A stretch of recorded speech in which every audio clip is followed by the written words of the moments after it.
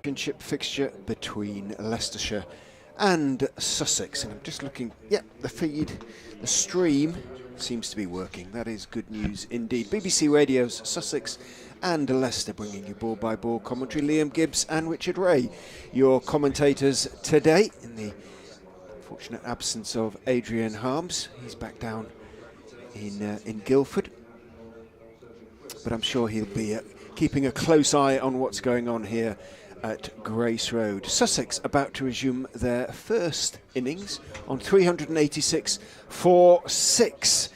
A very strong position indeed, having bowled Leicestershire out for 210 in the Foxes' first innings. It means that Sussex lead by 176 with 4 wickets in hand. Outstanding knock yesterday from Tom Clark, his second century of the season. 138, a career best for young Mr. Clark. Likewise a career best for Ollie Carter, who supported him brilliantly in a partnership of 140 for the 4th wicket. Carter making 72. And now another career best already for another Sussex prospect. The teenager Archie Lennon is 46 and not out, within a blow of what would be a maiden first-class 50. And England and Sussex bowler Ollie Robinson is with him at the wicket. He has yet to score, faced just 9 balls, hopefully having fully recovered from the bout of food poisoning that kept him out of day one. The electronic scoreboard is not with us, as it wasn't yesterday. Chris Wright is in and bowling to Robinson, who's flicking out a delivery down the leg side, doesn't get anything on it, taken by Harry Swindles behind the stumps. Why they can't get the electronic scoreboard ready for the start of play 2 days in a row is beyond me. It causes me a problem as well, because I can't quite see it, because I've got the end of this commentary box in my way between now and the manual scoreboard, so I'm just going to have to shift over so that I can actually see that scoreboard that reads 386 for 6. Yep, the manual never lets us down. In goes Wright and bowls. Robinson leaves outside off stump. Little hop, skip and a jump. The two tall men, Chris Wright and Robinson. Robinson probably has the edge in height. Wanders down the pitch and prods at it. The light roller was on this morning. Hand roller being pushed up and down by the Leicestershire ground staff. 2 slips behind Robinson alongside Swindles. Vian Mulder at first, Rishi Patel at second. Patel took a super catch yesterday. In goes Wright and bowls. Robinson, bit of a thick outside edge as he pushes slightly vaguely at that one, but along the ground all the way. Steers it down to Callum Parkinson at third man, and Sussex up and running on day 3. And Robinson is off the mark, 387 for 6. Yeah, great catch diving away to his left, Rishi Patel. That second slip, that was to dismiss Delray Rawlins, also off the bowling of Chris Wright. Leicestershire didn't take every chance that came their way yesterday. In goes Wright, bowls outside of stump. Lennon just steps forward and lets it go through, and then indicates with his right hand. He's already acquiring the habits of the sort of professional cricketer, just the batter in particular, who always lets everybody know that the ball has just moved a little bit. It is relatively new still, the ball.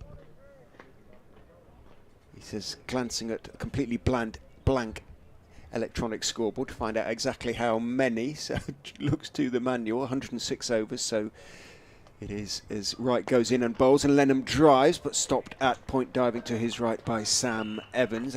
Had it beaten Evans, would have definitely gone to the boundary and would have given Lennon his maiden first class 50, but Evans got there. It's 106 overs showing 4 of the innings, although the ball I don't think has been changed in the second innings yet. It was changed 4 times in the first innings. So 26 overs old, so it still should be pretty hard. Here's an update for BBC Radio Leicester. First over of the day, Foxes looking for early wickets. Sussex in a very strong position. They resumed this morning on 386 for 6, which meant they led by 176, still with those 4 first innings wickets in hand. They've added a single to that. Sussex will be looking to bat just once in the game, so they'll be looking to extend that lead upwards of 250, maybe even beyond that, before getting out there and trying to bowl Leicestershire out for a second time. Foxes up against it then. If they can pick up a couple of early wickets, they'll feel they can yet work their way back into the game. Sussex in their first innings then, after 1 over on the third day, are 387 for 6. Back with you on commentary, and Ben Mike to open the bowling, Liam, for Leicestershire from the pavilion end. Yeah, interesting that. I don't know whether I was potentially expecting Bjorn Hendricks as the overseas strike bowler, but Ben Mike has certainly been the pick of the Leicestershire bowlers this season, so it is going to be him to start from this pavilion end with the number 8 on his back. Past the umpire now bowls, and it's a straight one to start from Ben Mike, and Ollie Robinson is solidly in behind that, the Sussex number 8, and defending out into the offside where the aforementioned Hendricks picks up. And what's a glorious day here at Grace Road. A couple of light white wispy clouds in the distance, but largely blue skies overhead and the ground bathed in sunshine. Every cricket ground looks better with a dose of sunshine all over it in particular. Here at Grace Road, the decent smattering of spectators watching on as Mike comes in again, bowls, and this one again is nicely bowled from Ben Mike, nice and straight, and a little bit of movement in there as well. Robinson slightly squared up by that and indicates as such to Lennon at the non-striker's end. It was a good ball.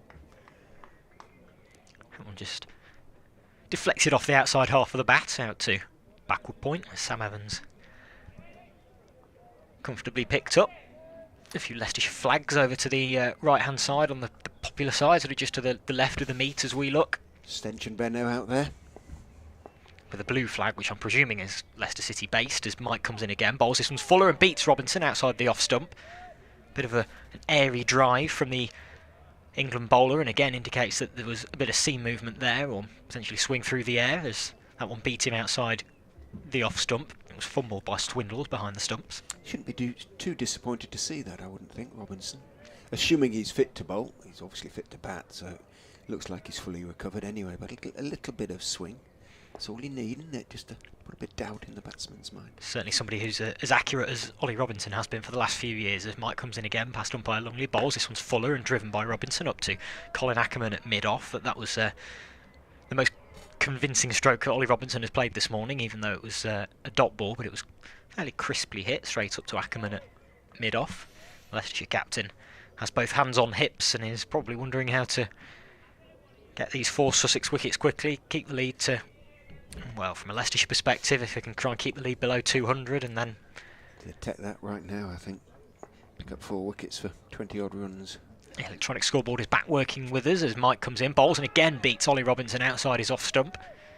There's a stifled appeal from Rishi Patel at second slip, but he's the only person to go up. No interest from Swindles or from Mike. A little bit airy, as you say, from Robinson. But there is a little bit of away swing. There's a sort of bit of haze in the air as well.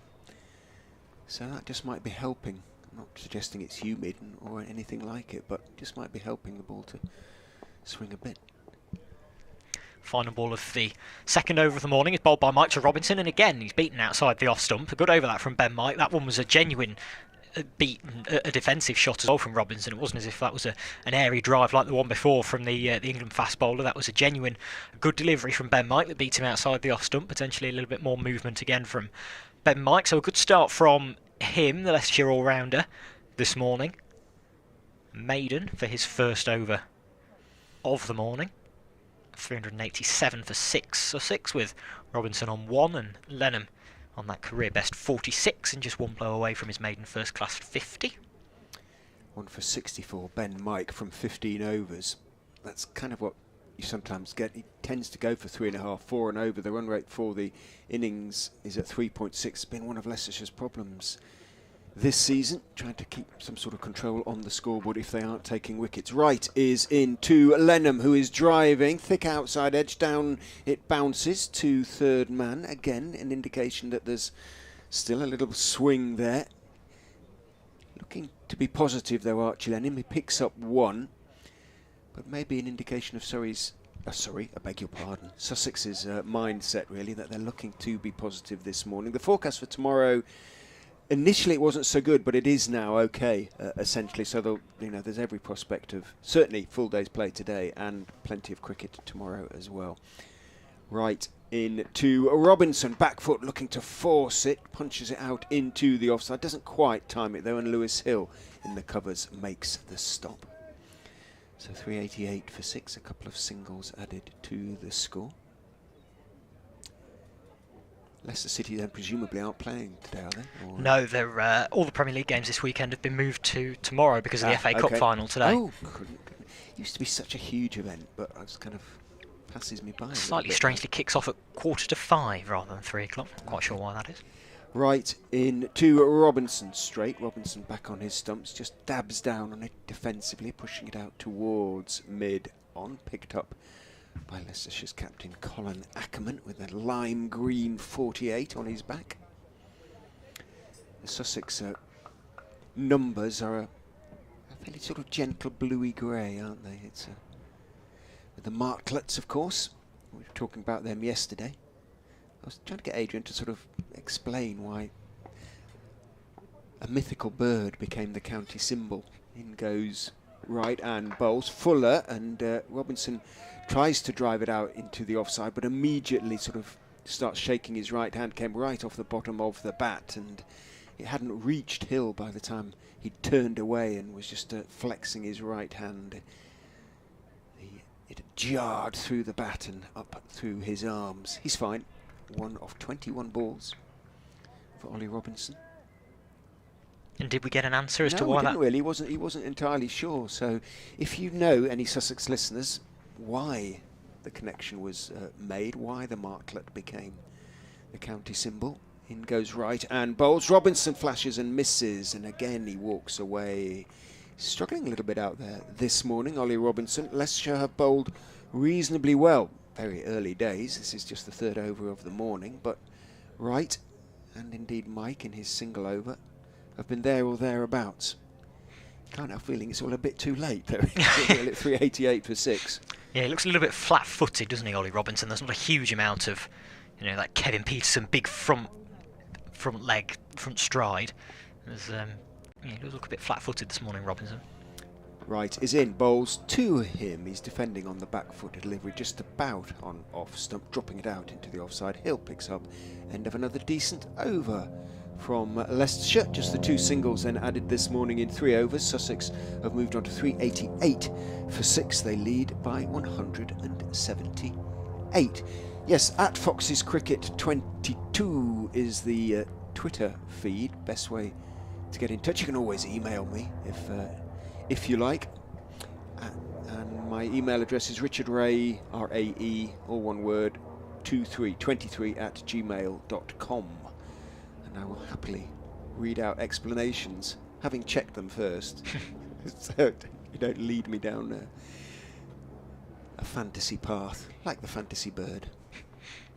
Mike to continue then from a pavilion end in bowls. This one's full and driven by Lennon. Doesn't quite get all of it though, the young leg spinning all-rounder, and it rolls out to Ackerman at mid-off, who fields again. Ackerman, one of a few Leicestershire players actually to have long sleeves. He always does. He's one of the, a lot of the guys who come from hot countries very sensibly cover up. What's Sam Evans' excuse then, the Leicester lad? Not that hot here. Just sensible. Mike comes in, bowls, and this one's turned off his legs by Lennon out to mid-wicket. We have 2 competing spiders who are starting to build webs right in front of us across the open window of the commentary box. I'm always loath to interrupt them, but there's no point starting, lads. I'm going to have to clear you. At least it'll stop the big bees coming into the commentary box, as has happened before. Richard just trying to gently move them around with his pen as Mike comes in and bowls, and this one is driven by Lennon, but again, only picks out the field. This time it's Hendricks at cover. And again, there is no run. 388 for 6 now. Sussex with that lead of 178, and they'll be looking to just build it and bat, and if Ollie Robinson can add to his 7 first-class 50s, then they would be more than happy with that, the South Coast County. If it means they can only bat once as Mike comes in. This one's shorter and pulled around the corner by Lennon. Again, doesn't get all of it, perhaps taken on the glove, and it squirts out to backward square leg, whereas Ad jogs around to do the fielding. Single taken, so must have took him on the glove there, Archie Lennon. As he come through for a single to take him to 48. Yeah, Leicestershire were convinced they had him out, or Ben Mike certainly was, the bowler, flicking down the leg side. He was absolutely certain. Lennon just quietly stood there, smiled back down the wicket, and the umpire at this end, Tom Rungley, agreed with Lennon. Talking to the Leicestershire players afterwards, they shrugged. Yeah, they thought it was out, but that's the way it goes. That is cricket. Mike comes in again, bowls. This one's back of a length and straight, and defended back up to mid-on by Robinson. But he's batted beautifully, really well, Archie Lennon. It was hard work, it was hard going for him at first, but then he cut loose towards the end of the day. 3 fours in 4 balls, I think it was, from Vian Mulder. Oh, nicely hit.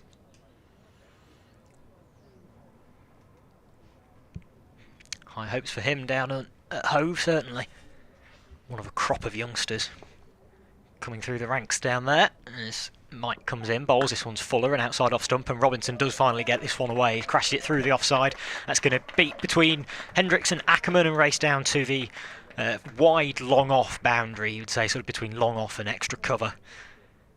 And Robinson, having tried a couple of times to flay one away through there, finally gets hold of one. He didn't get all of it, but the outfield is rapid, especially coming out this way down the slope, not the hill, as you were telling me the other day. Down the slope, and 4 runs for Robinson to take him to 5. Lennon 48, and the end of that over from Ben Mike. 110 of them gone now. So they've missed out on the final batting bonus point, just by 7 runs short. In the overall context of the season, then probably doesn't matter too much, but yeah, you never know, do you? 1 point here or there, you just could end up being crucial. Was it Middlesex who went down by that 1 point? Oh no, it was not the other year when they were bowled out for about 4 runs short of championships have been won by a point in recent years, haven't they? But neither of these sides likely, I don't think, unless Sussex go on a very good run, to push for promotion. You never know. In goes right and bowls. Lennon looking to drive, but it was a bit too straight, and in the end he had to adjust and play it firmly out towards Mike, who's at mid-off, or wide-ish mid-off now. So again, the fact that they didn't try and really push for that extra batting, or the final batting bonus point, an indication of Sussex's mindset, if you like. They want to. They're not going for quick runs here. They're looking to build and build and build, and why not? There is plenty of time left in the game. The intention is to bat only once, as Wright is in and bowling outside off stump. Lennon lifts his bat, lets it go through. That's a pleasingly old-fashioned symbol on his bat. The manufacturer, I think, I may be wrong, but I think that's, you might know, I think it's a Newbury bat, but that was the colours that they used, you know, roughly when I was playing back a good few years ago now. So can't quite make it out from here, but maybe when he gets out I can have a look. It looks familiar.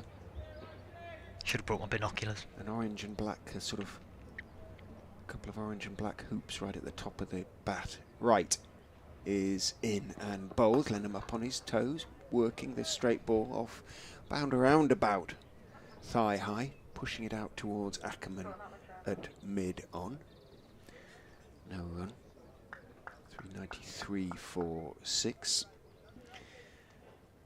The lead creeping towards 200.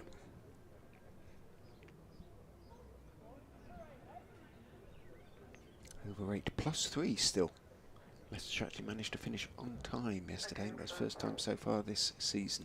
Wright is in and bowls outside off stump. Lennon steps forward and leaves. It climbs as it swings and bounces through 2 swindles behind the stumps. He takes it round about chest high, moving to his right. There has always been a little bit of pace in the pitch. It's not been a slow one, and Lennon indicates that. 1 or 2 of them from that end really have taken off, haven't they? A couple of them did on Thursday from Hunt and Crocombe. took off as well. Fango Fox says definitely Newbury. Bats wise for Lennon. In goes right and bowls a bouncer. Nicely played by Lennon, who just leant away. He just almost chest on, just moved his head to the left. Didn't duck too hard or fling himself out of the way or jackknife. Just moved his head away from the ball. Well played, young man. One of many prospects being developed by the Eastbourne Club. Good morning to them. I'm sure they're listening, hoping to hear Archie go through to his maiden 50, 48 off 101 balls. He waits, he looks very calm at the crease as Wright is in bowls to him outside off stump. Lennon leaves again and then just quietly remarks his guard. That's the end of the over. 393 for 6 is the score. Lennon, as I say, has 48. Robinson 5. Quiet start to proceedings at a quiet Uptonsteel County ground, relatively. There's a fair few people in. I see the popular seats, the Uptonsteel stand between the meet and the electronic scoreboard, beginning to fill up. We had a few more school parties in there yesterday, and then they came onto the pitch and played quick cricket during the interval, and it was really nice to see. Always as good. There seems to be quite a few counties who are trying to do initiatives like that this season. Obviously, Leicestershire have had the 4,000 tickets that have been given out today. There's a load of school kids at Lords the other week. Seems there are quite a few counties are looking to do something like that. And after the battering that county cricket has taken over the winter from all sides, it can only be a good thing. As Mike comes in and beats Robinson again. It's a good delivery from Ben Mike. Swindle takes it diving away to his right-hand side. And Robinson gesticulates again that ball moved a fair bit, and it was a really good one from Mike. It is. It's kind of not hooping, is it? But there's just enough there, and more than enough to beat Robinson's bat by a couple of inches. A bit of it was after it had passed the bat, but yeah, there's something there. Mike again, can he get one of these deliveries to do the business from his perspective? Not this one, because it's a bit too full and outside the off stump. Robinson gets the toe end of the bat on it as it rolls out to Buren Hendricks at cover, and there is no run. 393 for 6 remains the score. Leicestershire will take 3 bonus points from this match, and Sussex 7, as the electronic scoreboard tells us over there. And now past the 110th over, so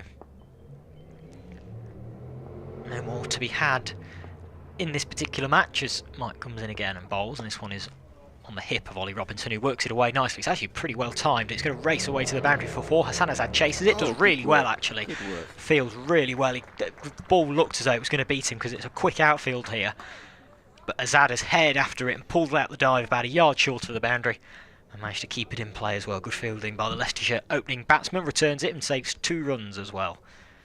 You've got to put your dive in early and just hope, haven't you, really? On this outfield. And Azad did that well. You're not going to slide, it's rock hard and dry.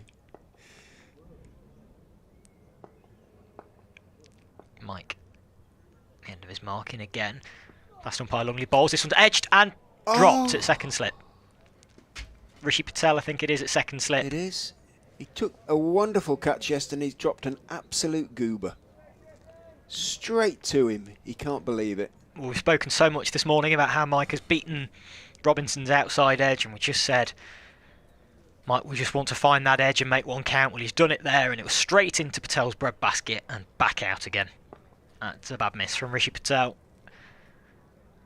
And catching has cost Leicestershire. Almost too easy. Maybe just relaxed.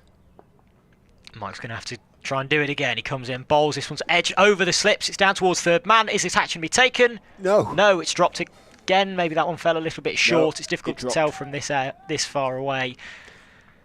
So dropped twice in 2 balls. Lewis Hill it is down at third man. This one was another waft from Ollie Robinson, but he got a decent thick outside edge on it, top edge. It flew down to third man, and Hill was racing in from the boundary.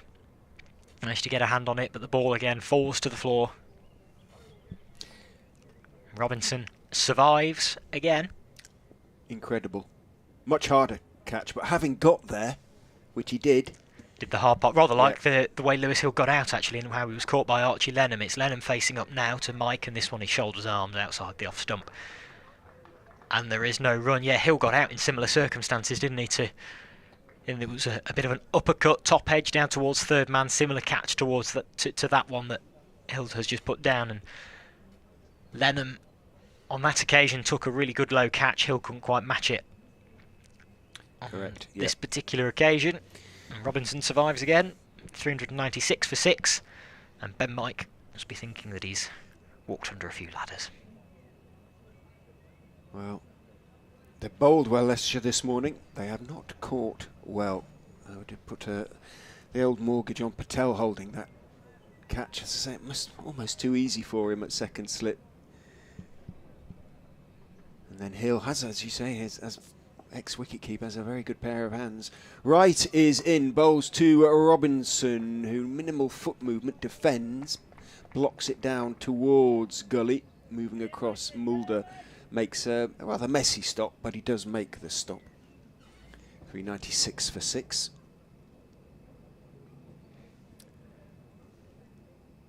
Well, they should have one end open. Leicestershire to come. Aaron Beard, Henry Crocombe and Sean Hunt. Wright is in and bowling and left outside off stump by Robinson. Steps across, leaves his bat raised. Haven't seen a replay of either of the chances. I don't know whether we might be able to.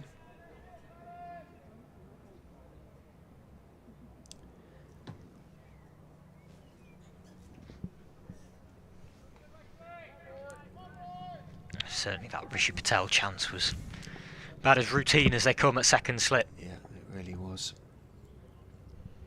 Wright is in, bowls to Robinson, who's driving a little bit airily, but he's got it away square in front of Evans, who dives to his right, can't get there, but good work out there, running back to the point boundary by Hill, I think, who's out there. Put in the slide and managed to drag the ball back and keeps Robinson to 2 instead of 4. He's up to 10 now, up to double figures. 398 for 6. The lead then 188.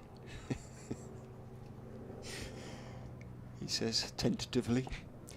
Right into Robinson, edged but wide of Gully, inside Gully if you like. Mulder having moved across there, went through about 4th slip. It wasn't a chance on that occasion, although it was a genuine edge. It ran down to third man. Callum Parkinson is down there, single taken. Robinson on to 11, 399 for 6.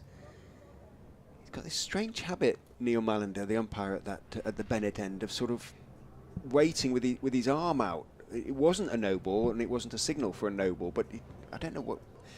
It always looks as though he's about to signal something. Robinson having a chat to umpire Mallender as Wright turns at the top of his mark, comes in to Lennon, who hooks in the air.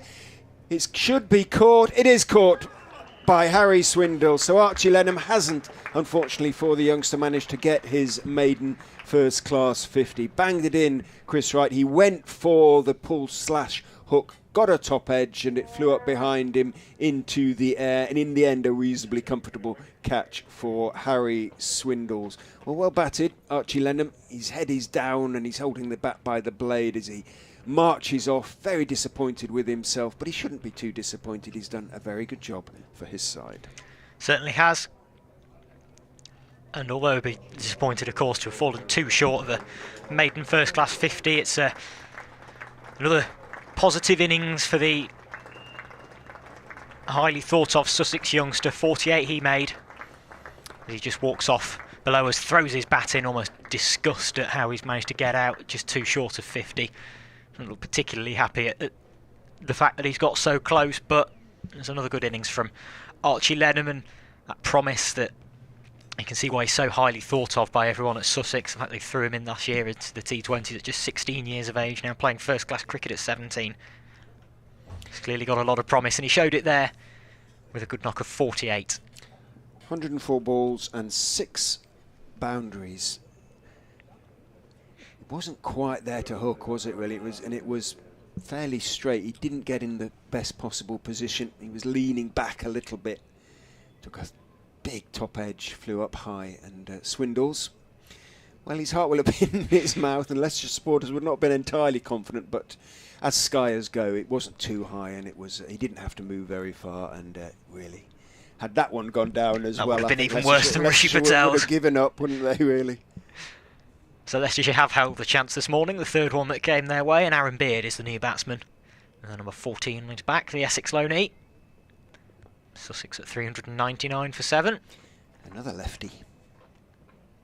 Looks around him. Field hasn't really changed, the 2 slips. Single saving, third man and long leg. Right is in and bowls to Beard, who is looking to turn the one down the leg side. Doesn't get anything on it. It swings on down and is stopped by Swindles. End of the over.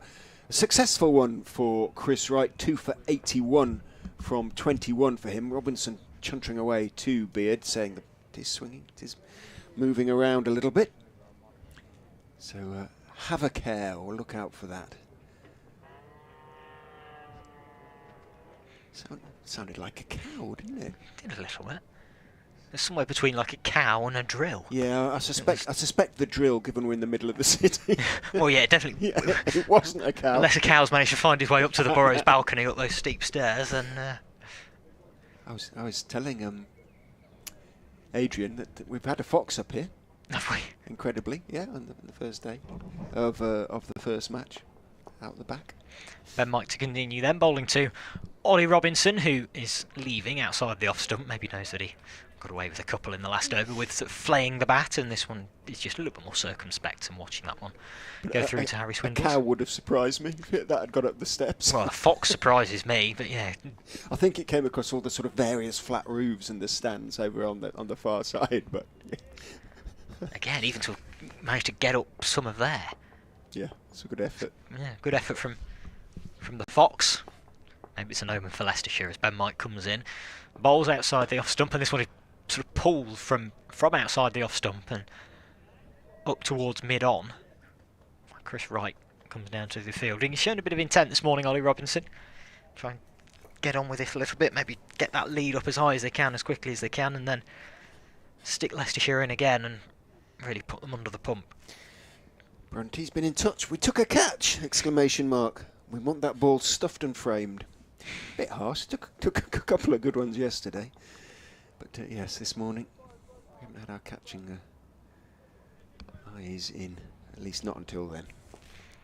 Robinson faces up again to Mike as the Leicestershire all-rounder comes in. This one's on a full and on leg stump and whipped away by Ollie Robinson. Really nicely timed, and that one races between the 2 fielders out on that deep square boundary.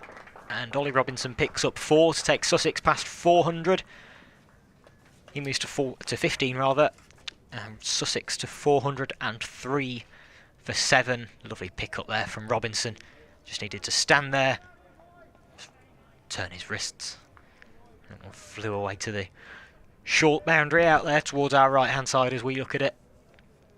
Nicely timed by the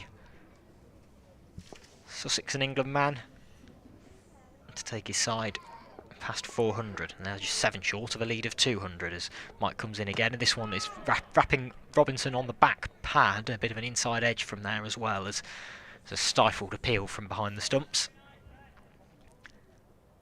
Squirts out onto the offside and there is no run. I was at the Oval the other year, speaking of animals and cricket games, I was at the Oval the other year for a T20 game, and there was a fox that made its way onto the pitch, and fox stopped play for a couple of minutes, and then they had to usher it off and then get a shovel. Update for BBC Radio Leicester. Good morning. The Foxes have picked up their first wicket of the day. They did drop a couple of chances just before. Ollie Robinson on 7. Consecutive deliveries dropped by Rishi Patel at second slip and then Lewis Hill at third man. But they picked up the wicket of Archie Lennon, the 17-year-old who batted really nicely in going to 48. Tried to hook a delivery from Chris Wright. Got a top edge and was comfortably caught behind the wicket from the Skyer. 448 made Sussex 399 for 7. They've since taken the score onto 405 for 7. Robinson, making the most of those dropped chances, has gone on to 17. Aaron Beard has come out to join him. He's only faced one delivery. He has yet to score. 405 for 7 then Sussex. They lead by 195 with 3 first innings wickets in hand. And Robinson is going to pick up 4 more there as Mike strays onto his legs, and Robinson just stands back and clips him away down to wide, long legs. So, as I was just saying to BBC Radio Leicester, he is not making Mike feel any better about those dropped catches on 7, because he has now rapidly moved on to 21 and Sussex on to 409 for 7. The lead 199.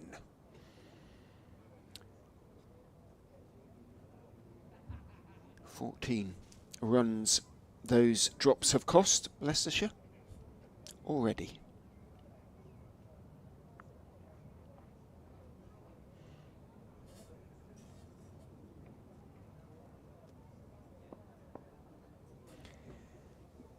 Wright will continue. 2 for 81 now for Chris Wright from his 21 overs. Aaron Beard waits with bat raised as Wright goes in and bowls, and a rather wild attempted off drive by Beard. He was reaching for it. He stepped forward, but he didn't step sort of towards the pitch of the ball. So he was reaching for it and missed it by a distance.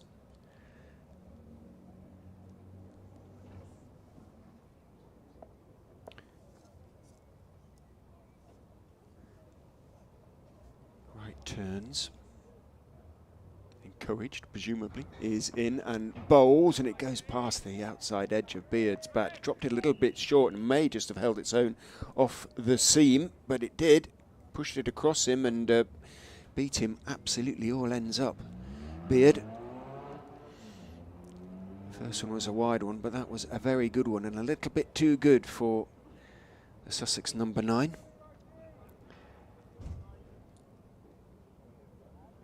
Wanders down and has a word with Ollie Robinson, but Robinson, well, can't advise him too much really. He has a good eye, Robinson, but no great record as a batsman as Wright is in. Beard is beaten again. Is it catch behind? No, the Chris Wright didn't really appeal. It swung back in and beat the inside edge of Beard's bat, was taken by Swindles. Patel at second, slip went up, so too did Mulder at first, but neither was entirely convincing. Swindles didn't really, threw the ball into the air, but there was no great shout, and Wright didn't really appeal at all. So it might just have sort of flicked the thigh pad as it went through. There might have been a little noise, but Wright at the moment is giving Beard a bit of a torrid over. He's beaten him with 3 consecutive deliveries. He is in and bowls, and Beard gets a bat on that one. Solid defence on the back foot. Delivery on off stump, pushing it out to Lewis Hill in the covers, and there's no run. 409 for 7.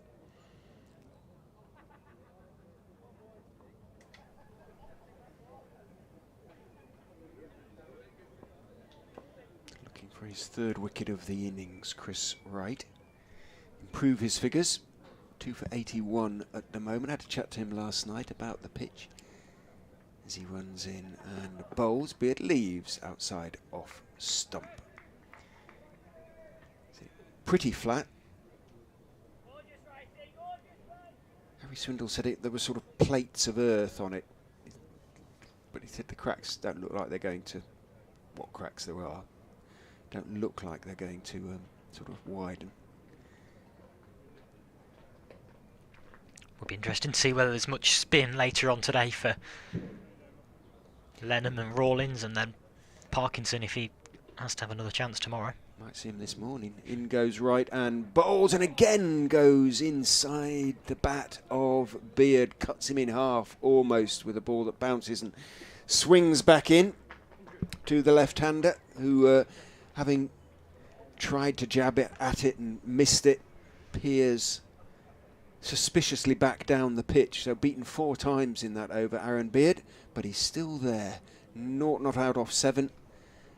Be interesting to see if Robinson looks to continue to be positive though now. He has started to take on the bowling a little bit. His first class best, Ollie Robinson, is not that high.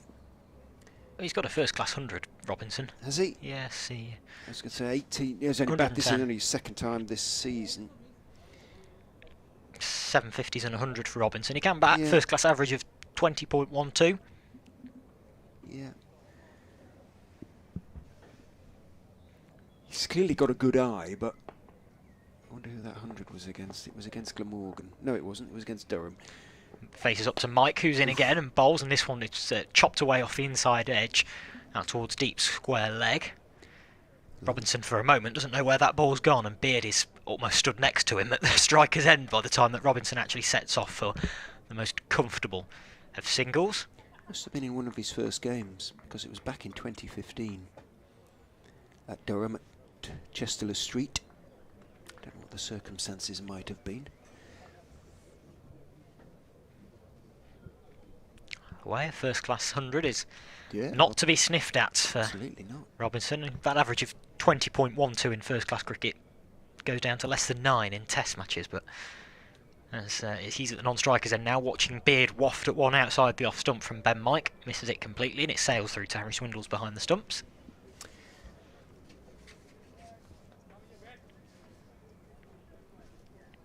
Robinson just comes down the pitch for a bit of a chat with his fellow seamer. On this evidence, I'd be a little bit surprised if Aaron Beard turns out to have a first class 100 to his name. No, just 150 for him, 58 not out. Oh, that's cool. Best, yeah. An average of just a smidgen under 18. So again, not bad from Aaron Beard. He's facing up now to Ben Mike, and this one he does find the middle of the bat with.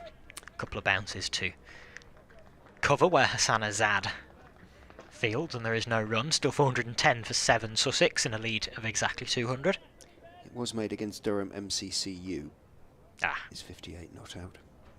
His solitary first class half century. His childhood sporting hero was David Beckham. Hence the haircut, I assume. Which of David Beckham's haircuts? As Beard faces up to Mike. This one's turned around the corner by the left-handed Sussex number 9, down to fine leg. Hill returns to prevent a second. 411 for 7, and Beard off the mark. To bring Robinson onto strike as the field changes around for the right-hander. Will Davis, the Leicestershire substitute, is on the field. Bjorn Hendricks has gone off, so I wonder whether he might be just putting his bowling boots on. Ahead of a little burst for him, the South African.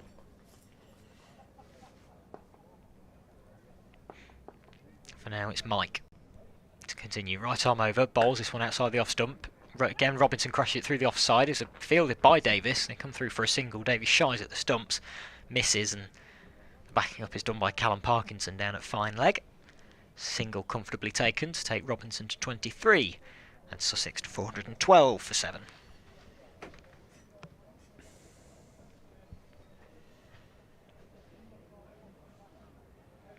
And again, the field changes around for the left-handed Beard. Chris Wright just having a bit of a word with Mike. Pretty still morning here. It was fairly breezy actually on Thursday when I was here, but it's pretty still this morning. Yeah, thankfully. Very little. A cold breeze, wasn't it?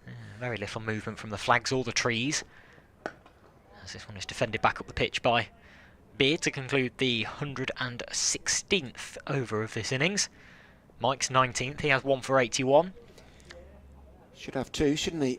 He'll feel with some justification, having had Robinson dropped twice. Consecutive deliveries. Kicks clouds of dust away from the crease, and that's just after, what, 40 minutes? Shows how dry it is out there. Yeah, we didn't see Lennon bowl in the first innings, didn't need to. Interesting just to see if he gets just those 6 overs before the new ball, wasn't it? And he was sort of bowling in tandem with Rawlins, but... Oh, did he? Yeah. 6 overs, none for 12. Tidy enough. Apologies to Archie. Didn't leave a great impression, clearly. bowled tidily enough, but...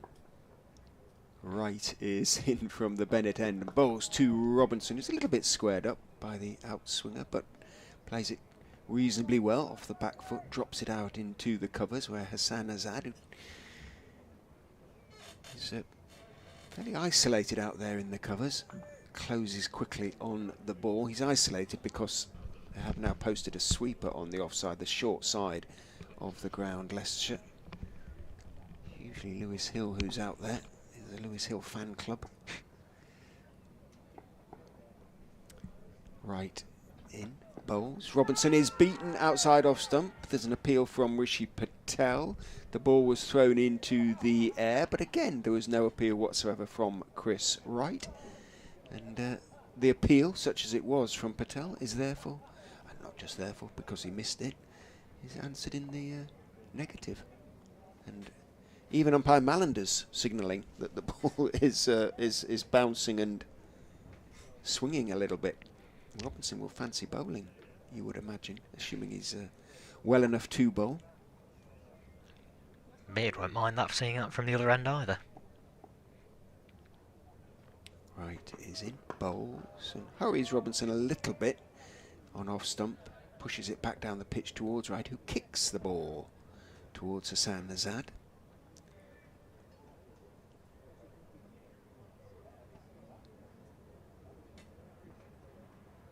Ball getting obviously older now, 36 overs old. Still should be pretty good for bowling with.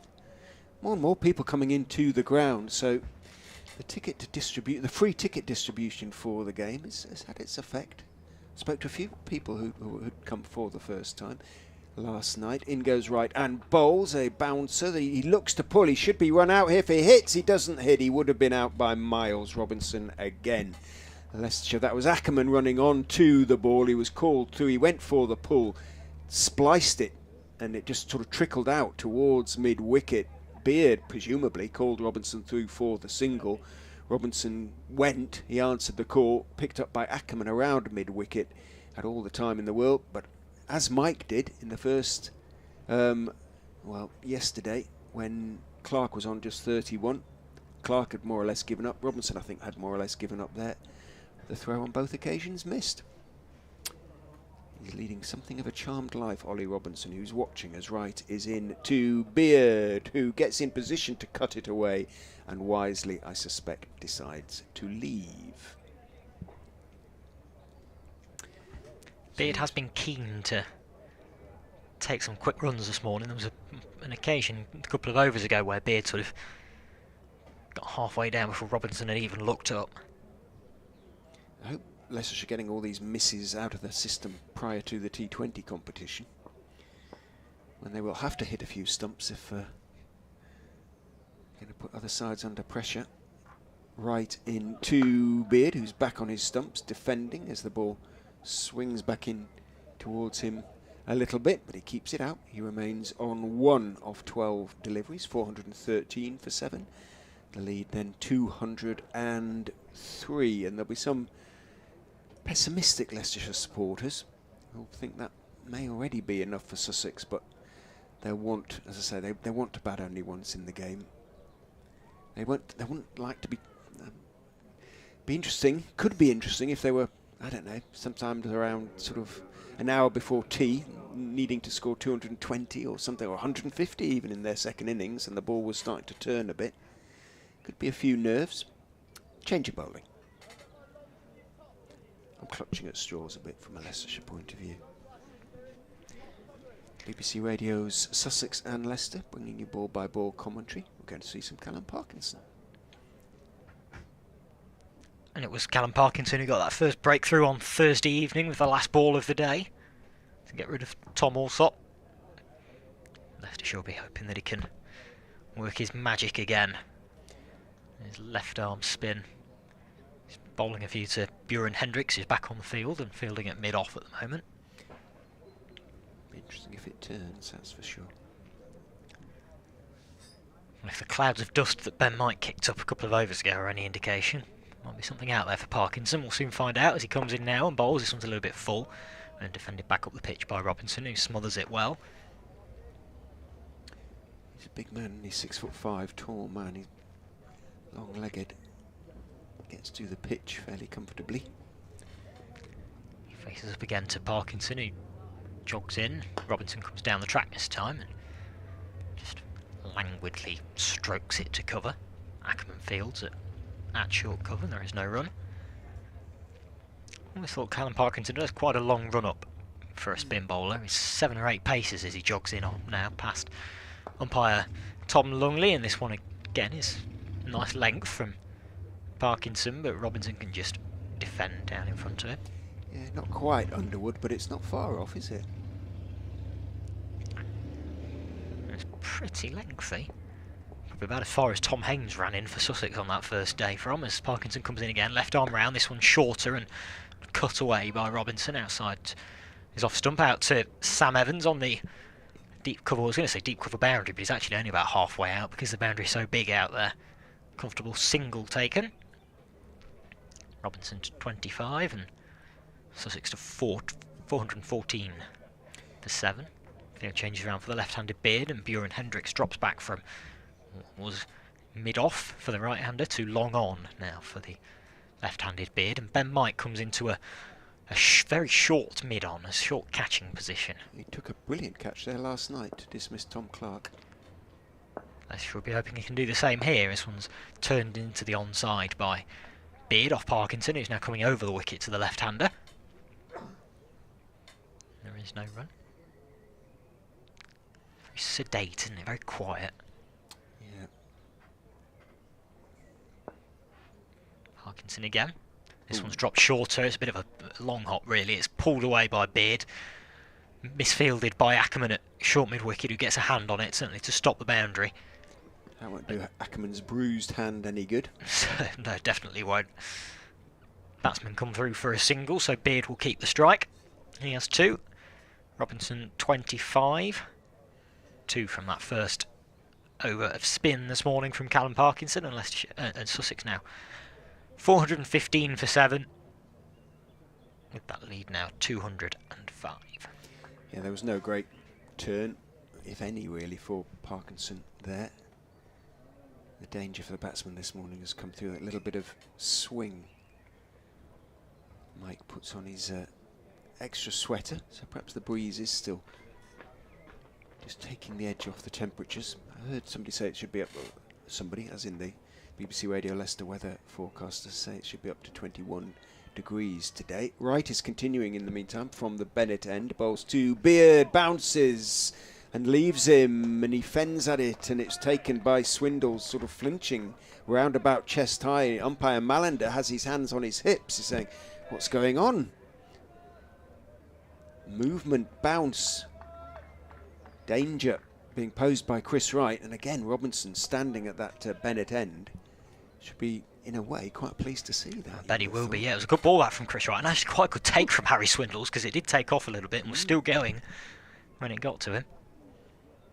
Wright is in again to Beard, who's driving expansively, top edges it rather. It's going down towards wide third man. Bjorn Hendricks runs round the boundary and picks up. Beard picks up a couple. Might as well throw the bat if the ball's going to do strange things. Moves on to 417 for 7.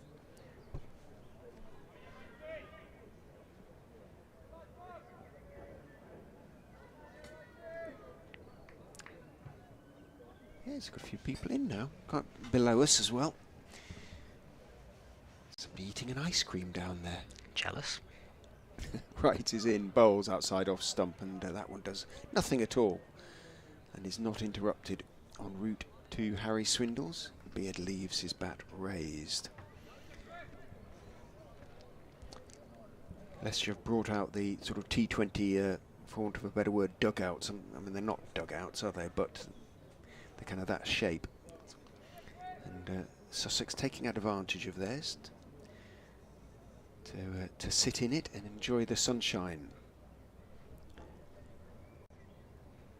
Right into Beard, who defends on the back foot. Straight delivery, back out into the covers it goes. No run. First T20 game here at the Uptonsteel County Ground, a week on Thursday. Thursday, May the 26th, when Durham come visiting, and the next game is just 2 days later on the Saturday, when it's the Derbyshire Falcons, as they're known in the T20, who are also visitors here. Right is in, bowls a bouncer, Beard ducks underneath it. For 17 for 7, the lead then 207. A new pair of gloves being handed to the Sussex 12th man, presumably for Robinson. 52 minutes into the third day, just the one wicket has fallen, that of Archie Lennon. Top-edged an attempted hook at Chris Wright. Skied a catch to Harry Swindles behind the stumps. 399 was the score at that stage. Right in again to Beard, who is hit amidships by a ball that bounces and swings back in. He raises his eyes to the heavens. It was not quite amidships, I don't think, but certainly it looks to have winded him slightly. He's down on his haunches at the moment. It's the end of the over. Nobody, including Robinson, showing him a single degree of sympathy. Robinson just walks past towards the 12th man to get his new pair of gloves. And Beard seems to be okay. I think it was sort of thigh-ish area, inner thigh rather than in an even more painful position for 17 for 7. T20 competition certainly starts with a bang this year, doesn't it? You mentioned Leicestershire starting with 3 games inside 4 days. Sussex do exactly the same. They're at home to Glamorgan first up on the Thursday at Hove, and then the day after that they're up at Bristol taking on Gloucestershire. They have a day off on the Saturday, and then on Sunday they're at home again and welcoming Kent, reigning champions, of course, in the T20. So they're at Hove on the Sunday. Yeah, a sort of week into the competition, and people will have a pretty good idea of who's strong and who may be struggling. 2, 3, 4, 5 games, 6 games, 7 games for Leicestershire before June. Yeah, it seems concertinaed a little bit this season. Parkinson is in, round the wicket and defended by Robinson. Back up the pitch. Well, that was Leicestershire's problem last year, wasn't it? It was the 5 defeats in a row to start, and then they were always playing catch-up, I suppose. Yeah, they did amazingly well to get as close to qualification as they did, really. Parkinson in, this one's dropped a little shorter and a bit quicker and flatter, and it's nurdled into the onside by Robinson, but fielded by Azad.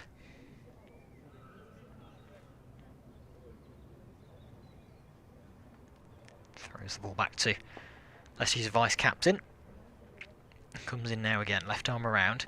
This one's shorter again. This one takes Robinson on the body and sort of rebounds towards the stumps. Robinson has to get a boot out just to make sure that it doesn't trickle back onto the stumps. No danger of that. It was a funny little dance move from Robinson and Swindles, who were both sort of getting involved there. Robinson facing up again now to Parkinson. This one's full and beating him outside the off stump. Well bowled, Callum Parkinson. Swindles crashes the stumps over. Yeah, it turned a little bit. And this is all good news for Sussex. It's for me, you know, there's been that little bit of extra bounce from the Bennett end and a little bit of swing, and that one turned for Parkinson, which will please Rawlins and Lennon, you'd have thought. No end, yeah. Robinson faces up again to Parkinson. Dances down the track this time and crashes it down the ground. Won't be 4, even though he's hit it pretty well because Chris Wright has been stationed out at long on. So they just cross for a single. Good shot by Robinson, taking the initiative down the track. Crashing it down the ground. 418 for 7 now, and Robinson to 26. Ben Mike comes back in at that short catching mid-on. And Parkinson back over the wicket to the left-handed Beard, who is just nurdling this one away into the leg side. Come through for a quick single because Lewis Hill has to jog a few yards to his right-hand side to go and retrieve it. So another single taken. Beard to 5. And 419 for 7. Sussex now a lead of 209. It's building ever further. It's all quite sedate, as you said this morning. people kind of waiting. It feels as though the game is just waiting until it's Leicester's turn to bat again. In a way, there's some shirts off down there now. Goodness me, in front of the meet. Not sure it's that warm. But if you're out of the breeze, it's lovely in the sun. Sort of the haze is beginning to go now. It'll be a lovely day out there. Yeah, for watching first-class cricket. And it's essentially free if you've got one of the distributed tickets. It is also free after tea. Anyway, even if you haven't. In goes right and bowls to Beard, who's looking to drive. It wasn't quite at the pitch of the ball. Hit it hard down into the ground, bounces out towards Lewis Hill in the covers. No run.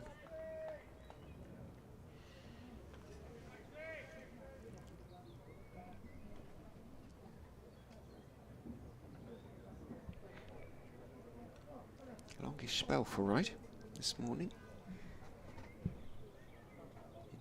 The 25th over of the innings from his point of view. In he goes and bowls. Again, Beard looking to drive. Top end, and he could be run out. Robinson, he is run out. This time he is called through by Beard, and running behind the stumps, the fielder ran across from mid-off, picked up through past the approaching Beard, and he hit the stumps at the batter's end. Robinson was well short of his ground. Well, he has had 3 lives, Ollie Robinson. Dropped twice when he was on 7. Should have been run out on 23. Well, he is run out now on 26. That's another example of what we spoke about earlier. Aaron Beard is pretty keen to try and get through for some quick singles, and Ollie Robinson has been a little bit less so, and this one was hit down the ground by Beard. It was may have got a hand to it actually, Chris Wright. I thought it was going to hit the stumps at the non-striker's end. Beard clearly realised that it wasn't going to do that, and whilst Robinson was backing up trying to make sure that he wasn't going to be run out at the non-striker's end, Beard was running through, and then Robinson had to set off and in the end had no chance. Swindles was making his way to the stumps. Whether he'd have got there to take the throw had it missed the stumps, I'm not quite sure. Either way, it did hit the off stump, essentially. And Ackerman, having missed when Robinson was on 23, managed to hit on this occasion. So 419 for 8. The lead 209. Robinson's 26 came off 55 deliveries and included a couple of boundaries. Let me just check how many. 3. They're pretty well struck boundaries as well. Didn't catch everything that he went after this morning, Robinson, but he managed to crash a few away. It was a lovely shot through the covers. A lovely little flick off his toes. He's replaced by Henry Crocombe.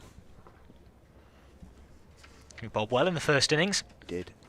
Pick of the bowlers with 3 for 37 for Sussex. Another of these crop of young seamers that are coming through the ranks at Hove. And a chance to see what he can do with the bat. He's another from Eastbourne, from the Eastbourne club, Crocombe. Wright is coming in to bowl to him. Down the leg side, awful delivery from Wright, really well stopped by Swindles. It was far too full, hit around about the crease, but it was a good foot down the leg side. Swindles did well, he moved well, moving well this, and he gets a hug. He gets a hug from Vihan Mulder. There you go. Obviously, it's Crocombe is on strike because Robinson was running to the striker's end, although he wasn't on strike for the actual run. Wright is in. Crocombe on the back foot, defends on off stump, blocks the ball out to Will Davis, who's at point, who's off the field. Well, Hendricks is out there. We'll look our way. We'll find our way around, work our way around.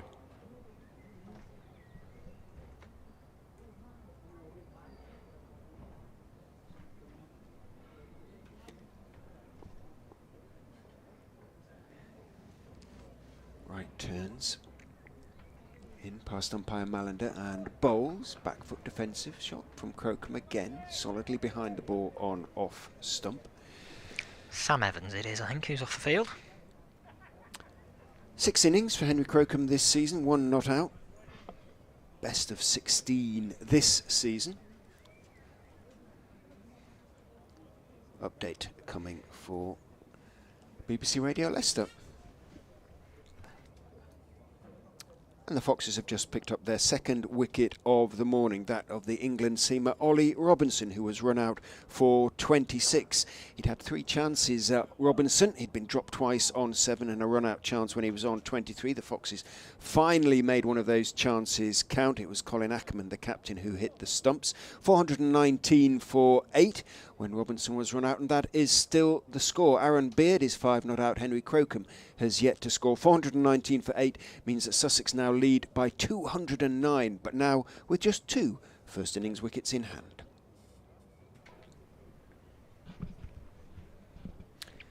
Back with you online and on commentary on the stream. And Sussex now just 1 run short of doubling Leicestershire's first innings total. 210 the Foxes made, and Sussex 419 for 8. And Aaron Beard will face up. He has 5 at the minute, and he's facing up to Callum Parkinson, Leicestershire's vice-captain and left-arm spinner, who has 2 for 79. And he's now bowling left arm over the wicket to Beard, who just defends this one into the onside.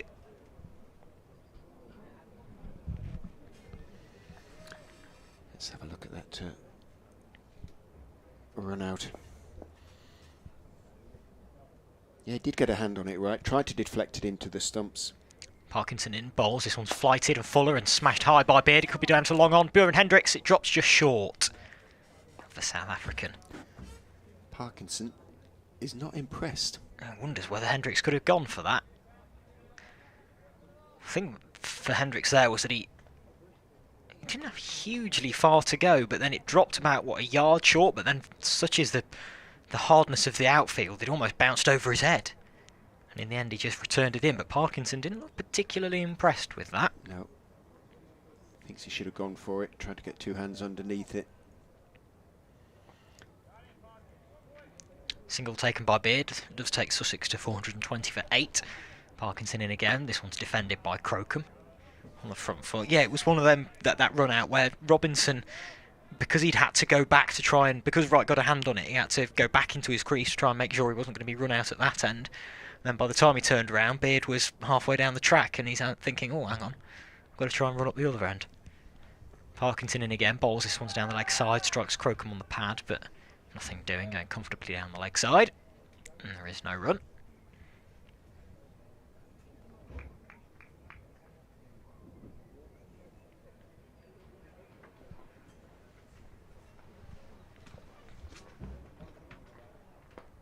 Parkinson in again for the final, the 5th ball rather of the over, and this one is defended again by Crocombe. That one a little bit flatter.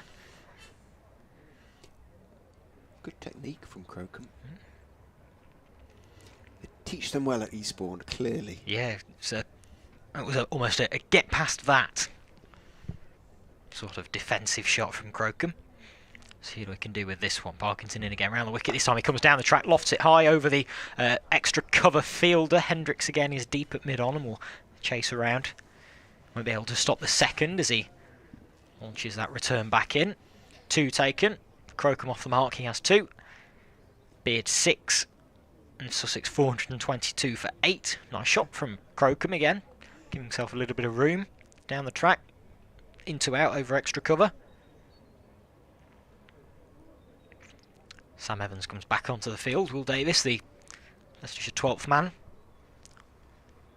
wanders off it slowly, picks his fluorescent yellow bib up from just over the boundary edge and puts it back on as he walks back through the members and into the pavilion. The hatless and sunglassless Will Davis as well, which I always think is a bit of a risk for a fielder on a day like this, because if the ball goes in the air... Hatless or hapless? Hatless. Some of the catching this morning has been hapless.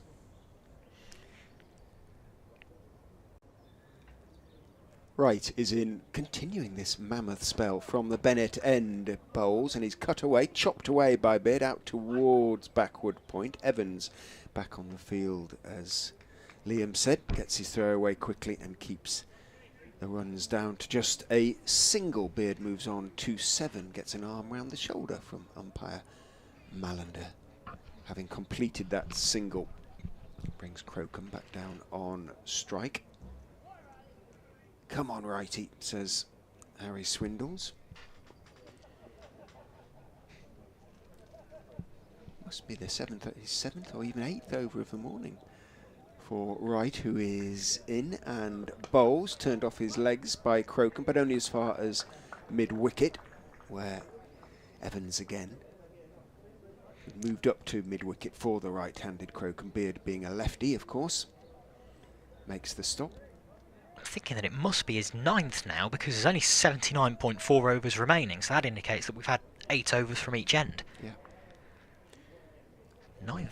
9 overs to start the day is a good old stint from Chris Wright. Down the slope he comes, which helps, and bowls to Crocombe, who's defending on the back foot. Delivery on off stump, pushing it out to Lewis Hill in the covers. The ground looking almost pretty in the sunshine, because all the trees are in fresh leaf, obviously. There's a lot of mature trees around the ground. Limes down Milligan Road, all pretty bushy. The new trees that have been planted, some of them are sort of maples, beginning to come into full leaf as well. Wright is in, up on his toes, is Crocombe, steering the slightly short ball down to third man. He was in control there, played it nicely, didn't try and overhit it.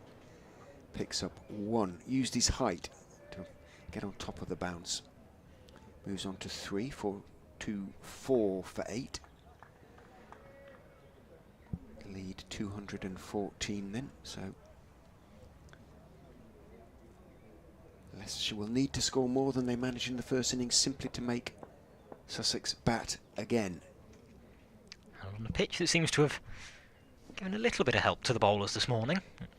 Might not be the simplest of tasks. Right in to Beard. Bouncer has to duck quite a long way to get underneath that one. Didn't really get up too much, and Swindles moving away to his right. He's unable to stop the ball cleanly, but he does enough to prevent any extras being taken.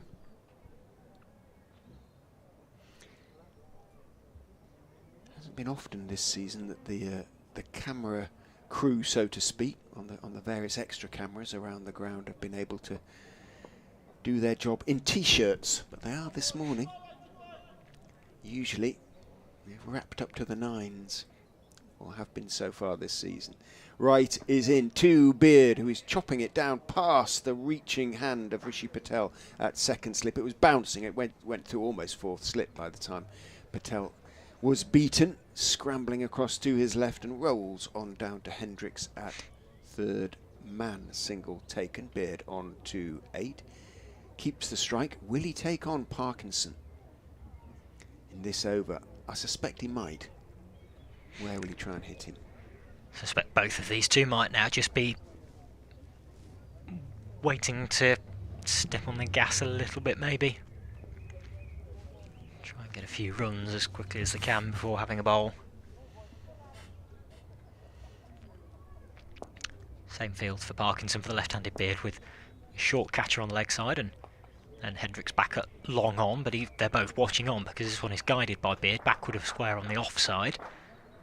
He'll come back for 2 as Hassan Azad throws in a fairly wayward throw that bounces just before Harry Swindles, and the keeper can't take it cleanly. It's backed up by Ben Mike. 2 to Beard. He now has 10, and Sussex to 4-2-7 for 8.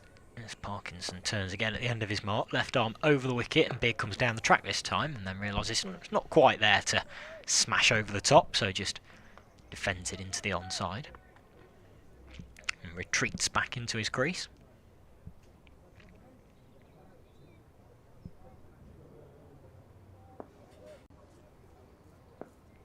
Beard waits for Parkinson again, just nurdled away. He might push for 2 here, Aaron Beard, as he looks to go for the second, but Lewis Hill does the work quite quickly over in the deep square region, returns and prevents a second, so Beard just has to settle for 1, and Crocombe comes back on to strike 428 for 8. Crocombe has 3. 2 of them came from one lovely shot in the last over. Into out, having gone down the track over extra cover. And we'll fancy that one again as Parkinson comes in. Around the wicket this time and defended well by Crocombe. He does have a good technique, doesn't he? Defensive shot looks pretty solid, not too many holes in that. No, everything nicely close together. Comfortable against Wright's greater pace as well. He's facing up to the 5th ball of the over. Parkinson coming around the wicket. This one he does come down the track. Henry Crocombe and smashes it over long on for over mid on for 4. A couple of bounces into the members who are sat beneath the canopies to our right hand side in the orange seats. Good shot by Crocombe. Hits it pretty cleanly, and that's just a signal for Callum Parkinson just to send Hendricks and Wright at mid off and mid on, just back 15 or 20 yards or so each. Parkinson drops this one shorter and defended into the offside by Crocombe. It's the end of the over. 7 from it, 432 for 8. Parkinson cheesed off with life at the moment, muttering to himself. Ferocious competitor, the Lancastrian, and you can see him steaming there as he walks back, almost steam coming out of his ears as he heads back down towards third man. There's a purpose to his walk, isn't there? And he's still muttering away to Harry Swindles, who's just putting his helmet down behind the stumps. He's still cross about that Hendricks non-attempt, if you like. Hendricks still yet to bowl this morning because it's Vian Mulder who's going to replace Chris Wright at the Bennett end. Yeah, Leicestershire have one more championship game before the start of the T20 competition. Head to Worcester next week. Tough fixture. I'll be a little bit surprised if Hendricks keeps his place in the side. Round the wicket comes Mulder. Bowls 2, Beard down the leg side it goes. He steps inside the line and lifts the bat well away from the line of the ball as it bounces through to, at a reasonable pace, to Harry Swindles. More and more people coming into the ground from the Curzon Road entrance. Come to enjoy a few hours of first-class cricket. Absolutely free. Assuming they've got some of the free tickets rather than paid on the gate. Mulder is in. Bowles turned off his legs neatly off the back foot by Beard, wristily, out towards Azad, who's down there on the deep square boundary. Comes in to meet the ball. Against his throwaway, just a single to Beard, moves on to 12. Crocombe has 7. Partnership up into double figures, on to 14 now for the 9th wicket. At no stage really have Sussex lost wickets in clusters, a point made by Clark yesterday. You could say that Haynes going on 81 and then Pujara on 96. Well, those are the 2 wickets that Leicestershire would have targeted at the start of the innings. Mulder is in. Bowles neatly turned off his legs by Crocombe, and he's got it wide of mid-on, and the sprawling Ackerman, who turns, runs after the ball, which will probably stop just inside the ropes, maybe a foot inside, and they are going to run 4 and do. Vian Mulder, it was a decent return actually from Colin Ackerman because it reached all the way from the pretty long boundary out there, reached Mulder on the full, but Mulder just caught it and in one motion threw it in disgust straight to Ben Mike, who was backing up. He kind of had to put in the dive there, didn't he, Ackerman? But he was probably about a foot away from reaching it, then had to pick himself up, and it was perfect as far as Crocombe was concerned in that. It was just evading the Leicestershire skipper. Mulder is into him again. He has a horrible little feel for the ball, and then a sort of odd gesture of, that was an odd one. So perhaps that one just swung a little bit, but it wasn't the... It was probably the worst shot, unquestionably actually, the worst shot he's played so far in what has been an impressive little innings otherwise. He's on 11 with that all-run 4, 11 off 16 balls now.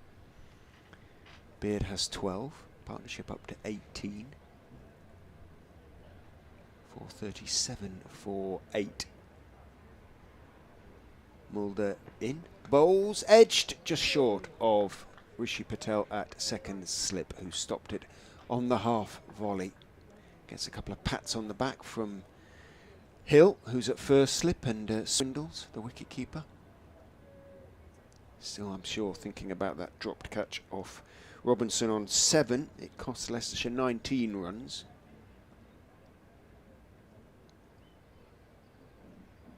But having taken, as I say, an absolutely brilliant catch yesterday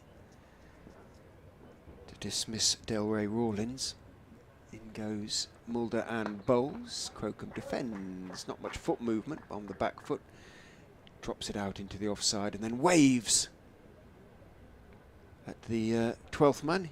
He'd like a drink, he says. And I'm sure Aaron Beard will have one as well.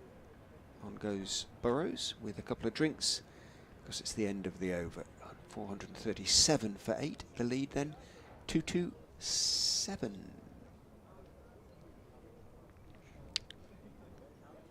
Mulder with 1 for 45 from those 17 overs. Will Leicestershire be batting before the lunch interval? Sussex wouldn't mind a couple of overs. Yeah, potentially. A nervous couple of overs for Azad and Sam Evans. Yeah, you wonder whether Sussex might be just trying to throw the bat a little bit for the next 20 minutes and trying to get as many runs as they can, and then potentially not be too disappointed if they get out 25 minutes before lunch, so that they can have 4 overs maybe at Leicestershire before we'll sit down for some food. A party in Hawaiian shirts, a young party in Hawaiian shirts has arrived and heading off down towards the red seats away to our left. From one of Leicester's many educational establishments, further educational establishments I would suggest. And nothing is happening out there, nothing whatsoever, while Crocombe has his drink and a pat on the back from Burrows. It's all happening very slowly, isn't it? Yeah, not quite sure why that's taken a good couple of minutes out of the game. Seems to be very slightly strange. Crocombe's still not put his helmet back on. Burrows is jogging rather slowly. In fact, it now slows down right to a walk as he hops over the boundary edge in his wide-brimmed Sussex hat, and we're ready for play again. As Beard faces up to Parkinson, and Beard is down the track, lofting over mid-off. It will bounce a couple of times before the boundary. Chris Wright gets the dive out and prevents 4, saves 2 in fact. Decent work by Chris Wright out there with the dive, and maybe an indication there from Aaron Beard that Sussex aren't going to die wondering here, that they're going to try and get as many as they can before lunch, and if they do get to have a few overs at Leicestershire beforehand, well, what's the benefit for them, as this one is turned around the corner by Aaron Beard, and this one might go all the way for 4. It was a bit shorter and flatter from Parkinson. Crocombe is interested in coming back for 3, but Beard is as keen as he was earlier to try and push Robinson through. They could have got through now. They could have done, yeah. Beard had slowed right up on that second run. Indeed. Maybe he fancies a strike, bit. Yeah, maybe he fancies a lofting Callum Parkinson with the wind. What little breeze there is down here for a few. He's trying again now, and this one is caught a lot better, and he smashes it for 4. Good shot by Aaron Beard. Maybe that's why you'd say took the second run so slowly off the last ball, because this one he's come down the track. Similar intentions as to what he had from the first ball of the over. He didn't quite get that one. It came off the outside half of the bat and was fielded by Wright at long off. And that one was dead straight, nailed into the sights green by Beard. Just the one bounce. Just the one bounce. Smashes into the white panelling. And Parkinson, having had the ball checked, is in again. This one again is shorter and flatter and turned into the onside by Beard. This one will be just a single as Ackerman comes around from mid-wicket to do the fielding. So Beard to 21. And Sussex now to 446 for 8. They are going after the spin of Parkinson here. Due for 98 now, Parkinson.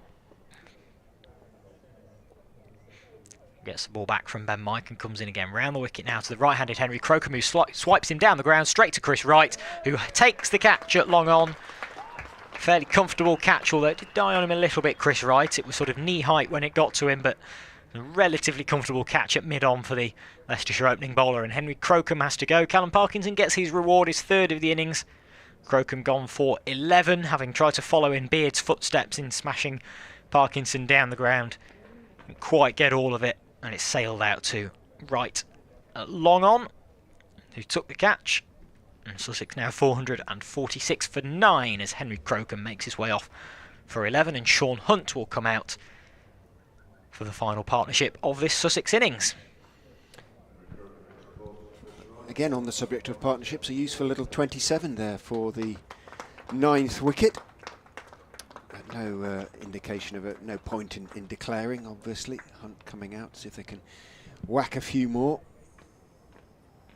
He'd shown good technique, really, Crocombe, but that was just a little bit of a slog, wasn't it? And straight to right. The tail ender in him came out there. Yeah, a little bit. Wanted to get after it, but perhaps they had the word really when the 12th man came out, and he had a word with Henry Crocombe. Brought him a drink. Pure speculation, of course, but they get on with it. We want a couple of overs before lunch. A little burst. And now we have another delay because Aaron Beard wants a change of gloves. Well, why that couldn't have been done as Sean Hunt was coming out. Here comes the 12th man now with a change of gloves. It's these little delays that just irritate, isn't it? Unnecessary, really. Leicestershire's over rate hasn't actually been that bad this morning, but we've had now 2 unnecessary delays, and just drags the game out for a little bit longer than necessary. And on a day where you've got lots of people in for free and lots of people will be sampling the game for the first time, you want to have a... Yeah, it just adds to the feeling of sort of slight lassitude, doesn't it, that's been around the ground this morning. You want a decent pace to the game, and exactly. By that I don't mean, scoring a lot of runs and taking a lot of wickets, but you just want, a ball to be bowled fairly regularly, and having had a couple of breaks now for something not necessarily needed, as Sean Hunt faces up number 11 to Callum Parkinson. There's a big appeal, but it looked a little bit too high, especially on the 6'4" frame of Sean Hunt, and the umpire Tom Lungley agrees with that. Shakes his head. The end of the over for Callum Parkinson, a successful one from his perspective, although he did go for 8 runs from it. And he saunters back down to long leg with 3 for 98 to his name from 29 overs, and he'll watch on as Vian Mulder takes the ball and will try and finish off this Sussex innings in this next over. 25 past 12 we are now. It's an hour and a half that's gone quickly. Good, that's always a good sign, isn't it, in a way. Just as we were saying, it hadn't too much out there, but things have happened. 3 wickets down this morning, some quick-ish runs added from 386 to 446. Mulder round the wicket to Aaron Beard. He is in. Beard steps back and flays it away into the offside for 4. Lovely shot. Lovely timing. Anyway, just gave himself a little bit of room, stepped back, and square cut well in front of, well, through the covers, really. Beautiful piece of timing from Beard, and Evans out there. About 10 yards inside the ropes, had no chance of getting across to cut it off, and that brings up the Sussex 450, which is indeed for the visitors. Hit that seriously hard, didn't he? Beautiful piece of timing. The lead now 240. Mulder has 1 wicket, 1 for 49, looking for a second. Also getting a bit of punishment. He is in and bowls. Beard steps back, and this time it's a rather agricultural hoik into the leg side, not timed at all.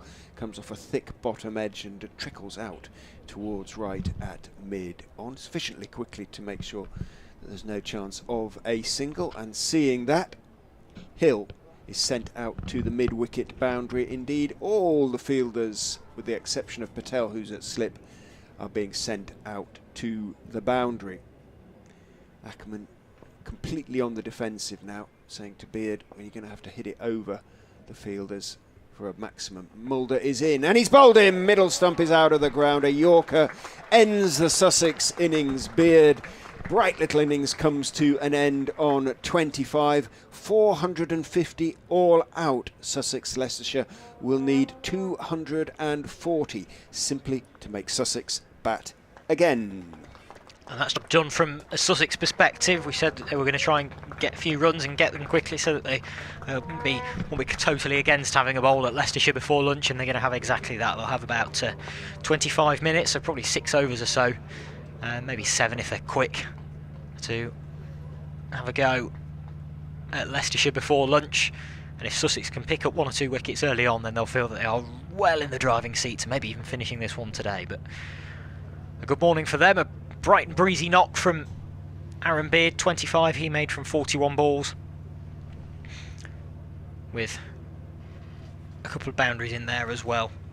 A couple of really well struck boundaries in there as well. There's that straight one off Parkinson and that cut for 4 off Mulder just in that last over were 2 wonderfully timed shots, and the players make their way off the field. Out comes the heavy roller, not entirely surprised. Leicester have decided. Goes at a fair rate of knots, that heavy roller, doesn't it? It's, Andy Ward brings it out, avoids the stumps. Nice piece of driving by the Leicestershire groundsman. We'll have a short break. You'll probably hear me do an update. You might hear me do an update for BBC Radio Leicester at past:30, but we suggest you, well, maybe you're having lunch in the garden, maybe elderflower champagne perhaps in the sunshine down there on the south coast, or indeed up here in Leicestershire as well. We'll be back with you, Richard Ray and Liam Gibbs, in around about 8 minutes or so time.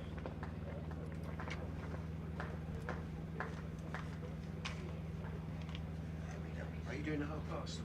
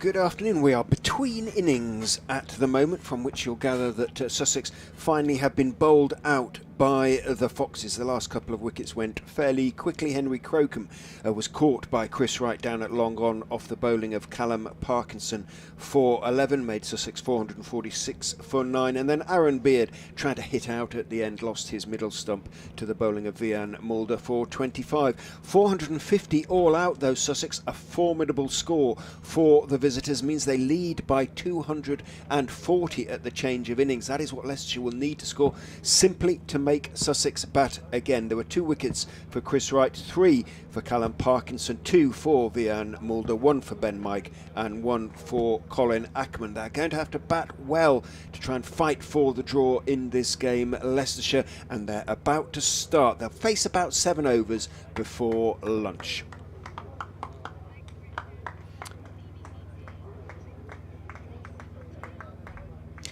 Back with you on commentary. Welcome back to the Uptonsteel County Ground as the Sussex side follow the 2 umpires out into the middle.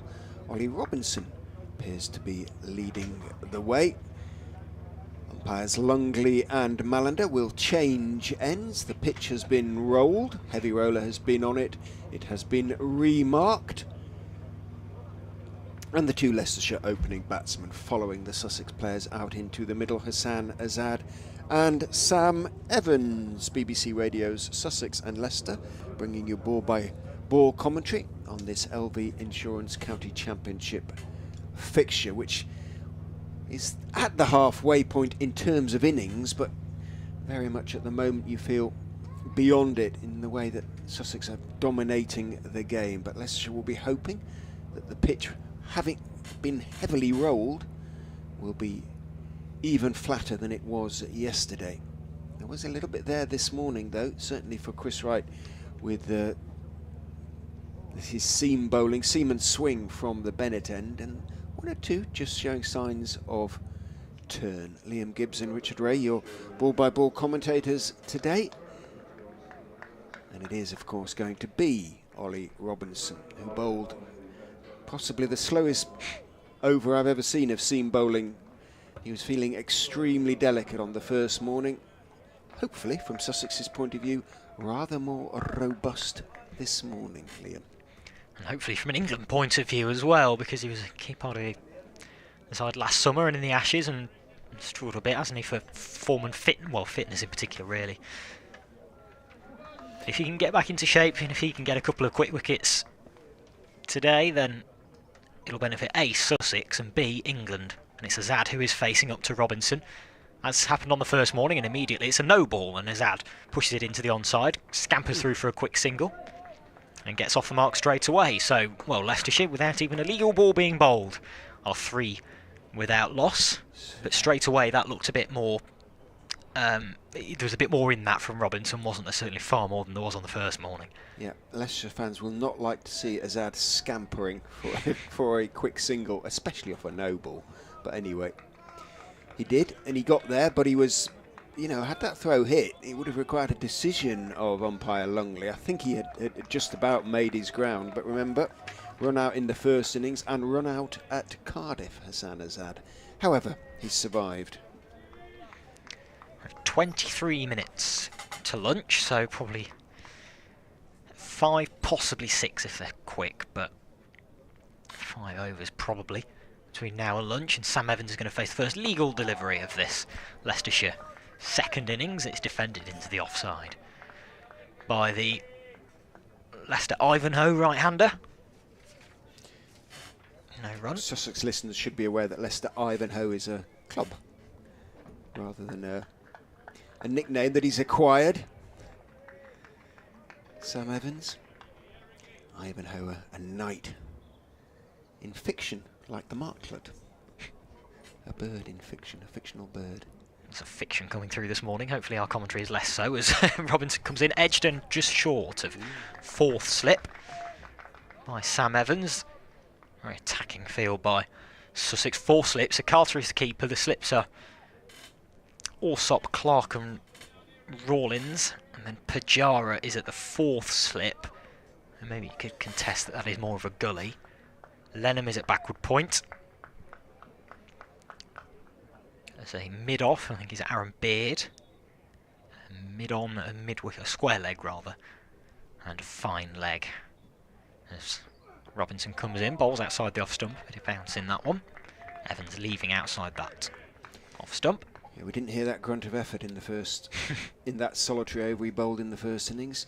A lot of talk this morning about England's lack of seam bowling options, partly because of illness and injury. Robinson rather discounted by many because of, or by some of the pundits, because of his sort of lack of bowling so far this season. A good performance here might sort of drag him back into the picture already. What might hurt him is the fact that this is Sussex's last championship game for a month as Evans leaves this next one outside the off stump. New Zealand are at home for a tour match next week, so Sussex don't actually play in the championship in the next round. No. And then of course they're into T20s. Yeah, but if he were to sort of bowl well here, I don't know, take a 5 for or something in 20 overs, and then who knows, maybe play against New Zealand and do well, then might come back into the picture. Especially given the injuries that have been around. Lots of the England players have done pretty well for this championship sides in recent weeks, as this next one from Robinson is down the leg side. Maybe flicks a thigh pad perhaps of Sam Evans and races almost towards the boundary, but Crocombe actually gets the big right boot out and stops it going over the fence. It's good work by Henry Crocombe. Bye signalled, so maybe he didn't flick anything of, well, evidently didn't flick anything of Sam Evans's body.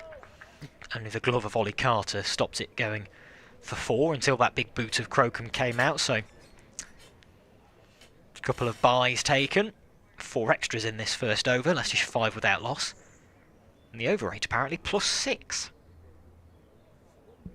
which I'm presuming is left over from Sussex's first innings. But even so, Robinson is in, and this one is probably his best ball of the over actually. And Leicestershire are coming through for a quick single. He's gone. Would have been gone with a direct hit, and he's missed Aaron Beard from probably only about 10 yards away, but that would have been a calamitous start to this Leicestershire second innings. There was never a single there really. I'm not quite sure why Sam Evans decided to go for the single, because he hit it back down the ground. It went straight of mid-off, but there was no great pace on the ball, and Evans sort of hesitated. He didn't go for the run straight away. Sort of as soon as it went past Robinson, the bowler, in his follow-through, Evans then came through for the single, but by that time Beard was almost on top of the ball, turned around, and had he hit the stumps, Evans had to get the dive out, but had he hit the stumps, I'm almost certain that he would have been gone. So, yeah, you're right. I mean, Azad was pushing his luck off the very first ball. Evans would have been out. Well, let's hope Leicestershire, from Leicestershire's point of view, have got it out of their system. But at the moment, the running at the top of the order from Leicestershire at Cardiff in the first innings here, and now in the second innings here, has been a little bit hard to comprehend in some instances. He survives, Evans, and he's now going to be facing Aaron Beard, who, as we say, had he hit the stumps there, would have been bowling at somebody else. In goes Beard and bowls. Evans steps forward to the outswing and lets it swing away past his raised bat into the gloves of Ollie Carter. Applause from the Sussex slips. Goodness me. Astonishing piece of running, really. Bizarre, wasn't it? When you're 20 minutes before lunch, more than 200 runs in arrears. The job of these two is simply to get through to a lunch. And they both could have been run out already in the first over. In goes Beard and bowls. There's an appeal for a leg before. Did it come off the bat? Because, no, it didn't come off the bat. That might have been a factor. It looked to be sort of swinging back from a roundabout leg stump. Perhaps it pitched outside leg. Let's have a look-see. No, actually, it didn't swing enough. It was going on down the leg side. I think the fact that the ball went down to fine leg probably tells you that it was a bit too far down the leg side. Certainly Neil Mallender had no interest in that one. Thought for a second it just started to swing back in, but it hadn't really. Nice concerted appeal from the Sussex bowler and the slips there. 7 without loss. Leicestershire, 1 each to the openers Azad and Evans, 5 extras. Azad will be facing Beard for the first time. Looks around him, sees 3 slips mid-wicket, mid-on. Otherwise, an offside field. Oh, long legs out there as well as Beard is in. Bowls very wide outside off stump and indeed is signalled a wide. So extras continue to contribute the majority of the runs to the Leicestershire course. 8 without loss, 6 in extras. Yet to start swinging for Aaron Beard. The new ball does usually take a few overs, doesn't it? Rarely swings straight away. Beard is in and bowls. Azad is forward and he's going to pick up a genuinely safe single on that occasion, not 2.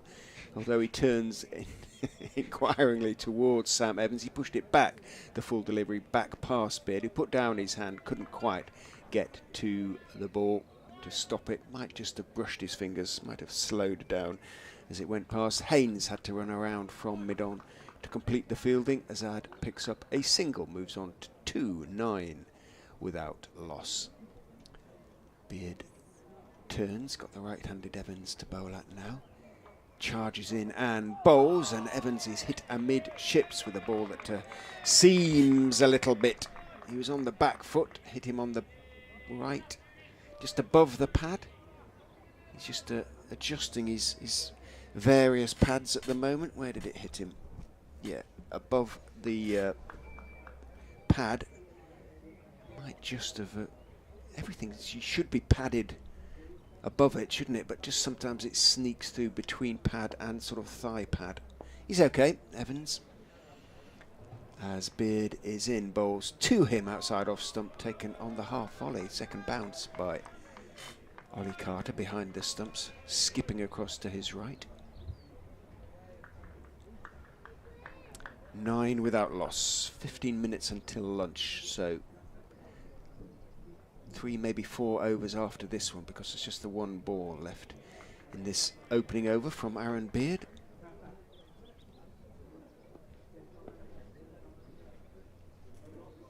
Who turns and runs in past umpire Malander and bowls very full. Not timed by Evans as he looks to stroke it out into the offside, takes a thick inside part of the bat down at the bottom and bounces up towards Beard, who takes it in his follow through. End of his opening over.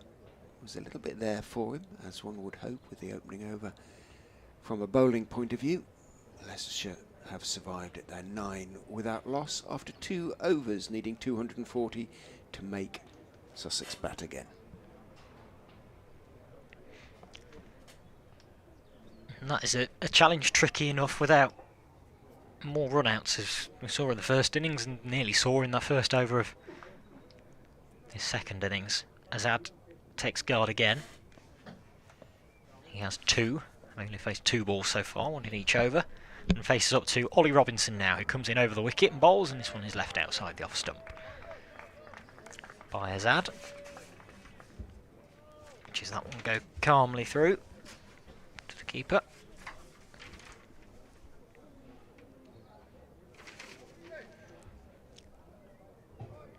Ollie Carter behind the stumps, who has that flock of hair coming out from beneath his cap. Number 11 on his back. And the gloves on, he crouches down again and watching on as Robinson comes in again, bowls, and this one is beaten Azad outside the off stump. A good ball by Robinson. Azad, to be fair, didn't follow it, just held the bat there and let the ball go through after it had moved.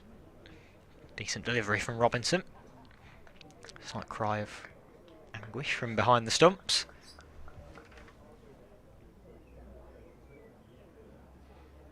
Leicestershire 9 without loss. 6 of them extras. And Azad is facing up again to Robinson. And he's outside the off stump and left alone, and another delivery before lunch negotiated for Leicestershire, who still have another 12 minutes to get through unscathed. Sussex, if they can pick up one of these 2 at least, and be jubilant going into have whatever's on the menu in the Charles Palmer Suite this lunchtime. Still renowned as one of the best on the circuit, is it, Richard? No idea. We don't eat there anymore. Sometimes Robinson comes in again, bowls, and this one is just nurdled away by Azad off the inside half of the bat. Picked up by Sean Hunt at just forward of square leg.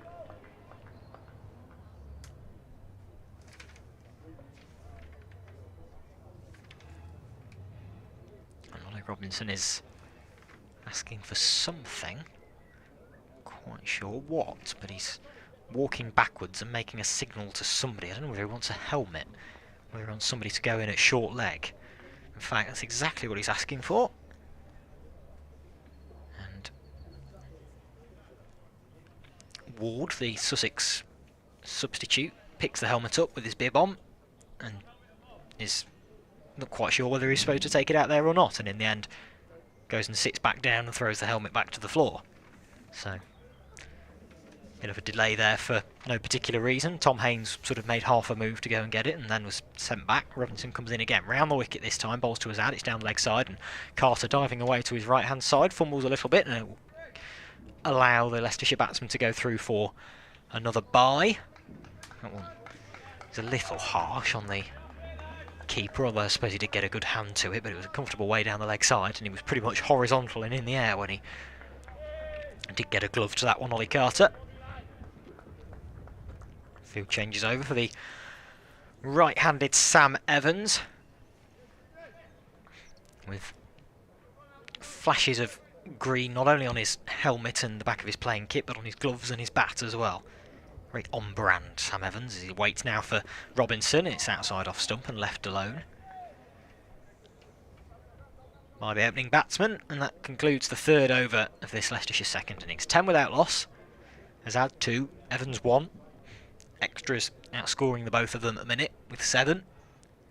Robinson has no wicket for 4 from his 2 overs so far, and it will be Aaron Beard, the Essex loanee, to continue sharing the new ball with Robinson to come in from the pavilion end. Azad this season, lots of good scores. Only once has he managed to go on to 100, that in just his second innings. 104 not out to save the game against Worcester. Leicestershire needs something similar here. In goes Beard, round the wicket, bowls to him. He leaves, steps forward and leaves outside off stump. Again it goes through quite low to Carter behind the stumps. 5 and 104 against Worcestershire. 66 and 25 against Durham. 17 and 32 against Derbyshire. 12 and 2 at Lords against Middlesex.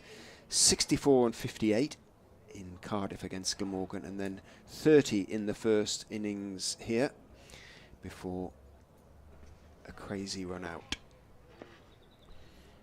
Taps his bat and then lifts it as Beard is in and bowls to him. He's turning a delivery off Midland leg out towards mid-wicket. Applause from Clark, leading the applause at slip. Rawlins is at third slip.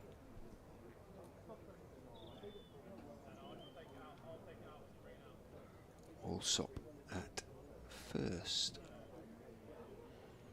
Haynes has a word with Beard as he throws in the ball and gets back into position at mid-on as Beard is in and bowls. Azad is forward, playing very straight to fullish delivery. Back down the pitch it goes to Aaron Beard, who picks it up in his left hand, then throws it to Haynes to do a spot of polishing. Not too much sort of cleaning the ball at this stage.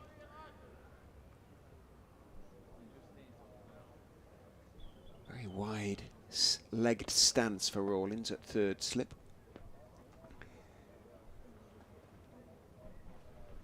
In goes Beard and bowls outside off stump. Did look just to straighten away from Azad, perhaps a fraction, but it was too wide to start with, and Azad could and did leave very safely. Hospitality marquee not in use today. 2 MPs are in it amongst, and bishops and all sorts. The Memorial Garden, which has been built at the Uptonsteel County Ground, rather lovely design. It was opened officially yesterday. Didn't know anything about it. Been good to be told. In goes Beard, and again Azad blocks, this time down towards mid on. Haynes picks up, and there's no run, but there were the Bishop of Leicester, I think, was the official opener, but 2 MPs were there, and all sorts of other dignitaries in the hospitality marquee.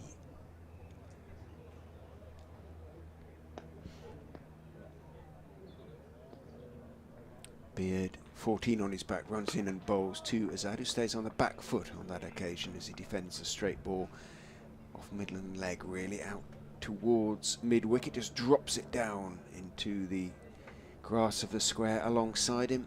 End of Beard's over.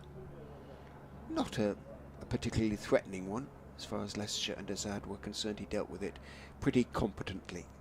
3 overs, 4 overs now have been bowled in the Leicestershire second innings. And the only alarm really has come from their running in the first over. They're 10 without loss. Whereabouts is the Memorial Garden? By the Curzon Road gate, behind the indoor centre there. We can't see it from here. But on your way out tonight, you'll see it. Have to look out for it on the way out. There's Mo, watch on as Robinson sends this next one to Evans down the leg side. I think about it was fumbled by Carter again. They think about taking a bye, but Tom Alsop from first slip comes around to do the mopping up, and in the end there's a loud shout of no that you may have heard from Hassan Azad through the effects mic. And there is no further byes to be added to the already strong extras tally of 7 out of the 10 that have been notched up by Leicestershire so far. Robinson is in again, back of a length, and this one nurdled off his hip by Evans up to mid-on. No run. They have now brought in that short leg that we thought they were looking at doing in the last over, and fair play, because I think it's the captain, Tom Haynes, who's got the lid on under there at short leg. Normally throw that to the youngest and most inexperienced player in the team, don't they? But the skipper's taken charge of that one and has got the helmet on, as well as 4 slips, and attacking field from Sussex as they go in search of early wickets in this second innings. Robinson comes in again, and this one again is outside the off stump. He takes responsibility for everything, doesn't he, Tom? Batting, bowling, fielding. Captain, leading run scorer. Well, not this season because Pujara's got that honour, but it was last year. Sends a few medium pacers down as well.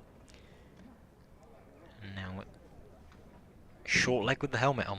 We were talking about him as a potential sort of, in terms of England, he should have got a Lions tour, a bit like Parkinson, really. Last winter. Wouldn't be too far down the pecking order, Indeed. Given all of everybody else that England have gone through over the last few years, as Evans defends this next one up to mid-off, and there is no run. He's had a sparkling one, particularly last season and a half, Tom Haynes.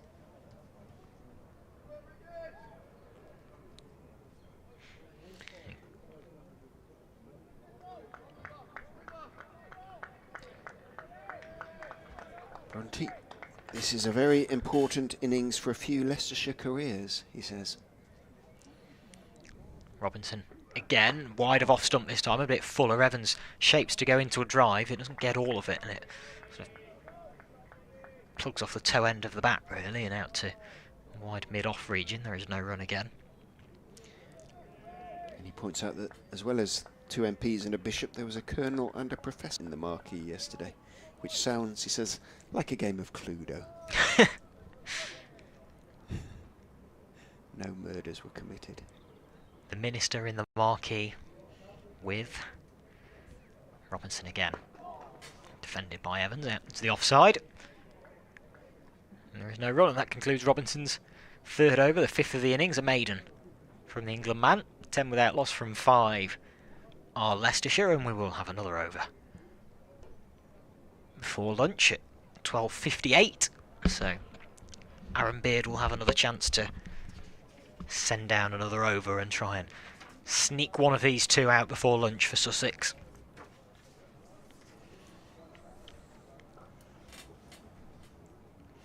gorgeous day now. Pretty still, looking at the flags hanging completely limp actually, aren't they now? The breeze that took the edge off the temperatures days 1 and 2 has pretty much gone. And, plenty in shirt sleeves. Some of the Sussex players still wearing a sweater.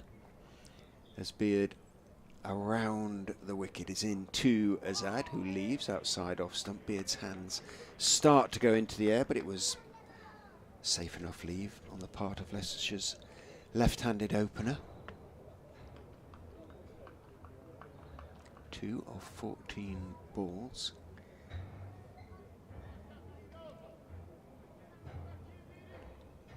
What if he was tempted at all, Tom Haynes, to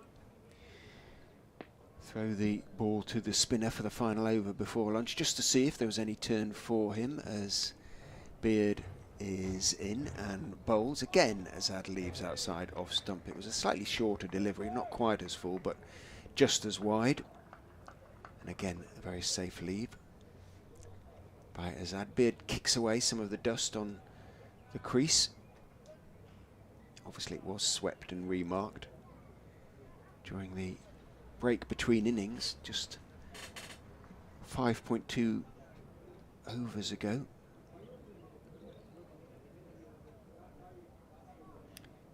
The heavy roller will just have taken a little bit of the life, such as it is, in the pitch out. In goes Beard. Again, it's outside off stump. A bit of wasted effort at the moment. And again, Azad can almost step away to short leg before the ball is in the gloves of Ollie Carter behind the stumps. Beard has only conceded the 2 runs though from his 2.3 overs, but it's about testing the outside edge of Hassan Azad's bat, you would have thought.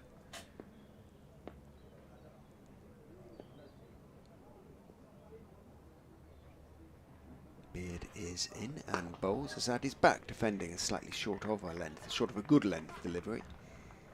Off stump, out into the offside it goes. No run. Is that a decent Saturday crowd in? Basking in the sunshine, stupefied by the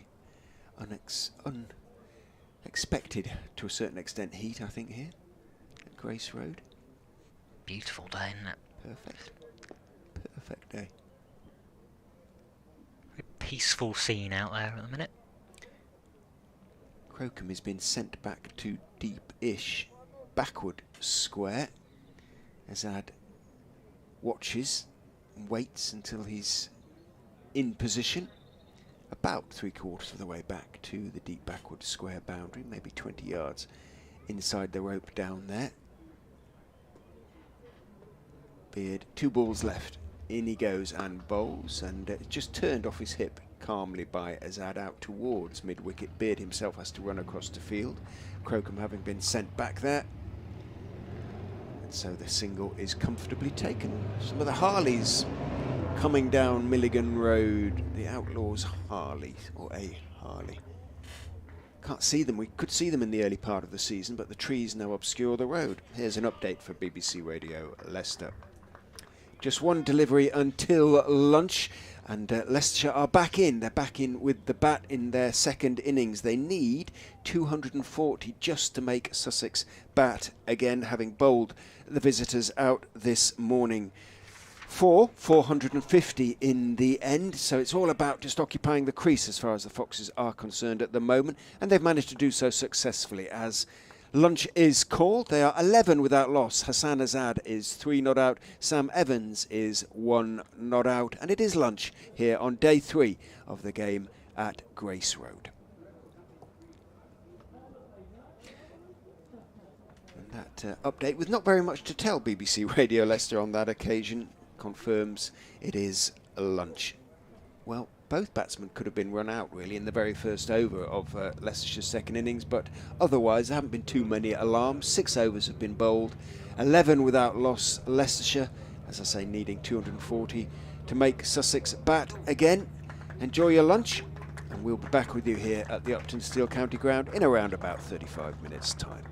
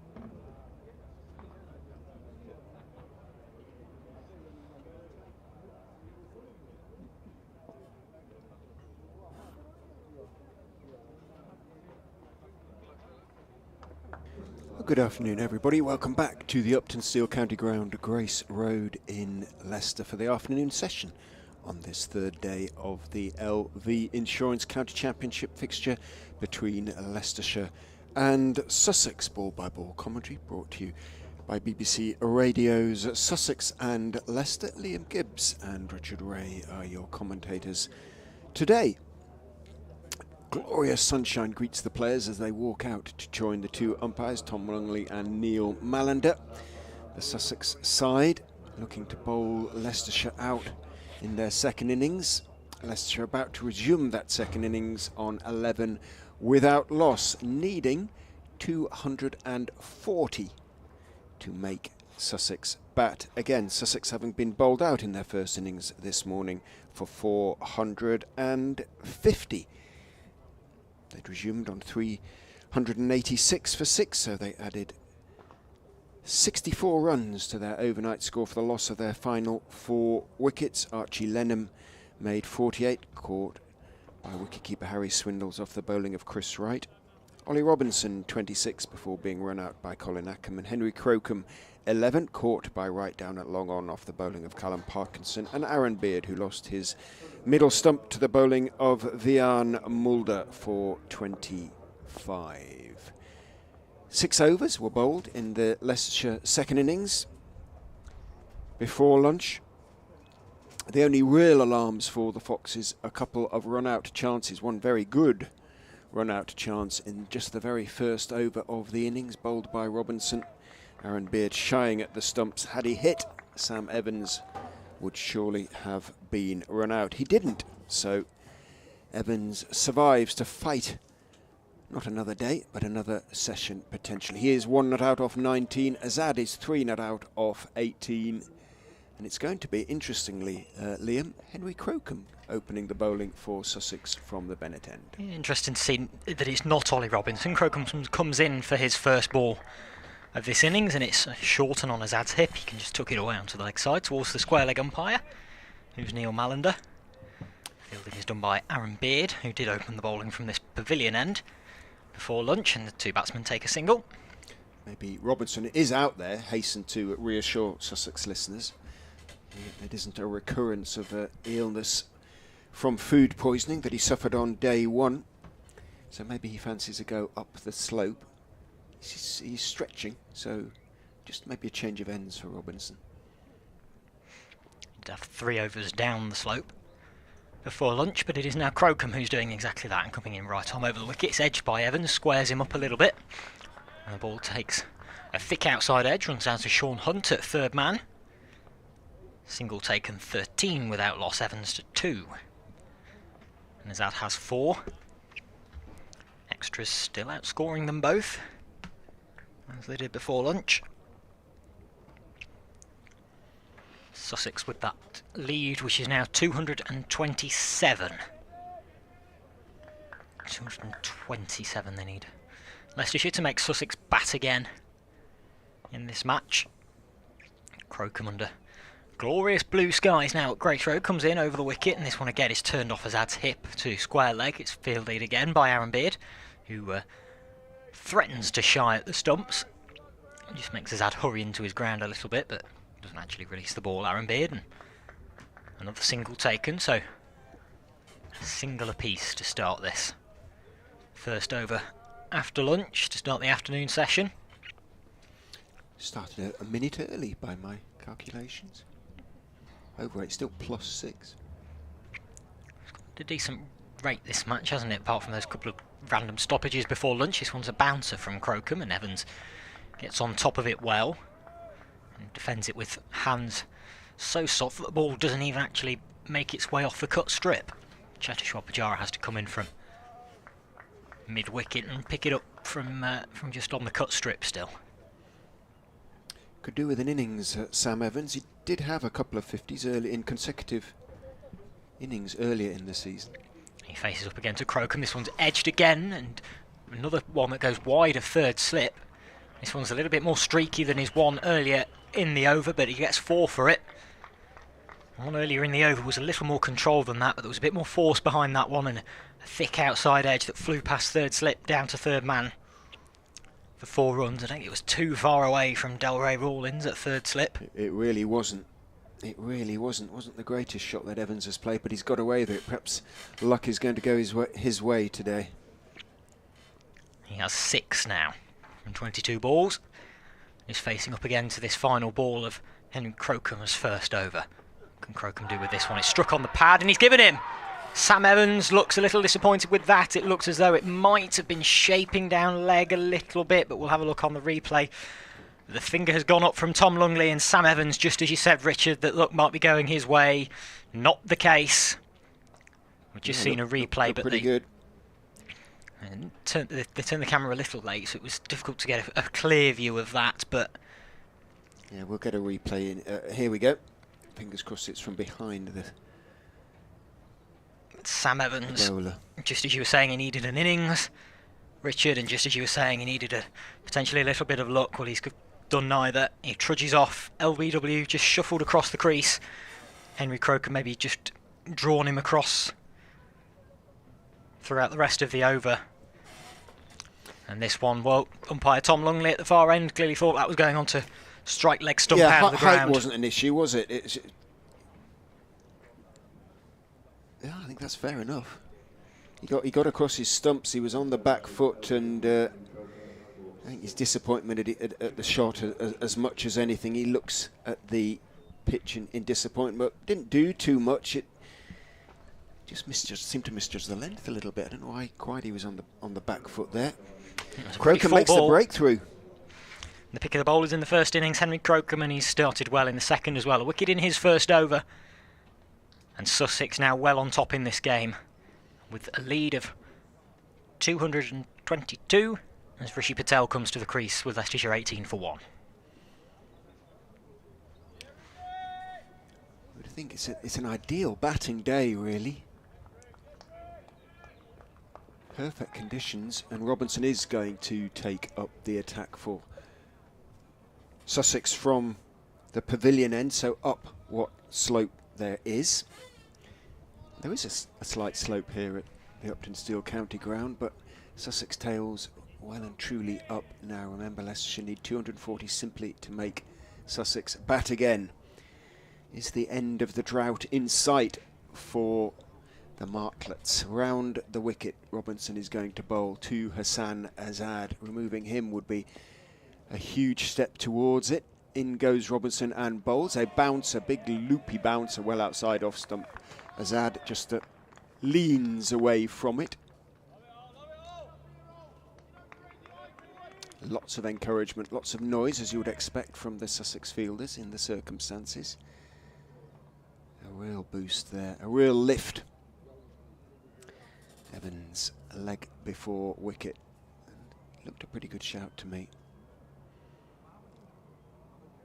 3 slips behind Azad. As Robinson rather lopes in and bowls on off stump. Azad is forward. Ball doesn't move too much, so he's able to get on top of the bounce. Didn't get to the pitch of the ball, but blocked it out to Pujara in the covers. No run. Yeah, Evans is, after the 77 not out up at Durham, followed by 63 at home to Derbyshire. His scores 33-9, 23-29, 5, 10 and 6. For Sam Evans, so in need of runs at Worcester. In goes Robinson and bowls. Slightly fuller, slightly straighter. On the walk, Azad, as he pushes that one back down the pitch to Robinson. He's got a big sort of sweatband on in his left wrist, but just his short-sleeved Sussex shirt now, no sweater. Not many of the Sussex Pujara still got a sweater on. I think Haynes might have a sleeveless on, a couple of the slips too. But it is a glorious day, glorious late spring day up in Leicester. In goes Robertson and bowls outside off stump. Azad steps forward and the bat prescribes a parabola over the ball, a flamboyant leave almost from a not very flamboyant player, Azad. He needs to hang around for a long time if Leicestershire are going to save this game, let alone get in a position to put Sussex under any sort of pressure should they have to bat again.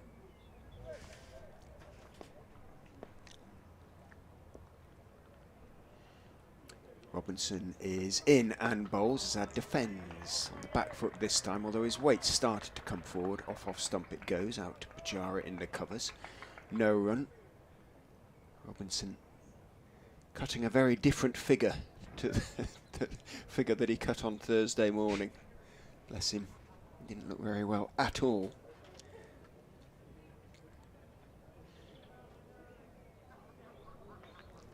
He'll be up for it this afternoon if he can absolutely, sneak a couple of wickets.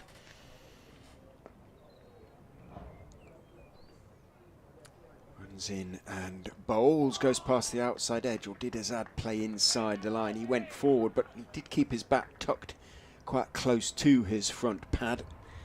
Have a look at the replay, but I suspect he was playing inside the line of that one. Oh, I don't know.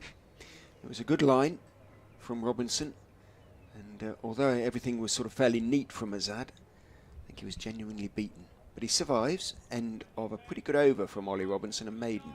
In fact, he's bowled 4 overs. 3 of them have been maidens. Crocombe presumably will keep going now. Yep, after that good first over, he went for 7 in it, but there's some testing deliveries in there as well, including that one that got Sam Evans, and his first ball to Rishi Patel is a bouncer that Patel sways out of the way of, and it sails through to Ollie Carter behind the stumps. 18 for 1 Leicestershire. Crocombe's got Sam Evans in both innings. Caught by Tom Clark at second slip in the first innings, and LBW this time around.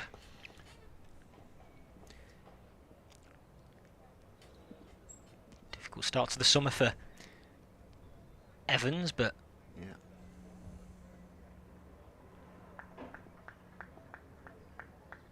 had a good year last year. 3 centuries in that last year, but struggled so far, and it's Rishi Patel who is shaping up now to Crocombe and defending this one into the offside rather.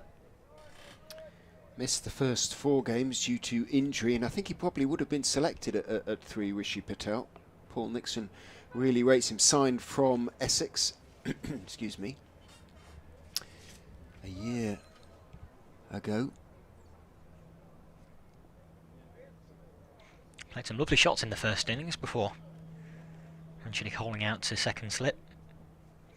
And he waits again as Crocombe comes in and leaves this one outside the off stump. And there is no run. 26 he made.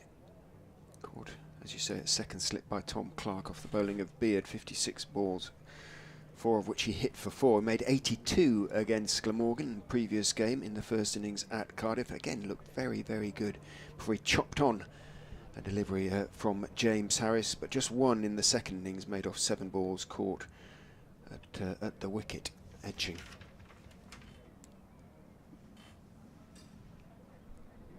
He faces up again, slightly crouched stance, 26 on his back to Crocombe, and again it's delivered by Crocombe but outside the off stump, and Patel can shoulder arms to that one and allow it to pass through unharmed to Carter. There's still 3 slips in place,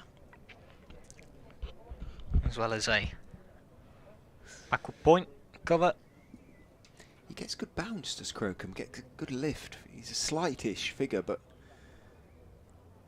something in his action gets a little bit extra out of the ball, gets good action on the ball. And here he is again, bowling, and that's another short ball that Patel has to sway out of the way of. And again, good carry through to Carter. That's been, throughout this game, there's been good carry when bowling from the Bennett end down the slope, and Carter again takes that one at sort of chest, maybe even head height. He's a real prospect, Henry Crocombe. Keep him fit, Sussex. Getting such good experience. They can smell victory for the first time for a long time. 18 games is their winless streak, including this one. And again, Crocombe is bowling this next one outside the off stump that Patel can shoulder arms to, and that concludes Henry Crocombe's second over, a maiden. 1 for 7 he has from his 2. And Patel seen through that first over by Henry Crocombe. He has faced just those 6 balls and he's yet to get off the mark. Azad has 5 from his 26, and Leicestershire after 9 overs, 18 for 1. Yeah, looking again and again at the dismissal, he had got right across his stumps, and it did come back to him a little bit, but I think it's a reasonable decision from Tom Longley. I think it's better than the Pujara dismissal in the first innings, put it that way. Robinson around the wicket to Azad, full and on his toes and clipped away through mid-wicket. Should be able to run 3. Haynes is in pursuit, might be able to run 4 if they really go for it. There might be 1 for the throw, but Haynes has got there, gets his throw away. There probably was 4 there. But, well, Patel and Azad will be very, very wary about running. It was a mix-up between them that saw the demise of Azad in Leicestershire's first innings. So one assumes on that basis any risk will be eschewed by these two. Patel takes guard from umpire Malander, who nods at him. He looked to be around about leg stump. Robinson over the wicket to the new batsman is in. Patel is solidly forward on off stump. Back down the wicket it goes to Robinson, who sort of backhand flicks the ball out to Pujara in the covers to do a spot of polishing. Uses the bottom of his Leicestershire sweater, Jeteshwar Pujara, to give it a polish. Tom Haynes does likewise before underarming it to his strike bowler, who turns. Longish run, really, isn't it, for a big man? He reminds me of Angus Fraser a bit in the way he runs. In he goes and bowls. Oh, goes past the outside edge. Lovely delivery. Drew Patel forward. A little bit of bounce, a little bit of swing, it looked like. And a bit too good for Rishi Patel. That was Robinson at his best. Or close to it. Beginning to swing this ball. It is only just the 10th over of the innings. Lovely delivery from Robinson. Leicestershire supporters nervous as they enjoy the sunshine. Robinson is in, bowls, edged, but along the ground through the vacant sort of 5th slip area down to 3rd man for 4. And Rishi Patel would say that was a perfectly legitimate shot. It wasn't really, never really lost control. It was a thick outside edge, but he was playing it down. He was on top of the bounce. Went well wide of 3rd slip. And ran down to the boundary for 4. Rawlins, it is at 3rd slip, standing a long way in front of Clark and Alsop at 1st and 2nd. In goes Robinson, bowls outside off stump and left this time. Wisely by Patel, it was wide enough to leave and going on into the gloves of Ollie Carter. 25 for 1. Patel off the mark with that, I won't say slightly streaky boundary. No 3rd man. Very much a top order batter's boundary. Yeah, absolutely.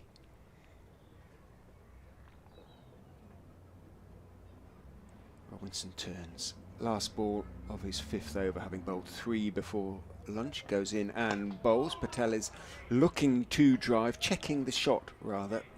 Seeing it wasn't quite there to be driven, pushes it out into the covers, picked out by Pujara, handed to Haynes. End of Robinson's over, none for 11 with that boundary down to 3rd man. And of course the Azad 3 earlier in the over. 25 for 1. Leicestershire still trailing then by 215. And it will be Henry Crocombe to continue from the Benetton coming down the hill slope. With 3 slips in place and a 3rd man as well, that is Sean Hunt, who has his hands on his hips in this glorious sunshine. He's still got a sleeveless sweater on. Quite sure it's entirely necessary for people who are only for Chetishwar Pujara, who's used to considerably warmer climes than these. As Azad turns this one off his hip. Straight to that man Pujara, and there is no run.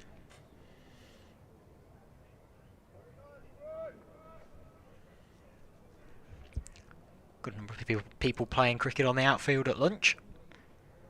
Managed to get about half an hour, most of them, sending a few balls down to their mate, and clubbing their mate for 4s and 6s. As that pushes this next one into the offside, and there's a misfield, which will allow them to take a single. Crocombe doesn't look particularly impressed with that error from Aaron Beard, which allowed the two batsmen to change over. It's a pretty routine piece of fielding as well. It was hit not very quickly at him and was barely pushed from Azad and pretty much straight to the fielder, who just let it through his legs. Allowed them to come through for a single that takes Azad to 9 and Leicestershire to 26 for 1. Field changes round for the right-handed Patel, and Neil Mallender just about makes it to square leg and turns around in time to see Patel leave this next one from Crocombe outside his off stump.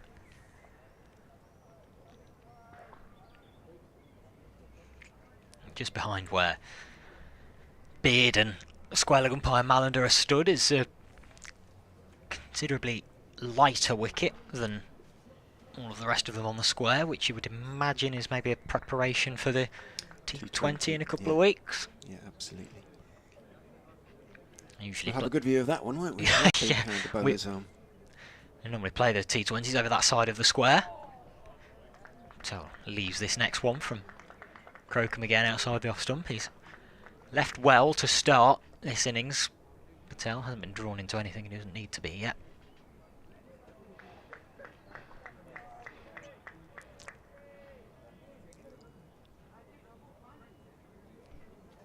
With Leicestershire at 26 for 1. Hope to be there and make that crease his home for the rest of the day. In comes Crocombe bowls, and again left by Patel outside the off stump. Carter doesn't take this one cleanly, but it matters not. Ball drops to his feet and he palms it off to Clark at second slip. See Mohammed Abbas, a favourite son of Leicestershire, now at Hampshire of course, the Pakistan international. He's here today watching his former teammates. Yeah, he was up there on the Leicestershire balcony. Difficult not to shed a tear in the circumstances. You'll be watching on as Patel is fending away at this one from Crocombe. It went in the air but falls short of Beard. It went to backward square leg really. Carter and Beard both for a time thought they had half a chance. The ball drops short of both of them comfortably, but comfortably is not a word that you would use to describe Patel's playing of that shot. He got himself into a quite awkward position and ended up fending it off, that short ball from Crocombe. Well bowled again from the young fast bowler. Not played particularly well by Patel, but he lives to tell the tale. And after a slight ring of his gloves and a chat to Azad, we'll settle at the non-striker's end for the start of the next over. He likes to take on the short ball, but that kind of was the point I was making about Crocombe. There's something in his action that gets a little bit of something extra, whether it's bounce or a little bit of skid sometimes, but quite often it's bounce because he's quite a tall young man. And that one was on Patel more quickly than he thought it was going to be. In goes Robinson and bowls to Azad, full, looking to drive, rather digs it out underneath his feet, steers it to backward point, where Archie Lennon is the fielder. Claps his hands. 26 off 11. So Leicestershire, again, the run rate, well, it's very early in the innings, but never seems to get much more than around about 2.5. But that really not an issue at the moment. Robinson turns. Runs in and bowls. Azad is defending. He's gone over the wicket. He's gone back over the wicket, Robinson now. Looking just to perhaps swing it back in and then push the occasional one across Azad. He stayed on the back foot and blocked it. Not entirely comfortably. 9 off 31 for Hassan Azad. Looks around him, sees long leg and sees square leg a little backward of square. He too likes a pull, but he's developed a much more controlled pull than he used to have. In goes Robinson, bowls to him, outside off stump. Just did rather put that one there, Robinson. Trying to tempt Azad. Perhaps trying to set him up.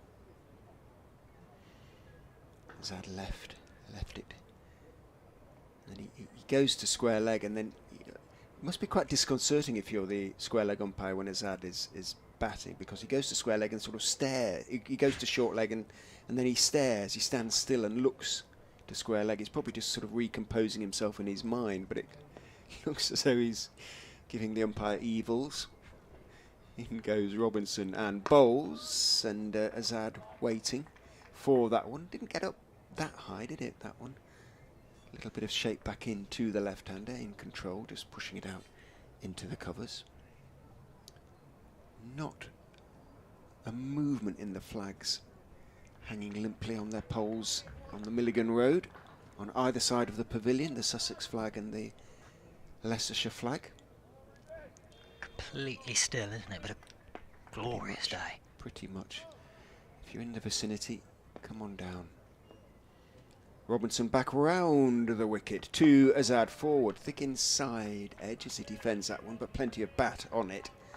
Runs slowly out towards mid-wicket. Sean Hunt, who might be in action before too long, comes in from backward square to field at mid-wicket. No run. Robinson bowling as though he kind of knows might be a longish haul. It should be a longish haul on a wicket that is still playing pretty well. Robinson is in to Azad, turning that one off his legs, but only as far as Hunt, who stays exactly where he was placed at backward square, and fields end of the over. A maiden over, another one from Ollie Robinson, who's bowled 6 overs, 4 of which have been maidens. He's conceded 11 runs in the other 2, 26 for 1, therefore remains the score. And a pretty tight start by Sussex to this innings. A huge amount for the Leicestershire batsmen to go at, but they've been patient so far. Early wicket, that's a fall of Sam Evans, who just shuffled across his stumps a little bit and was pinned LBW by Henry Crocombe with the final ball of his first over. He's about to start his 4th from the Bennett end, coming down the slope to Rishi Patel, the right-hander, who crouches into his stance and waits and pushes this one up to mid-on as Tom Haynes, still wearing a sleeveless sweater, just jogs around. The ice creams galore this afternoon, I would imagine. The ice cream parlour, that's the right word, is open on the ground floor of the meet.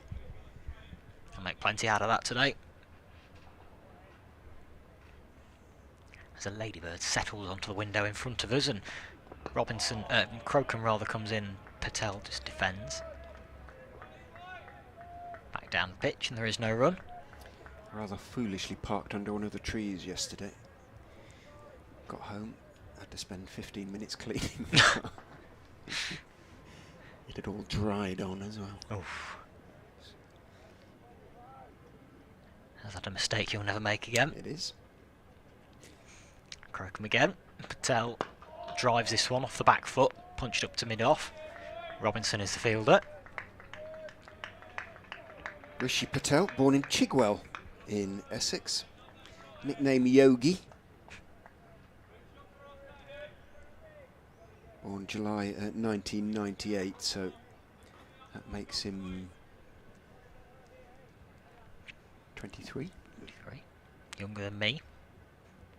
That's far too many cricketers are now, as Patel defends off this back foot into the onside. I'm not even going to go there. What would a fly on the wall here in your dressing room? He says, lots of talk about coffee. They do love a cup of coffee, the Leicestershire players. They're forever Instagramming or whatever social media that they favour is pictures of coffee in various Leicestershire coffee houses. They have a few favourites. Helmet being called for, so it looks as though, is it Beard who's going to go in? He's going to go in at leg gully, so he doesn't really need one there. But he has called for one, maybe short leg next couple of deliveries. And that's exactly where that last ball of the last over went to when Patel was fending a little bit. This one he's driving off the back foot, punching rather up to mid-on. Haynes again fields. And there is no run again. Patel's faced 20 balls now and 19 of them have been dots. There's only 4 runs coming from a fairly controlled outside edge. Slight change in the field as Aaron Beard moves from leg gully to deep square leg, heads out sort of towards the boundary, and Delray Rawlins comes out from third slip to fill that gap that was left at leg gully. No, he doesn't. Then he gets moved back across to third slip, and Cheteshwar Pujara comes over from backward point to leg gully, and Archie Lennon moves up from third man to backward point, and Neil Mallander moves from square leg to point, so that he can make sure that there are still only 2 people behind square on the leg side, and everybody is now settled into position and watching on as Crocombe comes in again. Right arm over, and this one is short, and a good short ball as well. Another more good pacing behind that one from Henry Crocombe, but Patel played it quite nicely, got out of the way. It was slightly misdirected by Crocombe. It was a bit outside the off stump rather than really directed at Patel, but even so, it was a decent pace on that short ball. And the end of the over, another maiden from Crocombe. 13 gone, Leicestershire 26 for 1. Patel has 4 and has had 9 as the helmet comes out from the Sussex substitute, and Tom Alsop is putting the pads on, because I think we're going to see a little bit of spin for the first time in this innings. Quite an early decision on the part of Haynes then. But Rawlins was successful in the first innings, did pick up a couple of wickets.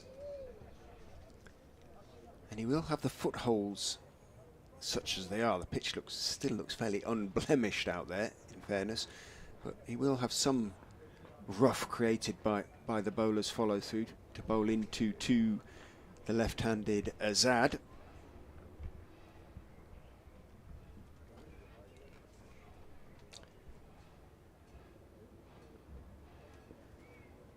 Waiting well. The pads are put on by Alsop. He's got them on now. Jogging into position at short leg. Rawlins blows on his bowling hand. Alsop still adjusting various pads and protectors. And also still just sorting out the field slightly. Now Rawlins is ready, goes in and bowls to Azad, who's inclined to get forward, but in the end judges from the length of the ball better to stay back, and does, and plays it out towards mid-wicket. Picked up by Beard. Rawlins is in, gives it plenty of air. Azad is forward and holds the pose for a moment or two, having got to the pitch of the ball and pushed it out into the offside. Picked up by Pujara. Rawlins, little skip and bowls, and forward again goes Azad. Doesn't get to the pitch this time, but the ball doesn't turn, so able to go through with the forward defensive. Alsop jogs from short leg to silly point. What's the betting? This one will be on the leg stump instead. In goes. Oh, an awful delivery from Rawlins, who it slipped and it bounced twice before it reached Azad, who stayed back and tucked in, basically chopped it away through the offside, through extra cover. That was, as cricketers say, a little bit clubby, wasn't it? That was a massive pie, and hilariously, it was probably the one ball that Tom Alsop didn't want to be bowled, just as he's moved to silly point, ranked long up outside off stump. In goes Rawlins again. Back goes Azad, working it past Alsop out towards Pujara, but wide enough to take a comfortable single. But it literally pitched in almost at his feet there, Rawlins. Sweat used to polish the ball just slipped. Out. I can't judge. I've bowled one or two of them. Goes round the wicket to the right-handed Rishi Patel. A little bit short again. Patel goes back and plays it firmly through mid-on, but only as far as Haynes, who's deepish at mid-on. And there's no run. Rawlins is in. That's a better length, and there's appeal for leg before on the basis it might have been pad before bat. And the ball trickles towards leg slip, and the appeal is turned down. But that was a better length from Rawlins. Good one. Last up, touches hands with Ollie Robinson as he walks back to his fielding position. But those 5 runs from the over, 6 in the end, means the score has moved on to 33 for 1. Rishi Patel, with just that single scoring shot so far, is in his innings even, down to third man. He remains on 4. Hassan Azad has 14 and would like a few more of those pies, I'm sure. I'm sure we will. I'm saying, listen, Delray, just send a few more of them down. That was almost like declaration bowling, wasn't it? Although I suppose with declaration bowling, you try and loop that up, don't you, rather than pull a rank long hop. But some batters would have ignored it, wouldn't they, and just step back. But Azad said, "I'll have a piece of that." Whacked it so away. often they get wickets. It has been known, hasn't it? Would have been could have summed up Leicestershire season so far and Hassan Azad's season if he crashed that one against the boot of Tom Alsop and it was taken by the keeper on rebound. Anyway, it's Azad who's facing up to Crocombe, and he leaves this one outside the off stump. He has been now out, not quite like that, but did manage to edge one into the wicketkeeper's pads that bounced up and was caught at slip. That was in the second innings here against Derbyshire. A rebound off the keeper's pads.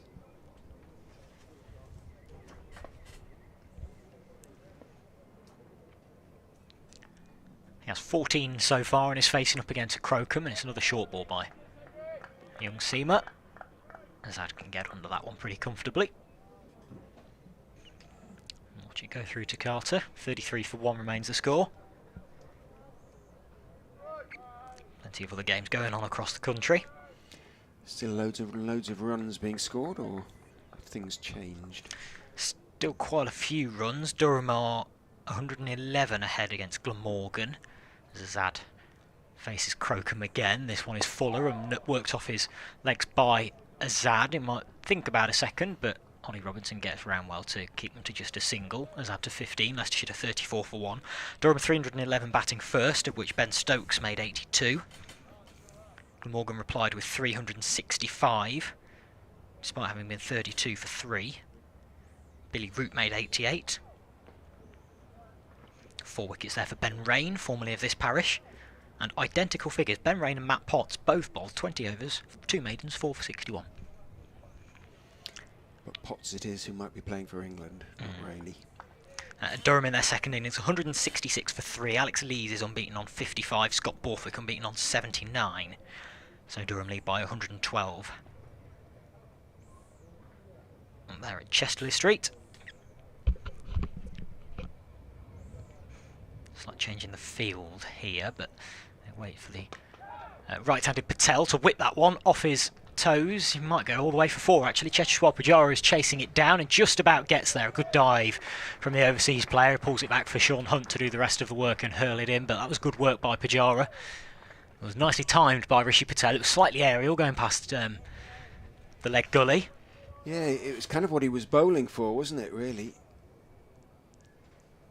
The leg gully was 5 or 6 feet away from the ball as it went past it. Well, a bit further than that, maybe 10 feet. Good dive in the end by Pujara. History has been made at Lords this week in first-class cricket. And it was made by Luke Fletcher. He became the first person in first-class cricket history to make a 50 batting at number 11 in the first innings and then a 50 opening the innings in the second innings. So he went in as night watchman. Went on as night watchman, yeah. Azad leaves this next one from Crocombe. And Nottinghamshire made 415 batting first. Hamid made 100, Stephen Mullaney 92, and then Luke Fletcher chipping in with 50 at number 11. Was he out? He was out. Okay. remarkably, that last wicket partnership in the first innings was only 63, and Fletcher made 50 of them. And he was batting with Stuart Broad. Farmed the strike by the looks of it. Did Fletch, as Azad guides this next one down to third man. A single taken, that's the end of the over. So Notts made 415, Middlesex in reply 195 all out. 4 wickets for James Pattinson. And Notts in their second innings 145 for 4. Fletcher again top scoring with another 50 opening the batting. And they lead by 365. Down there at Lords, 4 down. It will have pleased our colleague from BBC Radio Nottingham, Dave Bracegirdle. Loves Sergeant Fletcher. Then was it Dave Bracegirdle that co-wrote Fletcher's book? Was his? Yes, you'd never know. Writer. No, he doesn't talk about it much. Just every other over. That far apart? Yeah.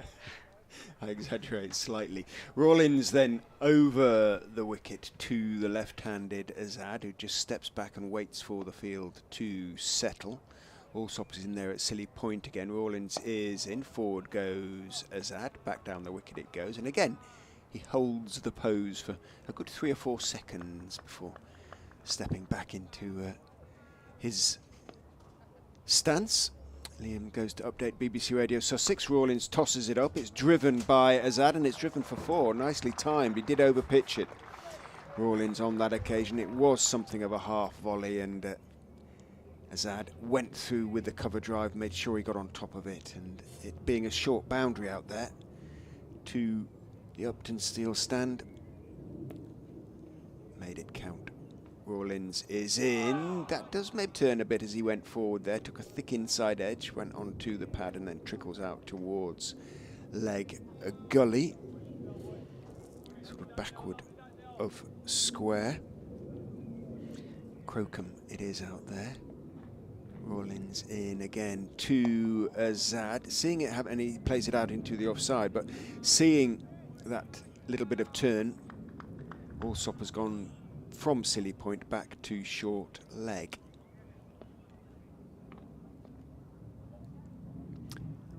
Rawlins is in. Azad is turning into the leg side. Crocombe does well, dives to his left, falls to his left, gets 2 hands to the ball as it threatens to run past him down towards long leg and makes the stop, not cleanly but effectively. 42 for 1. Azad has moved on to 20. Once again he's got in. Can he really go on and make it count?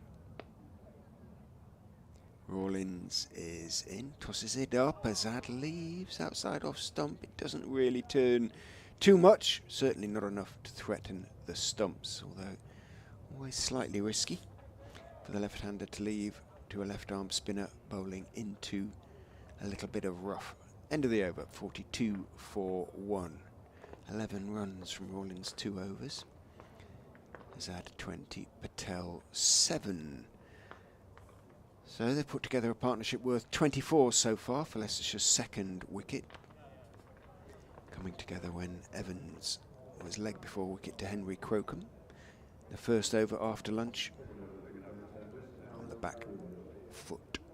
So Crocombe is, his work is done for the time being. In terms of bowling anyway, he's been taken off, and Aaron Beard, who bowled his first 3 overs before lunch from the pavilion end, is coming back on to replace him at the Bennett end. The Turner Indoor Centre behind him. Come on, Beardy boy, is the exhortation from the Sussex fielders as Beard is in and bowls. Patel very solid behind that one on off stump, back down the wicket to his fellow man of Essex, if that's the right description, Essex man. Don't think there's a division as there is in Kent. North and south of the Medway, isn't it, in Kent? Kentish man or man of Kent.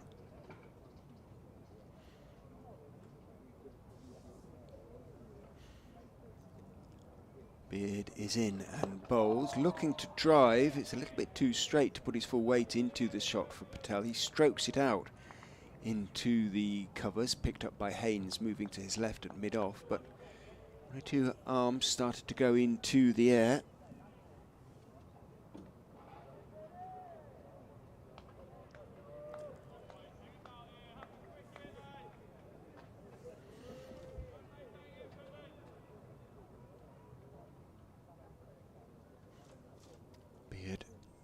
Very straight run is in and bowls again. Patel is driving. Thick outside part of the bat pushes it through point. Looks like Lennon, who's out there at backward point, has to run back and across slightly. Consequently, there's a comfortable single for Patel. Moves on to 8.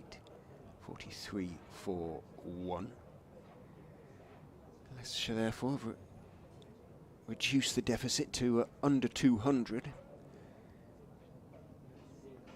197.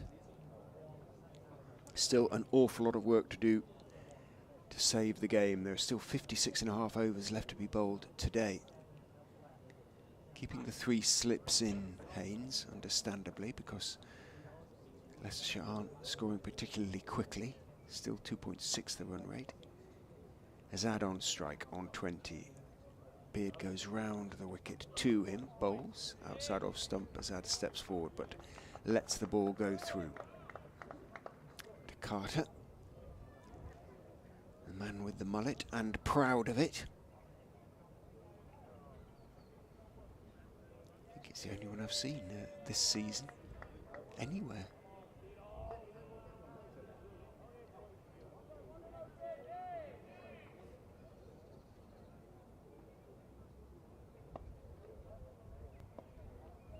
Beard is in and bowls. Azad is trying to drive it back past him. Beard falls in his follow through as he puts out his right hand and stops the ball. Good work by him. Wasn't going particularly quickly. It wasn't timed by Azad, who just shakes his bottom hand slightly, indicating it had just jarred towards the bottom of the bat. 43 for 1. I gave you Azad's scores so far this season. He's been pretty consistent, with the exception of the game against Middlesex at Lord's. In goes Beard and bowls. Again, it sounds a little bit tinny as he defends it off the off stump out into the covers. Crocombe, with his Sussex cap on, picks up, hands the ball to Ollie Robinson because it's the end of the over. Just go through Azad's scores again. Welcome breeze there as Liam opens the door behind me. 5 and 104 not out against Worcester. 66 and 25 at Durham. 17 and 32 against Derbyshire. 12 and 2 at Middlesex against Lords, when he was dismissed twice by Shaheen Shah Afridi. Second one was a leg before that was missing leg by some distance. 64 and 58 against Glamorgan. Rawlins in. Left armour round the wicket. Noodled off his pad by Rishi Patel. Out to mid wicket. There is no run. And 30 in the first innings here. So plenty of solid double figure scores for Hassan Azad. He's watching on at the non-strikers end as this next ball loops off the pad from Rishi Patel. He came down the track to that one, probably got an inside edge onto pad. It looped up to where a gully would have been, but there wasn't one in place, and it fell short of both Tom Clark at slip and short third man. Neither of them could get there, and Patel survives. Facing up to Rawlins again. This time he comes down and plays that one more confidently and convincingly, driving it out to mid-off where Ollie Robinson does the fielding. Patel has 8, 43 for 1. Sounded incredibly wooden, didn't it? And yet it missed his bat by a distance. Faces up again to Rawlins. This one's a bit flatter and straighter, and Patel defends up the pitch. Why a manufacturer can't come up with a pad that doesn't sound as though it's hit the bat, I don't know. Or kills the ball sort of stone dead or something, I don't know. Well, just from the height of the rebound, I was convinced it must have come off the bat and then pad, but well, that's not, as this next one is left by Patel outside his off stump from Rawlins. Played well outside it, yet it went a long way. Final ball of the over. Rawlins drops short and Patel just steps onto the back foot and strokes it back to the bowler to conclude a maiden over from Delray Rawlins. 43 for 1 are Leicestershire. It wasn't a bad over that. He had Patel in a spot of bother a couple of times, didn't he, in maiden? And a bit of encouragement for Rawlins. Bowled nicely in the first innings, didn't he, Delroy Rawlins? Yes, he did, yeah. Well, less than 2 and over, 18 overs, 2 for 28. Bad from a batsman who bowls. I think it's fair to say that Rawlins is, although he's bowled a lot more in the last couple of seasons than he had. One other game that I didn't mention before I went off to do that update in Division 2.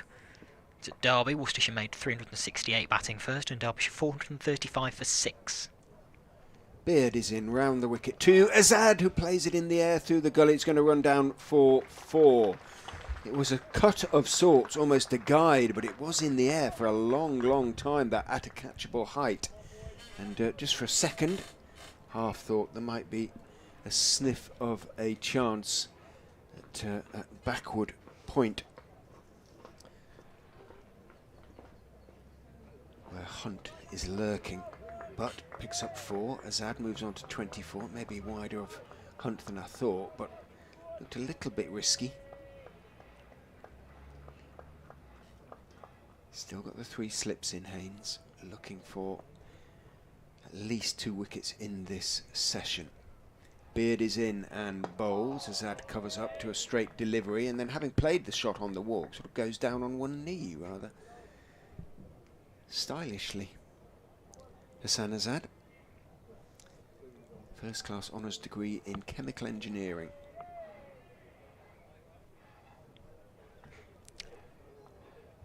That's quite intelligent, isn't it? Chemical engineering is a... Yeah. It sounds quite useful as well, if you know what I mean. So he will not lack for employment opportunities should he decide to go in that direction, but very much determined to make his way in first class cricket. Ball now back in the hands of Beard. At the end of his run up, down the slope he comes and bowls. Azad leaves outside off stump. Good length, but not a good line from Aaron Beard.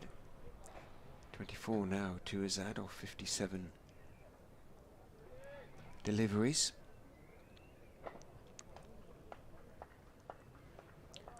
So sort of 439 runs, I think, for the season for Azad. He's averaging, or was averaging, 42. I suppose the 30 in the first innings would have taken that back down a fraction. On the other hand, he's 24 not out, so it'll be about that sort of level. In goes Beard, and he's driven away unfussily by Azad out through the offside. He's going to have to run these because it's going to be dragged back just inside the ropes, and had they put their heads down, they might have thought about 4.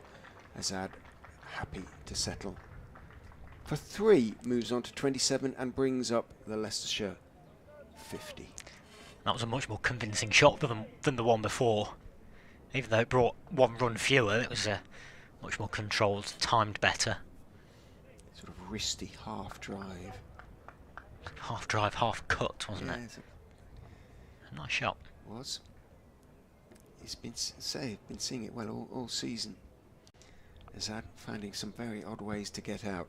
Beard is in to Patel, who is walking as he plays that forward defensive, or presses forward into the defensive push. Out it runs to Robinson at mid-on, no run.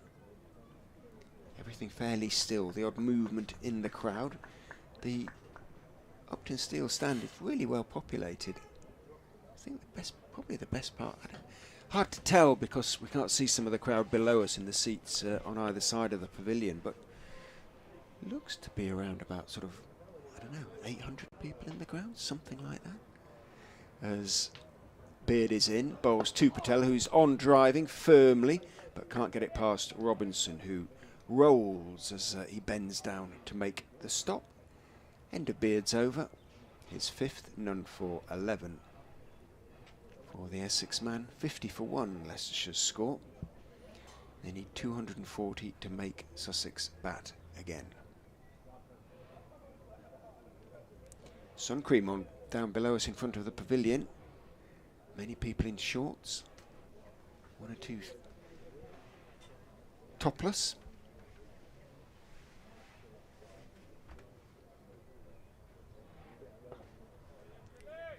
I'm not sure I could do that, go topless at the cricket. Shorts, definitely. Got shorts on today. Beautiful. I'm not sure about the topless thing, as Azad dances down the track to start this next over from Rawlins, and it's misfielded by Ollie Robinson at mid-off. Chases back. Apologies, it's not Robinson, it's Haynes, the captain. Just dives over the top of it slightly and allows Azad to pick up a couple. Nice shot to start this latest Rawlins over. Positive, wasn't it? Used his feet, drove it away. Nice and controlled as well. Playing relatively straight, just wide of mid-off. And he faces up again to Rawlins, and this one is more conventionally defended to the offside. Slip in place and a short leg in place still as well. Short fine leg, deep backward square, mid-wicket, mid-on, mid-off cover, and a deep point for Rawlins, the left-arm spinner. He's coming over the wicket past Malander, the umpire, and again it's fired in and darted in a lot quicker because he saw Azad coming that time down the track. Azad, well, both of them reacted well to each other actually. Rawlins saw Azad coming, fired it in quicker and flatter, and Azad then adapted and just made sure he got something behind it. This one's a bit shorter, and Azad rocks back in his crease and pulls that one out towards the deep square boundary where Sean Hunt does the fielding and loops a throw back into mid-wicket. 53 for 1 now, and Azad to 30. As this score Azad made in the first innings when he was run out. It was this bowler as well that he was run out off, as this one is left by Patel. Inside his off stump. With that batsman as well, Rishi Patel. Leicestershire will be hoping that history does not repeat itself. Yeah. Patel faces up to Rawlins and defends this one. Final ball of the over. 20th of this innings, out towards mid-wicket. Pujara does a little bit of slightly clumsy looking footwork, but fields nonetheless. End of the over. Rawlins 4th, 14 he's gone for from his 4. Azad 30, Patel 8, and Leicestershire 53 for 1. Sussex will not have forgotten that Leicestershire was 69 for 1 in their first innings before collapsing. They ended at 144 for 8 before being dragged just past 200 mainly by a late partnership between Callum Parkinson and Chris Wright. So they'll know one may bring 2 quite quickly.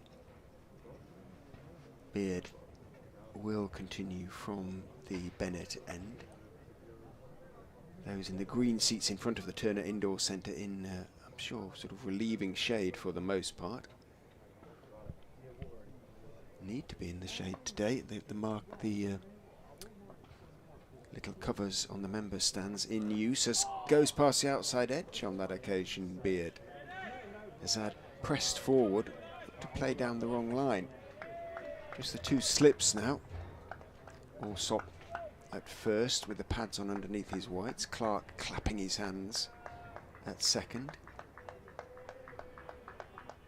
Lots of clapping going on. Rawlins, that is, at point, quite close at point. 1, 2, 3, 4, 5. 1, 2, 3, 4. 4.5 strips back from the bat. Beard is in, bowls, back foot defensive shot to Rawlins by Azad. The Bermudan picks it up, doesn't bother throwing it to the wicketkeeper, throws it straight to Robinson at mid-off to do a little bit of work on the ball.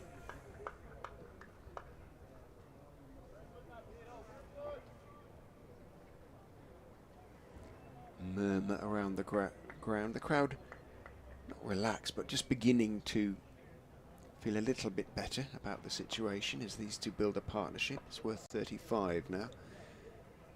As Beard is in, bowls. Azad is tucked up and just gets down on the ball in time with get a thick inside edge onto it.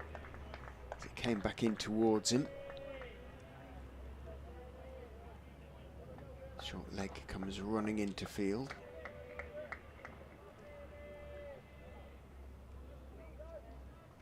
Pujara, square leg I should say, comes running into field.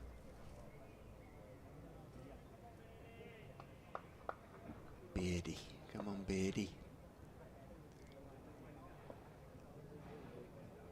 So the Sussex slips as he runs in and bowls to Azad, who cuts but guides it on the bounce to Rawlins at that sort of short-ish point position. There's the eternal cry of the county cricketer. This is where we go bang bang, boys. There'll be plenty of shouts of that across the club scene this afternoon. Plenty of one brings two, boys. That's been picked up, has it, really, from watching on TV? Well, one brings two business. without doubt. In goes Beard, bowls, goes past the outside edge, and Azad, cross with himself, steps away, and a little movement of the bat indicating his irritation, self-admonition. Rehearses the forward defensive press.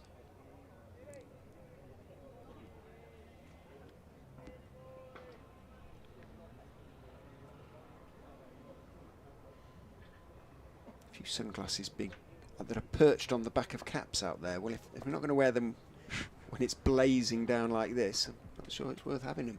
In goes Beard and bowls down the leg side, helped on its way by Azad for 4. All very straightforward as far as Azad was concerned.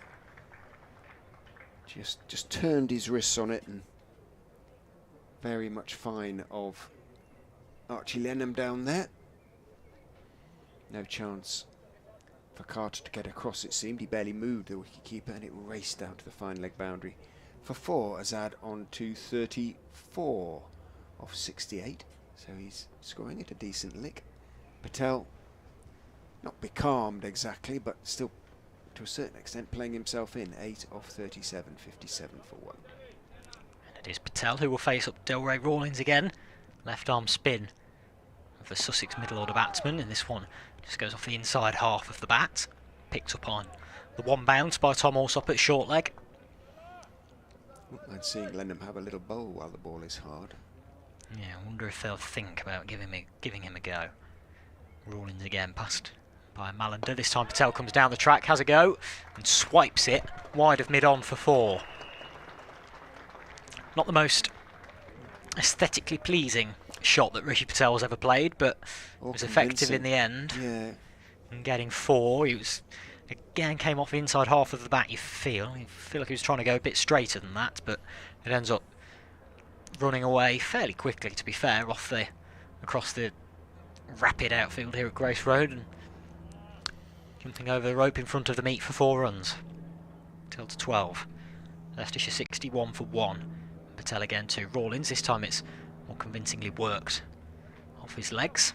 Out to deep square leg, where Lennon does the fielding on the boundary. Held it back in. Single taken, Patel to 13 and brings Azad back onto strike. Field slightly changes over, but there's not a huge amount of difference for the left-handed Patel. For the left-handed Azad, rather. And it's he who faces up to Rawlins now and defends. Bat and pad together.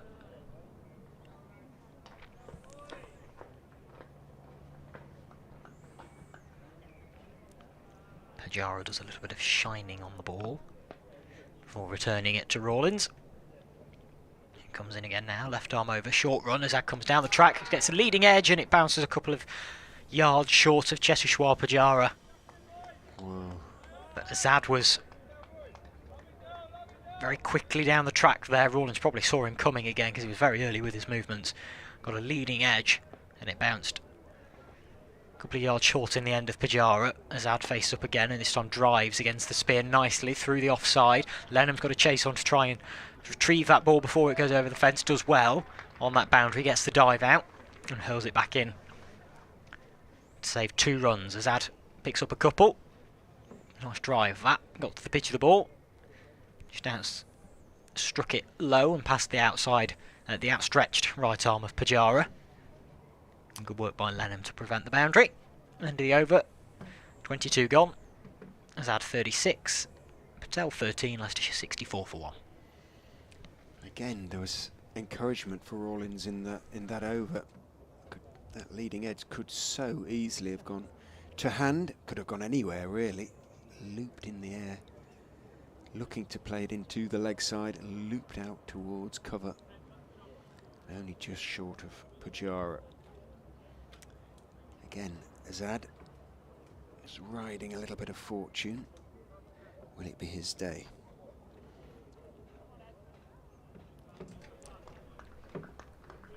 Starting to play with his field a little bit now, Tom Haynes. He's got a short straight mid-on in and a shortish mid-wicket as Beard comes in to Patel, who is forward on off stump, defending it back down the wicket to Aaron Beard, who sort of flicks it to Haynes, who is that short straight mid-on.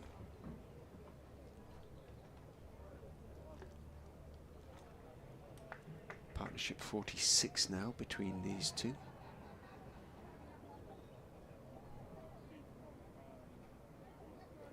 Not too many 50 partnerships for Leicestershire this season, 50 plus partnerships.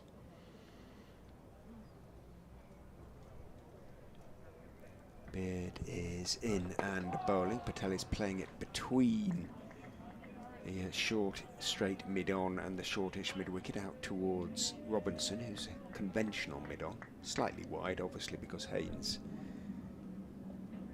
is standing on the strip next to the cut strip.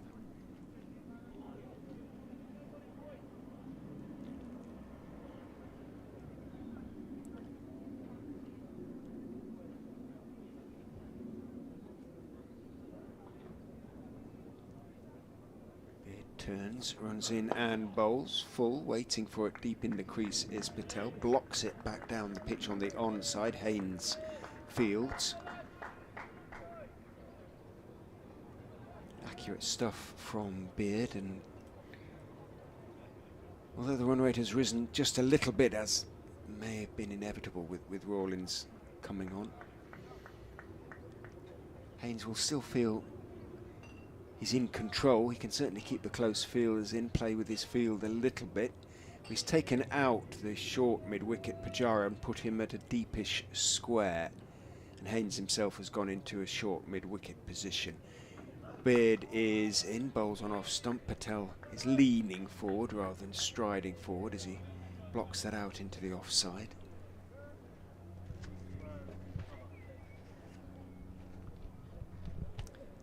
Pardon, it's Rawlins who's out there at deep square. Pujara, as ever, is in the covers. All the Sussex players, without exception, I think, have got their smart Sussex caps on. Good to see. As in goes Beard, and again on off stump, and again Patel is staying on the back foot as he blocks it out to Pujara in the covers.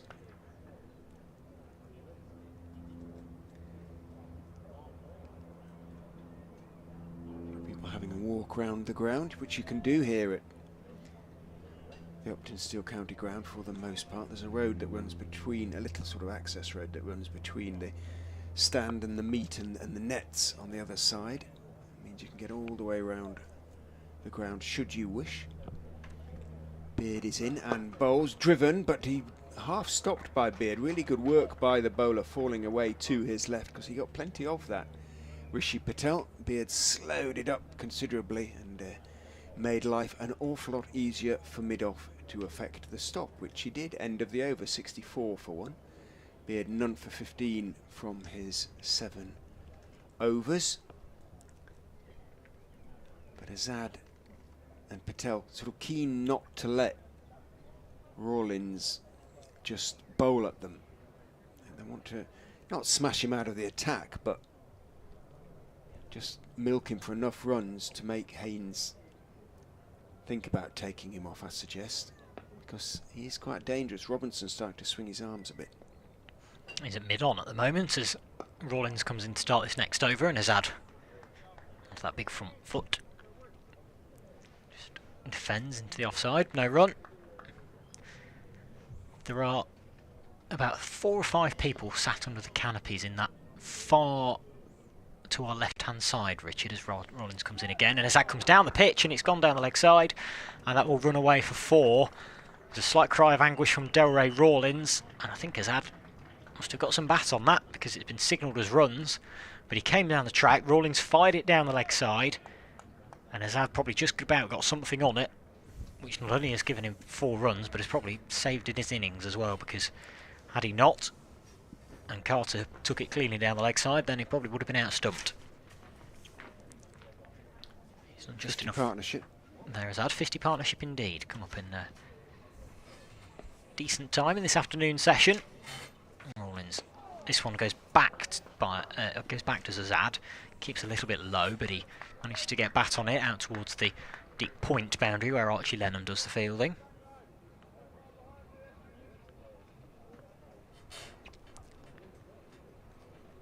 Yeah, there's some people sat under those canopies, and they're about as far away from the action as it's possible to get. And they're watching Patel just chop this next ball from Rawlings into the floor. There is no run. Quite why you would sit that far away, I don't know, because of four sets of covers between them and the boundary rope, and then a solid 80 or 90 yards of grass out towards where the actual play is happening. But they are undercover. That's, I guess they're in the shade over there, and maybe all the other shady spots are taken. 99 balls the 50 partnership has occupied. Going for Leicestershire. 69 for 1. As Patel just defends this next one. 69 for 1 was the score when these two were involved in that calamitous run out in the first innings. Indeed. There's always something happening in a Rawlins over that there's at least one ball in it that where there is a bit of a cry. Something happens, and well worth persisting with, you would have thought, from Tom Haynes and Sussex's point of view. But Azad has made his way on to 41, not always entirely convincingly. Looks much happier against the seamers, doesn't he? But has been positive and used his feet against Rawlins. Robinson is coming back on to replace Aaron Beard. He's bowled 6 overs so far in the innings, Ollie Robinson. 4 of them have been maidens, 11 off the other 2, so not an excessive burden as he works his way back, hopefully from his and Sussex's and England's point of view, towards some sort of fitness. He's coming around the wicket to Hassan Azad. Bowls. Azad drives him away through the covers, across the square. Might go all the way, might be dragged back, is going to go all the way. Rawlins put in the chase, but he gave it up, realised he wasn't going to get there. Azad moves on to 45. Nice piece of timing, no great flourish. It was overpitched from Ollie Robinson, and Azad put it away.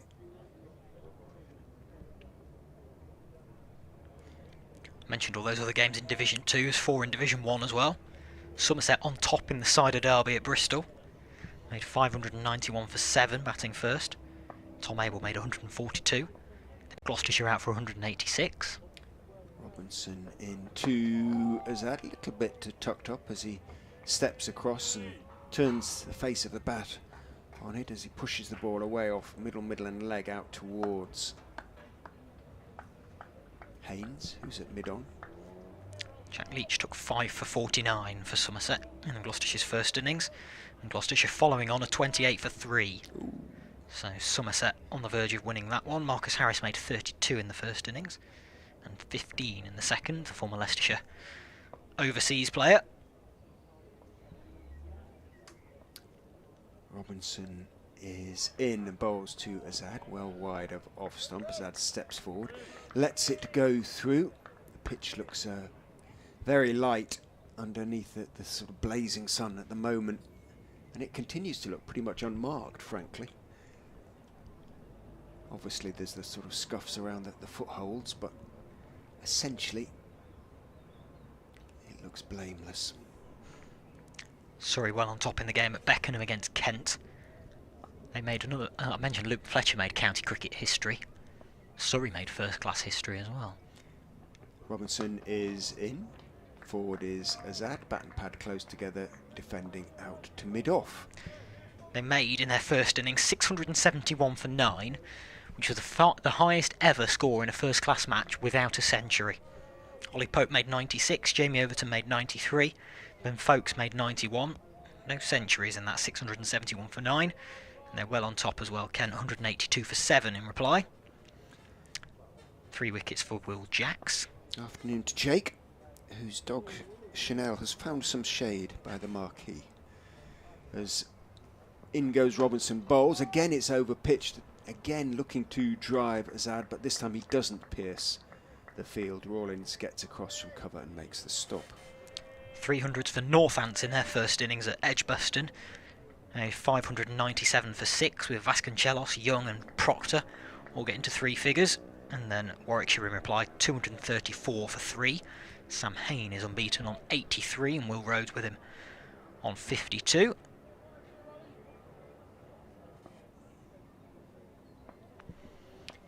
Robinson turns down the slope, bowls to Azad, who's forward, slightly angled back, and then he's doing that "is there a run" gesture to Rishi Patel, which is what went horribly wrong in the first innings. It's a gesture he's got to drop. It's a, do you think there's someone there? Patel thought there was last time in the first innings, and there wasn't, as Azad found. But it doesn't really mean anything. If you're gesturing like that, there's almost certainly not a run. And he would be advised just to try not to do it. It's an instinctive thing. He can't help himself doing it, but it'd be advised to drop it. End of the over, 73 for 1. And Rawlins will continue from the pavilion end, round the wicket to Patel, who comes down the track. Gets this one off the inside edge, past short leg. Think about coming back for 2, and they do come back for 2. So it's pretty comfortable 2 in the end as well, because the fielding has to be done by Tom Clark, who runs all the way from slip to go all the way out almost towards the fine leg boundary to go and get that. So comfortable 2 for Patel, takes him to 15. Leicestershire is 75 for 1. The other game is the Roses match at Headingley. Lancashire made 566 for 9 batting first. Keaton Jennings made 238. He's got a proper haircut now, hasn't he, Jennings? He went through his bubble perm. This next one from Rawlins is a bit shorter, and Patel punches back down the ground to mid-off for no run. Stephen Croft made 100 as well. Dane Villas 82. Don Bess 3 for 151 for Yorkshire, as Patel pushes this next one up to mid-wicket. There is no run. Pajara fields at the second attempt. Joe Root 84 not out for Yorkshire in reply, who are 220 for 5. Also talk about Anderson versus Root in that one today. Root seems to be winning it at the moment, 84 not out. Anderson has 1 for 68 from his 19 overs. This next ball from Patel, again defended by... next ball from Rawlins rather, again defended by Patel.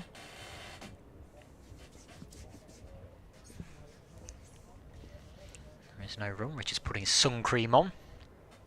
You're sat in front of the open window, so you're getting the full-on sun through it, as Patel again defends this one into the offside. I'm behind the actual window, so not getting the full force of the sun. Rawlins to finish his 7th over of this innings. This one's a bit flatter, and Patel just defends from the crease. Sad's waving at the pavilion for a drink, and I would imagine he needs one actually. 75 for 1 off 26 overs, Leicestershire, so building a decent second innings. Can they this time go on? Pitch looking pretty good. Could get interesting, the game, if it is interesting anyway, but I mean from a positive result point of view, if Leicestershire can get now 150, 180 ahead somehow, they're going to obviously have to score sort of 400 in their second innings, and the best they've managed so far this season is 320. I think it was 320 against the Glammies. Robinson is in and bowls around the wicket to Azad, who's forward, playing the ball out to Rawlins, and there is no run. They got 183 for 2 against Durham in the draw. They probably obviously would have gone on that occasion to make it a decent score, but yeah, 320. Indeed, it's the only time they've passed 300 so far this season, Leicestershire. But they're looking in reasonable shape here, the Foxes. Azad looks around him. 2 slips. Deepish gully. Is it the 12th man? Is it Burrows on there? Because he hasn't got a number on the back of his shirt. As Robinson is in and bowls on off stump. Rolls his fingers off. Tries to get the ball just to seam away. It doesn't. Azad blocks it out into the offside. Picked up by Rawlins. No run. Cup final day. Used to be a big day of sport, didn't it? Cup final day. Rather less so these days. Normally you'd be thinking it'd be kicking off about now at 3 minutes to 3, but for some reason it's 5:15 this year. The demands of television, no doubt. Robinson is in short, pulled for 4 by Hassan Azad. Got right on top of the bounce of that one and he put it through mid-wicket. Knocked down backwards of square. An indication of comfort, a degree of comfort with which he played the ball. Saw it very early indeed. Moves on to 49. 3 half centuries and a century to Azad so far this season.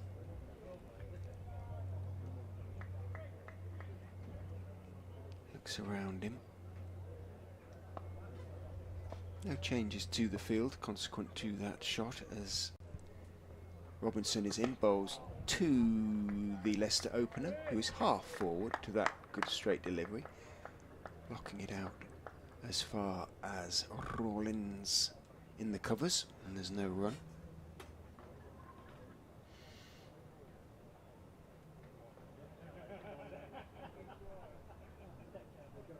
.79 for 1.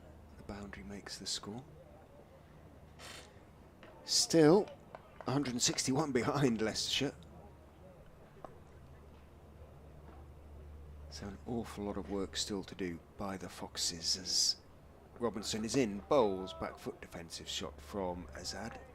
Again out into the covers, grunt of effort from Robinson. I think we can definitely say he's fully recovered from his stomach issues from the food poisoning.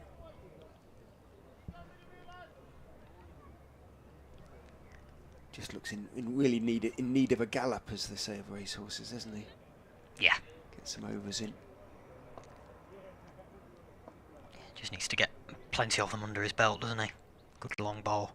Turns, runs in and bowls. Almost finds the thick outside edge. Does find the thick outside edge of Azad's bat, but not sufficiently so to see the ball go through to the wicketkeeper or slips. It's along the ground all the way gently towards backward point where Burrows, I think it is, picks up. End of the over. Azad sheds helmets, gloves and goes down on one knee because he's going to have a drink. So too is Rishi Patel, who does likewise. Hot work out there. No drinks coming out for the Sussex team. Where's the Sussex 12thers? This is an opportunity. He's heading below us into the pavilion for some reason. Get out carrying any drinks out. A few Sussex players look at him hopefully, or look towards the dugout hopefully, but no. Drinks come there not. Just Will Davis, Leicestershire's 12th man, with drinks for the batsmen. Partnership 61 now between these two.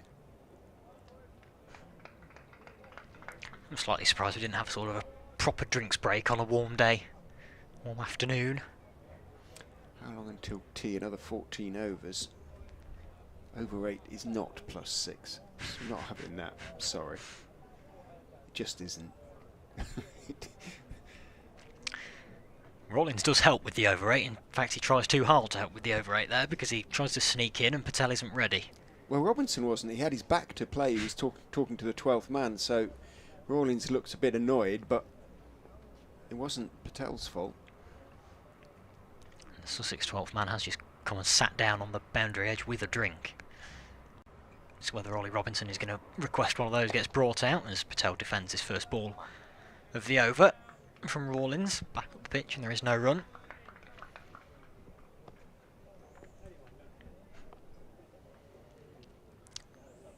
Slip bends down and now faces up again.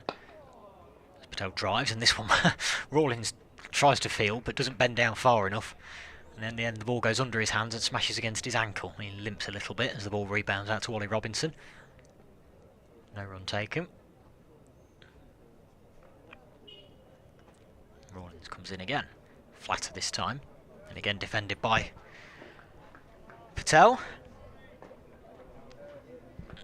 who has 58 balls now for his 15. He's been patient and watchful, particularly against Rawlins, as this next one is defended again. For 28, Rawlins into his 8th over now. A couple of balls remaining of it. Partnership of 61 between these two, and 9 extras contributing to Leicestershire 79 for 1, as Patel steps forward and raises his bat to watch this one go through to keeper Carter.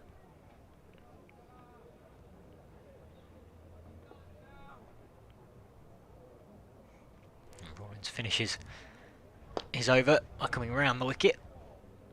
Patel just wristily flicks it to mid-wicket, and there is no run, maiden over. Leicestershire 79 for 1 after 28 overs of this Leicestershire second innings. Sean Hunt, I think, was off the pitch and has now come back on, and Ollie Robinson is now going off with drink in hand, accompanied by the 12th man.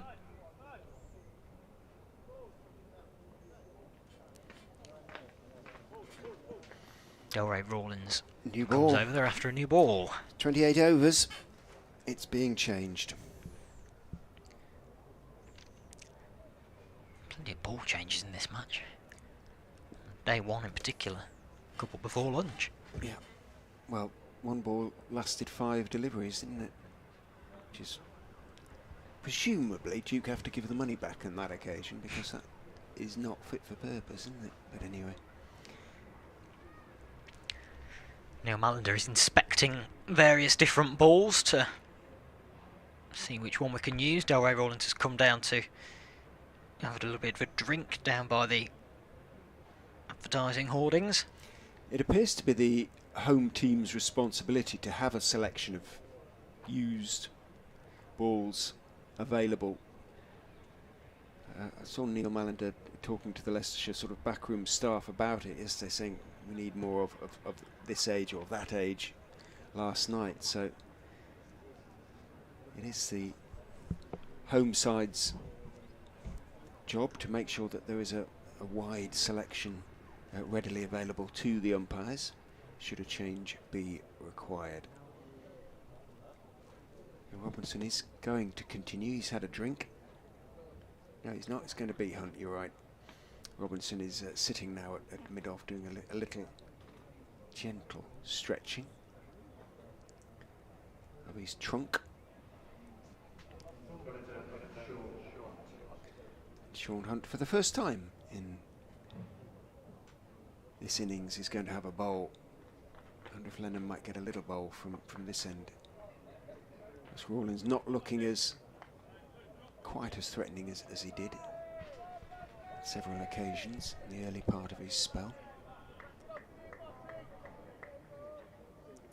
Hunt is going to go around the wicket to Azad, who, as ever, studies the field with unnerving intensity before taking his guard, as Hunt, the left armour, is in. So over the wicket, of course, he's a left armour. Bowls very straight to Azad, who blocks it back down the wicket to Sean Hunt, tall, fair-haired. Azad stretches his hamstrings, looking for one for his 50.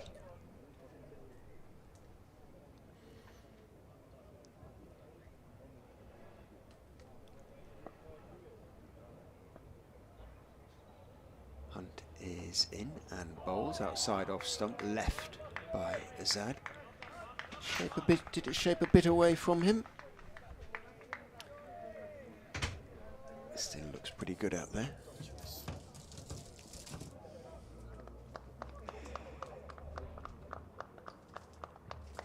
Applause for Hunt. He receives the ball from his captain, Tom Haynes, a young Raven, I think. Wanders across the outfield as in goes Hunt and bowls outside off stump, slightly short of a good length. Azad He's up on his toes, looking to punch it out into the offside, probably a bit too straight for that. Ends up guiding it out towards extra cover, picked up by Aaron Beard, and then firmly polished on the back of Beard's trousers. 79 for 1 remains the score. Partnership 61, giving Leicestershire hope at the moment. Hunt is in and bowls, good line and length, forward leans Azad, defends again out to mid-off, and applause for the Sussex bowler from his teammates. We were talking briefly about Luke Fletcher's exploits for Nottinghamshire. He kind of reminds me of a left-arm Luke Fletcher, the way he runs Hunt and his build and everything like that. He's slightly round-shouldered and splay-footed. The unkind might say he lumbers up to the wicket rather, bowls, and on the back foot, Azad plays it firmly out into the covers, but only as far as Beard, but it's just an impression. 79 for 1 remains a score, but good start to his spell from Hunt. He's been on the money from the first ball, keeping Azad very honest. Not that he isn't, of course. Slips go down as Hunt is in and bowls. Azad back foot defensive shot, all very carefully. Nice high right elbow from Leicestershire's left-handers. He blocks the ball back up the pitch on the onside and made an over to start with then from Hunt. Azad prepared to be patient, needs to be patient. It is the order of the day as far as the Foxes are concerned. Don't give it away. 79 for 1 remains the score. Ice creams have arrived courtesy of Andy. Thank you very much indeed. I'm going to swap, if that's all right. Swap going on between a it's slightly less messy, basically. Well, I've gone for the original feast, so... They are good, those. They are very good, but they can end up in ice cream being shed.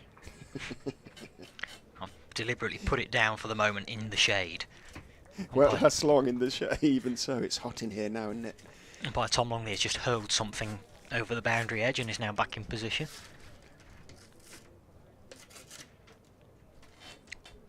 As we should get stuck into that cornetto. Rawlins comes in, and this first ball of this over is defended by Patel into the onside. No run. Well, like pretty much every delivery of that last over. Just checks the commentator cam, make sure I'm not on. Not a pretty sight. Yeah, I forgot that existed when I was diving into mine in that last over.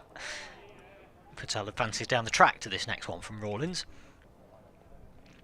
Again, there is no run. Patel hasn't really been able to get Rawlins away. It was a maiden in that last over.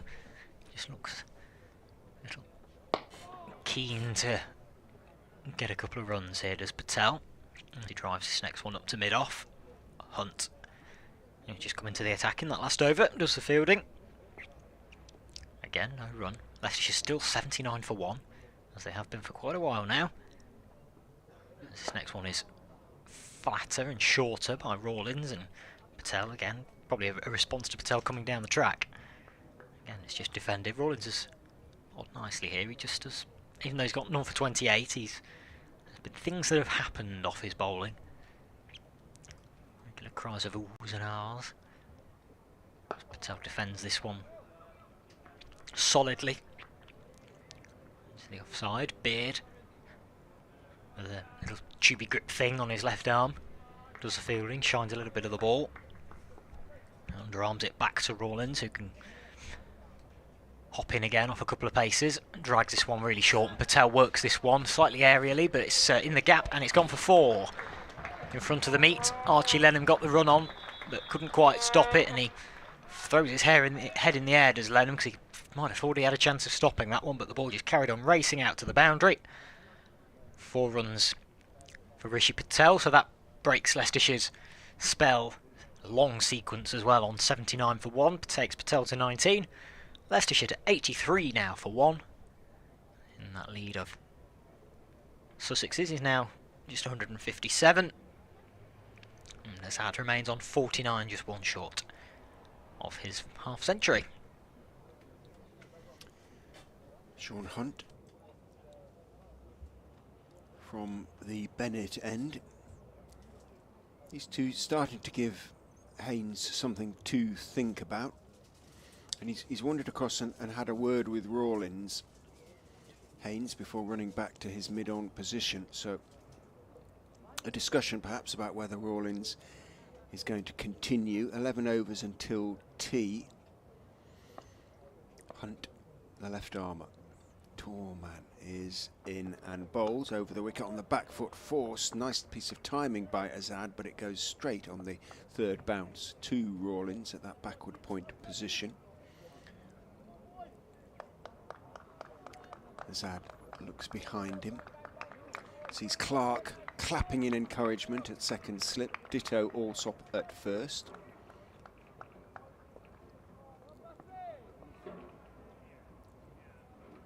Hunt past umpire Lungley, bowls, looking for the Yorker, big puff of dust as Azad in his crease, jams down on the ball, pushes it out towards Haynes, who's at a wideish mid-on, there being no mid-wicket. The only other man out there on the leg side boundary.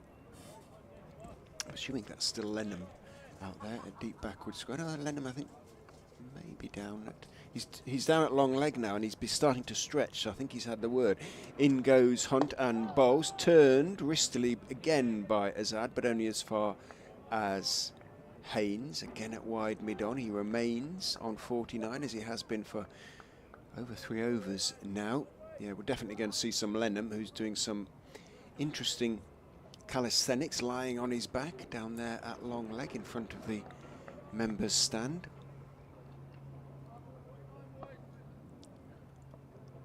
Hunt is in and bowling. Azad just leans forward, calmly forward defensively, plays it out to wide mid-off. There's no run. Crocomid is out there. He too has a sort of tubular bandage on his left arm, but not as long as Aaron Beard's.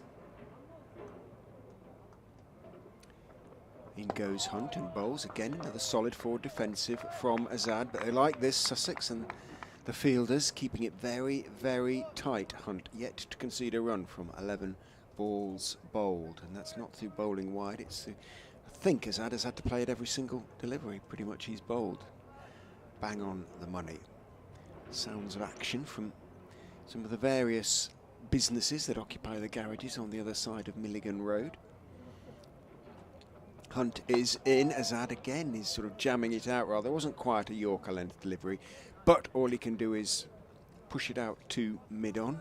So another maiden for Sean Hunt. He's opened his bowling, his spell impressively with consecutive maidens. Leicestershire are 83 for 1. One of the flags stirs slightly. Been hanging limp most of the day, but perhaps now just a little bit of breeze, which will come as a relief if you're sitting in the sun at the moment.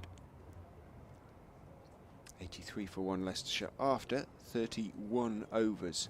So slow to steady going as far as the Foxes are concerned. Delray Rawlins to continue from the pavilion end. He's going to go, it's like change of tactic here. He's going to go over the wicket to Hassan Azad, to Rishi Patel rather. Just gestures that Lennon at deep square boundary should move away slightly, or move further round slightly as the first ball just rebounds off Patel's pad. He padded up to that one and the ball just looped in the air, was taken by Alsop at short leg. No bat involved. Rawlins comes in again over the wicket, and this one is guided backward of square on the offsides, outside half of the bat. Potentially a wise move this from Rawlins, just giving Patel something else to think about by coming over the wicket, bowling into what rough there is on this third afternoon at Grace Road. Here he is again, and again Patel is just padding up, kicking it back down the pitch.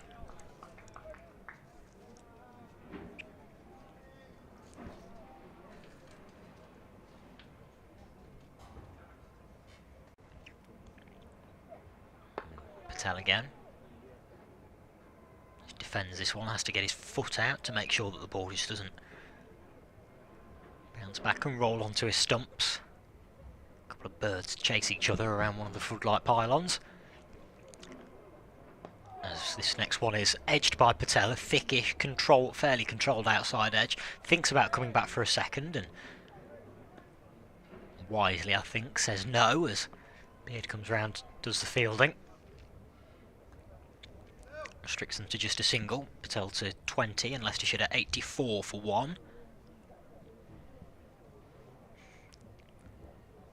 Field changes slightly, but not a huge amount for the left-handed Azad. We'll swap sides. Short leg. As Azad just defends the final ball of the over from Rawlings. Back up the pitch.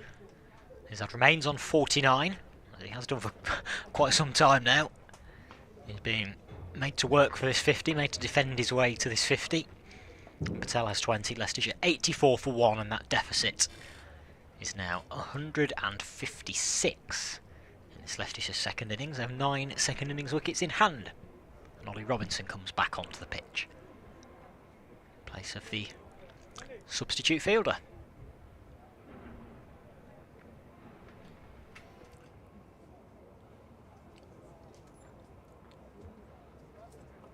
.66 the partnership now for Leicestershire's second wicket. And they needed a good partnership after that first innings. And they just needed one anyway, really. Changes to the field because Hunt is now going to be bowling to the right-handed Patel, and he's going to try bowling around the wicket, it seems. So looking to bring it back into the right-hander with his left armour. He strengthens the leg side field. He has Rawlings at a fairly, I'm just watching him move around there, a fairly conventional mid-wicket, but close-ish, and also a deep-ish square. Goes in and bowls outside off stump. And Patel just steps forward, lets it go through.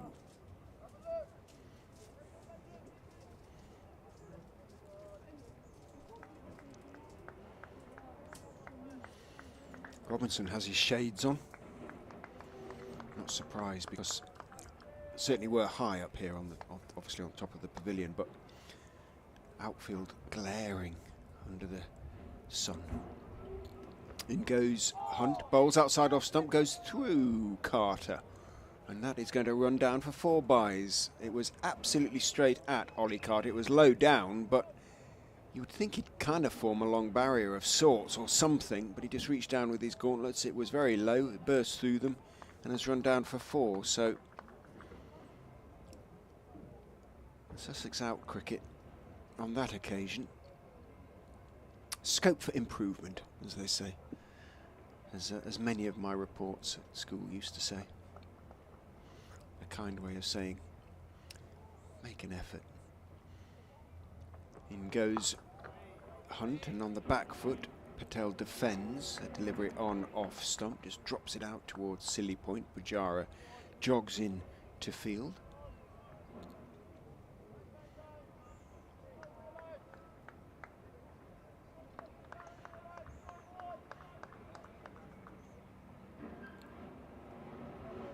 I'd dearly love one more before tea, Sussex, just to lift them going into the break as Hunt goes in, bowls a bounce, a decent one as well. Patel went down on one knee but also had to lean back.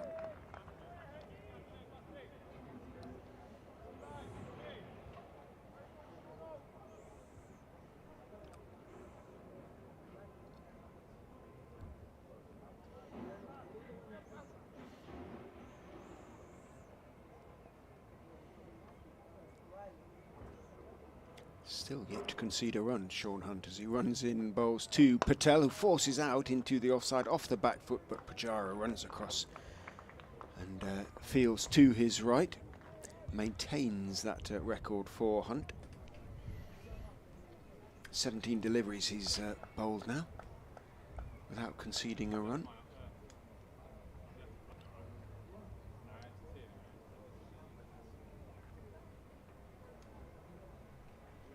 Mops his brow.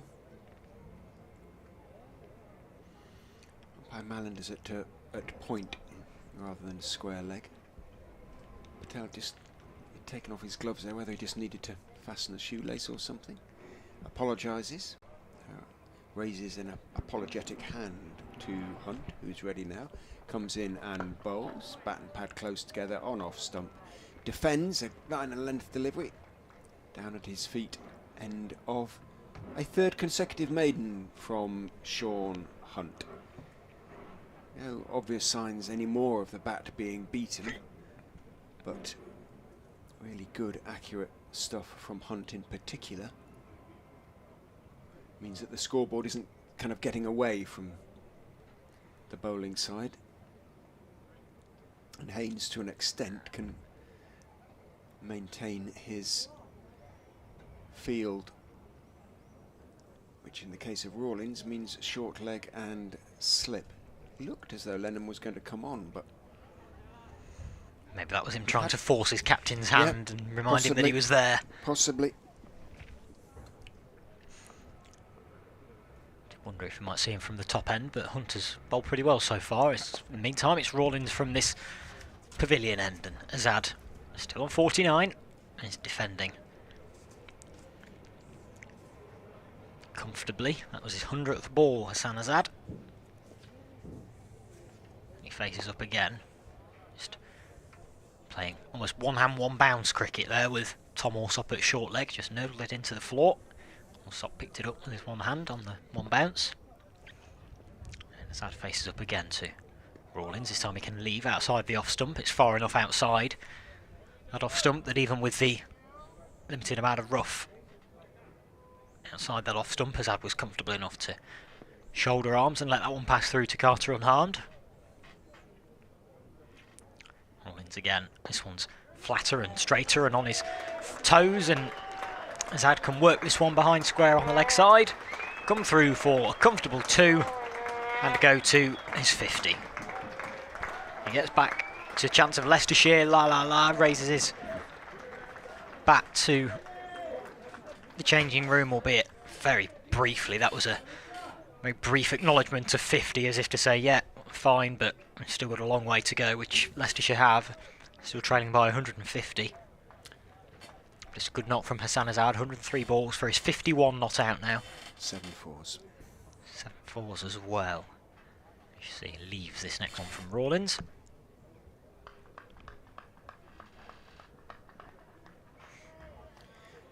That's a chant that hasn't been heard at the Uptonsteel for some time.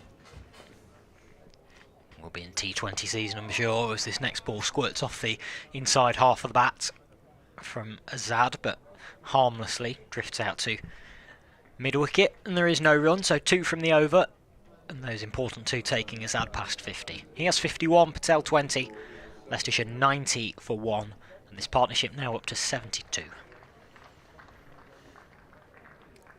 Yeah, along, I'm sure, with "We Want Our Trophy Back" and things like that.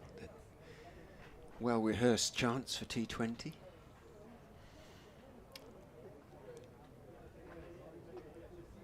Sean Hunt and Hassan Azad watching as umpire Lungley performs some sort of reparatory work on the ball. Maybe the seam. Is he just trimming a bit of loose seam or something?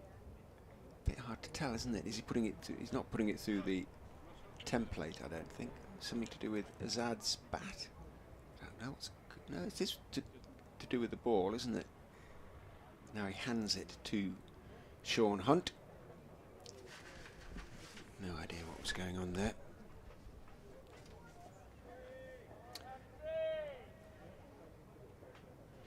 What makes Sean Hunt worry? A 3-foot putt, he says.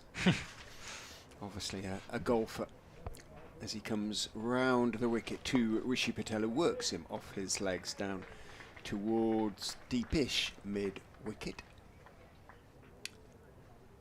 Deep square runs across to field, or runs in to field as well.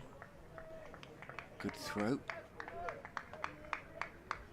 Good round of applause as well. He delivers. As Hunt finally concedes a run off the first ball of his fourth over. 91 for 1. Azad looks around him. Hunt back over the wicket to the left-hander, bowls and clipped nicely off his toes to the mid-wicket boundary. Lennon puts in the dive, does very well indeed out there. The teenager makes the stop. Is it Lennon out there? I don't think it is actually. I think he's been down at long leg. He's still down at long leg doing his stretching, his various stretchings out there. Maybe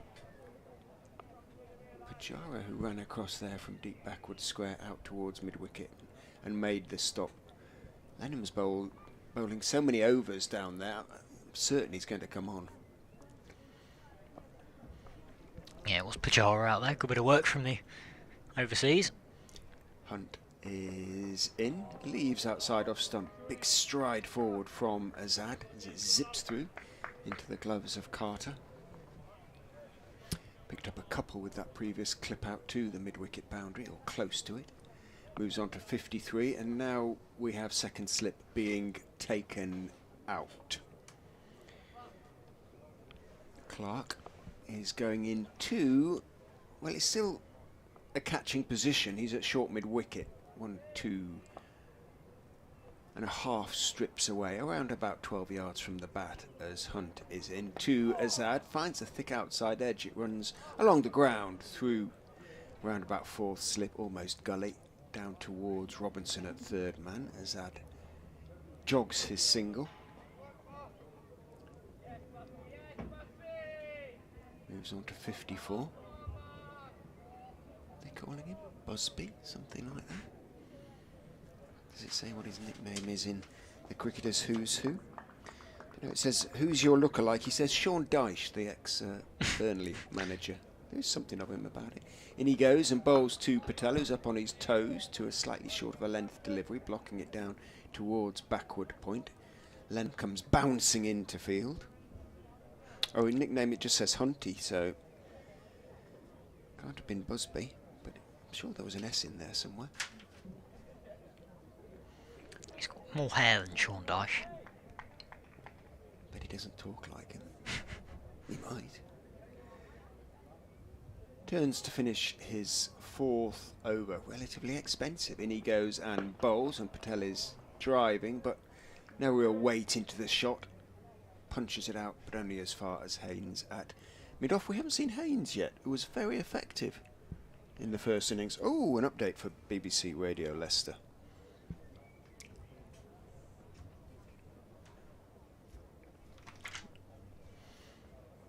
End of the over, and if they come to me quickly, we'll get the update between the overs.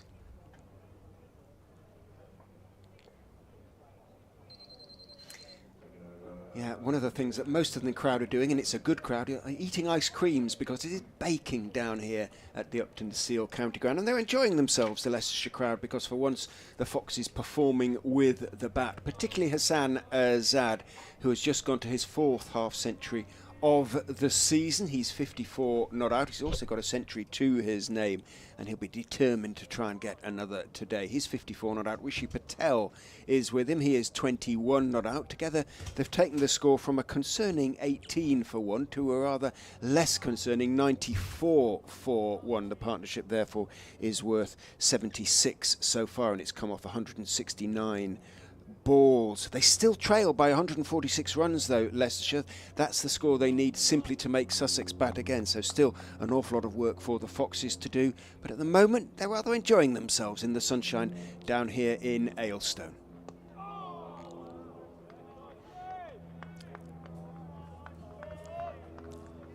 There are plenty of families down here actually. Over the first 2 days there were lots of school children, and I think they enjoyed themselves. There was a cold breeze the first 2 days. Today there is just not a cloud in the sky and no breeze, and it is glorious. Archie Lennon now is introduced into the attack from the pavilion end. A couple of deliveries have been bowled as that had just worked both into the leg side. Haynes is now starting to warm up as well. Lennon is in. Back, oh, there's an appeal for leg before. He's gone! He's got Azad in his first over. Archie Lennon has done it again. Well, 48 not out. He was disappointed not to go to a maiden 50 earlier this morning, but he'll be absolutely delighted about that. He's got one of Leicestershire's key players on the back foot, Rishi Patel. Pats Azad on the back. He was on the back foot. Ball bounced a little bit. May have spun back in. We'll have a look at the replay. Either way, Hassan Azad, just after having gone to his 50, has been dismissed. Good effort from Azad, but the Foxes will feel it is not enough.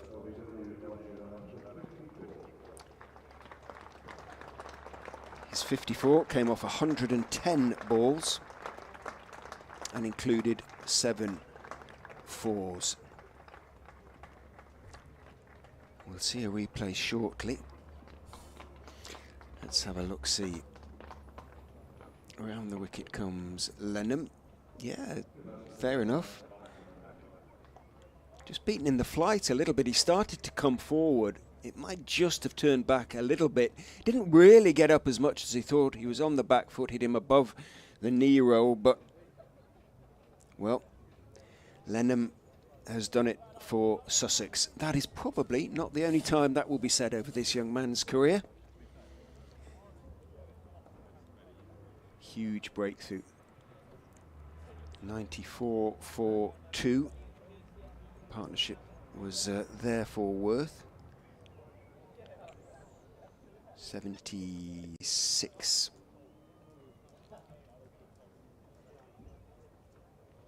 For the second wicket. They need a good few more of those, though, throughout the innings, Leicestershire.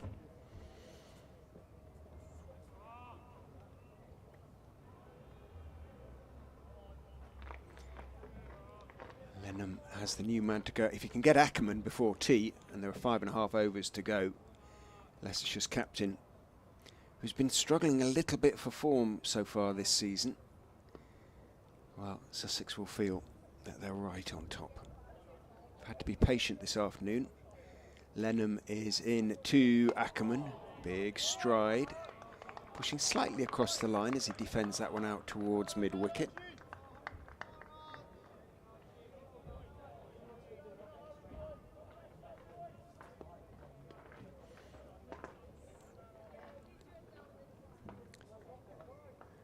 Lennon is in, tosses it up. Ackerman is forward.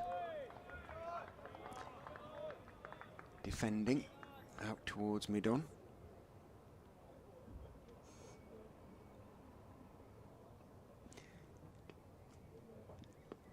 Bounces in and bowls. Ackerman forward again. Lennon absolutely on the money. Well, you can't ask any more of the 17-year-old than to open his bowling with a wicket maiden, and that is what he's done. He's made the breakthrough for Sussex as they chase that elusive first victory. And he's made it that much more likely, dismissing Azad, one of the Leicestershire players who has proved himself capable of sticking around for a long, long time. Ackerman did bat very well to save the game on the last day against Durham. Batted throughout the final day. May need to do something similar. Certainly needs to be there at the close today, and there are still 37 overs left to be bowled. And Haynes, having been successful with one bowling change, is immediately making another. He's bringing himself on to replace Sean Hunt at the Bennett end. May not get quite as much wobble as he did in the first innings. Conditions somewhat different, hotter, sunnier. Wanders in and bowls. Patel is forward, defending, suspiciously out into the offside.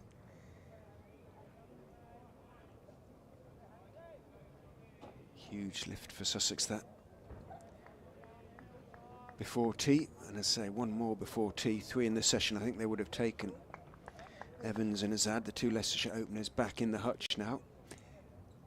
Haynes is in and bowls, whipped off his, or turned off his legs, not really whipped, wristily turned off his legs by Patel. Down towards long leg. Henry Crocombe is down there and apologises for a slightly wide throw. Single taken by Patel. Brings Ackerman down on strike. Responsibility really shifts to Patel. He's got to get through to tee now.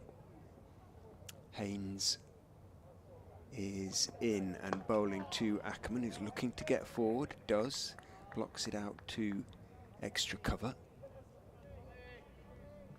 No run. Pujara works hard on the ball.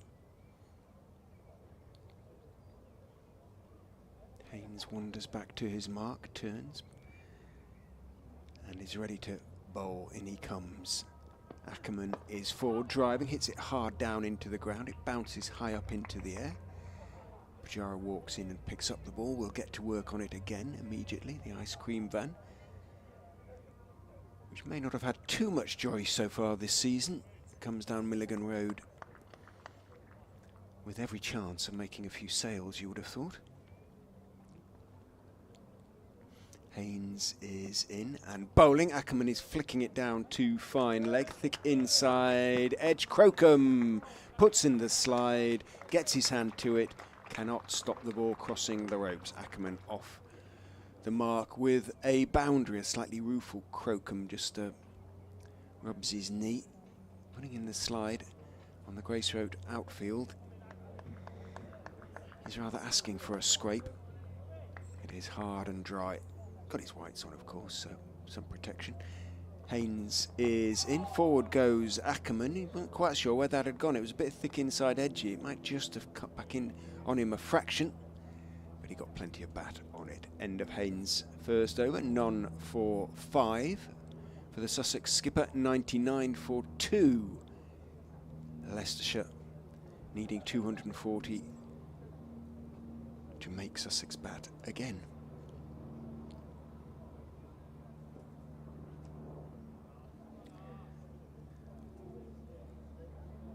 Lone plane, I wonder if that's piloted by Jonathan Agnew. I doubt it. Drones towards the aerodrome. Little single-seater sort of aerodrome. It's helicopters and little planes. Obviously East Midlands Airport, for the Sussex listeners who don't know the area, is around 10-12 miles away to the north. In goes Lennon and bowls, driven past him in, was it in the air? There was a shout of catch from Carter, never more than a couple of inches off the ground, but it was off the ground for a little while from Patel. Lennon stuck out his left hand. No real chance of flicking the ball up.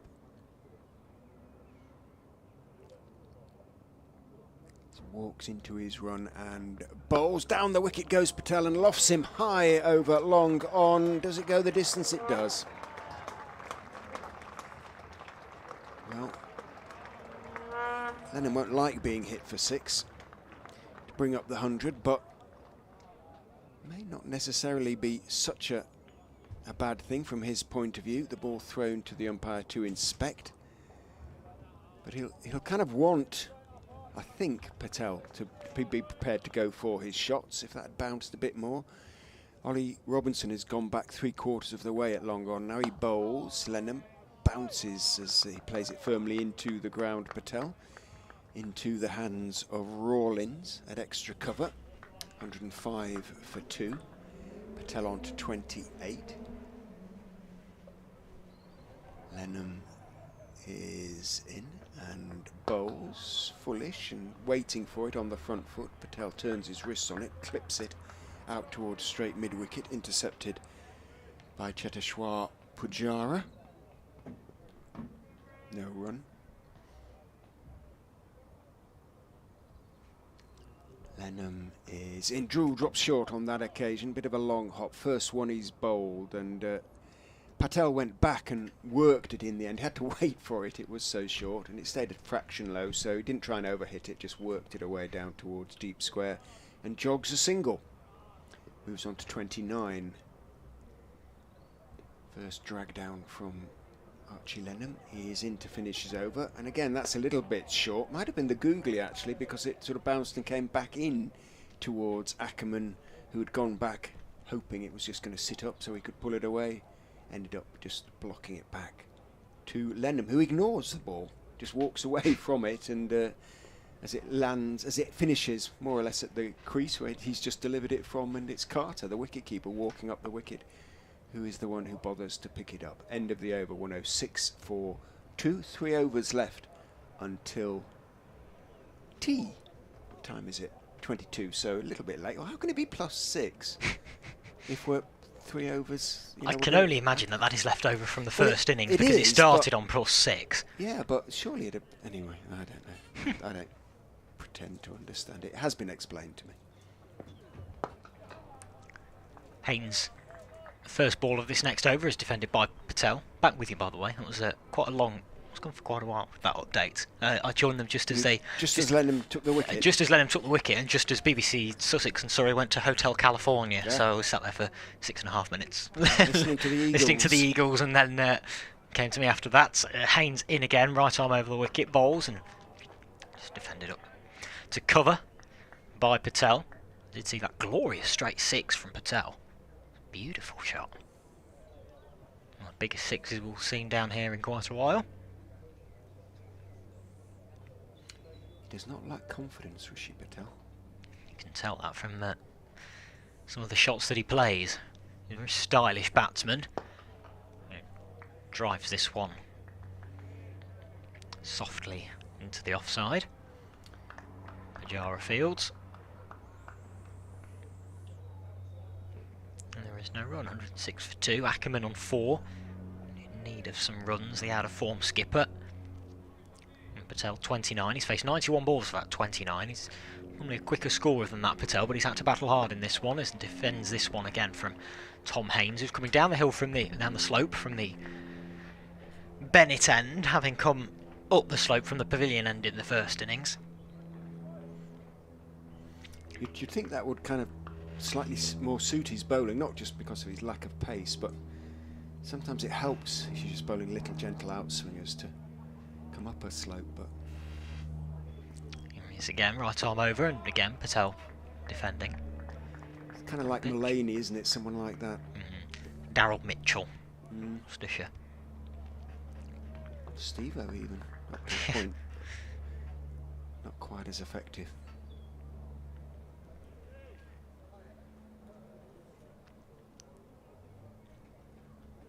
Turns at the end of his mark, does Tom Haynes with a number 20 on his back. Comes in again. Positive run up. And again. Almost a carbon copy of the most of that over. Driven up to mid-off by Patel. Straight to a fielder. No run. 106 for 2. Patel 29. And Ackerman has 4. Do we really need drinks in a towel when it's 2 overs until tea? On comes the Sussex 12th man with said... Well, he's got a helmet, he's got a towel and drinks as well, but in fairness, it is just the helmet that is being called for, and where's it going to go? It's being handed to wicketkeeper Ollie Carter, who's already got a helmet on. Put behind him. Go figure. Not going to be used, it's just going to be put behind him. Saw the helmet hit at, in that position, hit up at Durham. First time that has happened against Durham.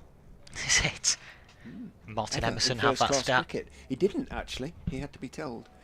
In goes Lennon, goes back Ackerman to a delivery that stays a fraction low, tries to stroke it out into the offside, doesn't time it having stayed a fraction low. Rawlins makes the stop. Is it? It is me, isn't it, from this end? Yes. Yeah.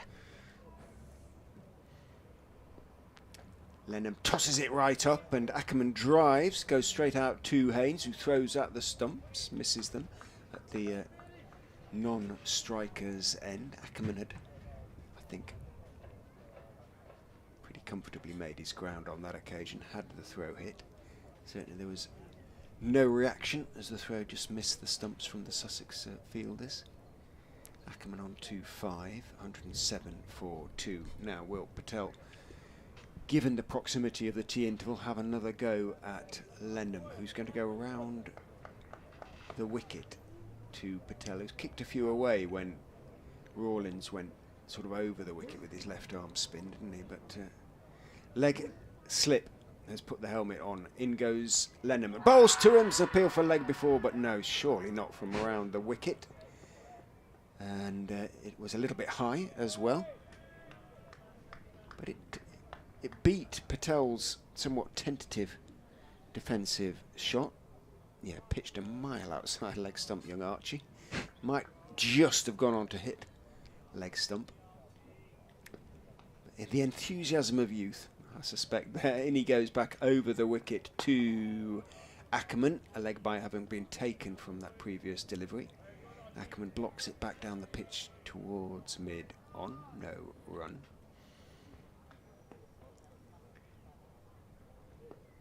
Over the wicket he goes. Back goes Ackerman. He's bowled him. Has he bowled him? Yes, he has. Ackerman bowled on the back foot. And again, Lennon has done it for Sussex. Ackerman on the back foot. Did it skid through a little bit? Oh, what a delivery. What a delivery. And it just turned enough. That is all that is needed. And Lennon has taken 2 in 3 overs. And suddenly, Leicestershire in deep trouble. The prospects of a 3-day victory increased dramatically just before tea. And once again, Leicestershire's captain has come and gone quickly. Well, it's a good ball from Archie Lennon, but you can't help feeling that Colin Ackerman's footwork was just a little bit flat there. And it happens when you're out of form, as Ackerman is, but and you get decent balls as well, I suppose, when you're out of form. But it just felt like it wasn't ball of the century, Shane Warne territory. It didn't, drift a mile and turn a mile. It probably pitched on middle and hit the top of off. So it's a good ball from Lennon, but yeah, pretty good. Pretty good. Yeah. Pretty good. But it'll feel like Ackerman in his prime would probably have might have got something on that, but it may have used his feet or something like that. Got forward, he, danced down. But brilliant stuff from young Lennon, from the 17-year-old, who's come into his own in this afternoon session on the 3rd day. He's had a superb impact. Yeah. 2 in 3 overs has just broken this game a little bit further open, and just as Leicestershire were looking at getting into T1 down, and maybe looking at potentially even, making it to 400 and being able to just build something tomorrow afternoon. All of a sudden 108 for 3 and still 132 behind. Yeah. Well, Hill has got to get through to tea, which is still 7 deliveries away. Only one, thankfully from his point of view, probably, can be bowled by Archie Lennon, who has 2 for 8 from 2.5 overs. And Hill will find himself surrounded for this delivery. Short leg, 2 slips, Rawlins in close-ish at extra cover. As Lennon is in and bowls. Hill is forward to the appeal for leg before. He's gone! He's got him! 2 in 2 for Archie Lennon. Whoa, he is running through. Leicestershire thought a long time about that, Neil Mallender. Hill went forward tentatively. And he wasn't just outside the line. He was in line with the off stump. It was a tricky one for Mallender. Had to think about it for a while. But Hill, first ball, and Lennon is on a hat-trick. Will be on a hat-trick after tea. Oh my goodness. Well bowled Archie Lennon. Took a while for him to be thrown the ball. We wondered how long it would take for him to get brought into the attack. What a spell this has been. 3 overs, 3 for 8 from the young 17-year-old. Lewis Hill has to go for a golden duck. 3rd LBW of the innings. And Leicestershire now. I wonder whether this game might be done today. Yeah, beginning to look that. This is what has tended to happen. A decent partnership has been followed. Here's the replay. Let's have a look-see.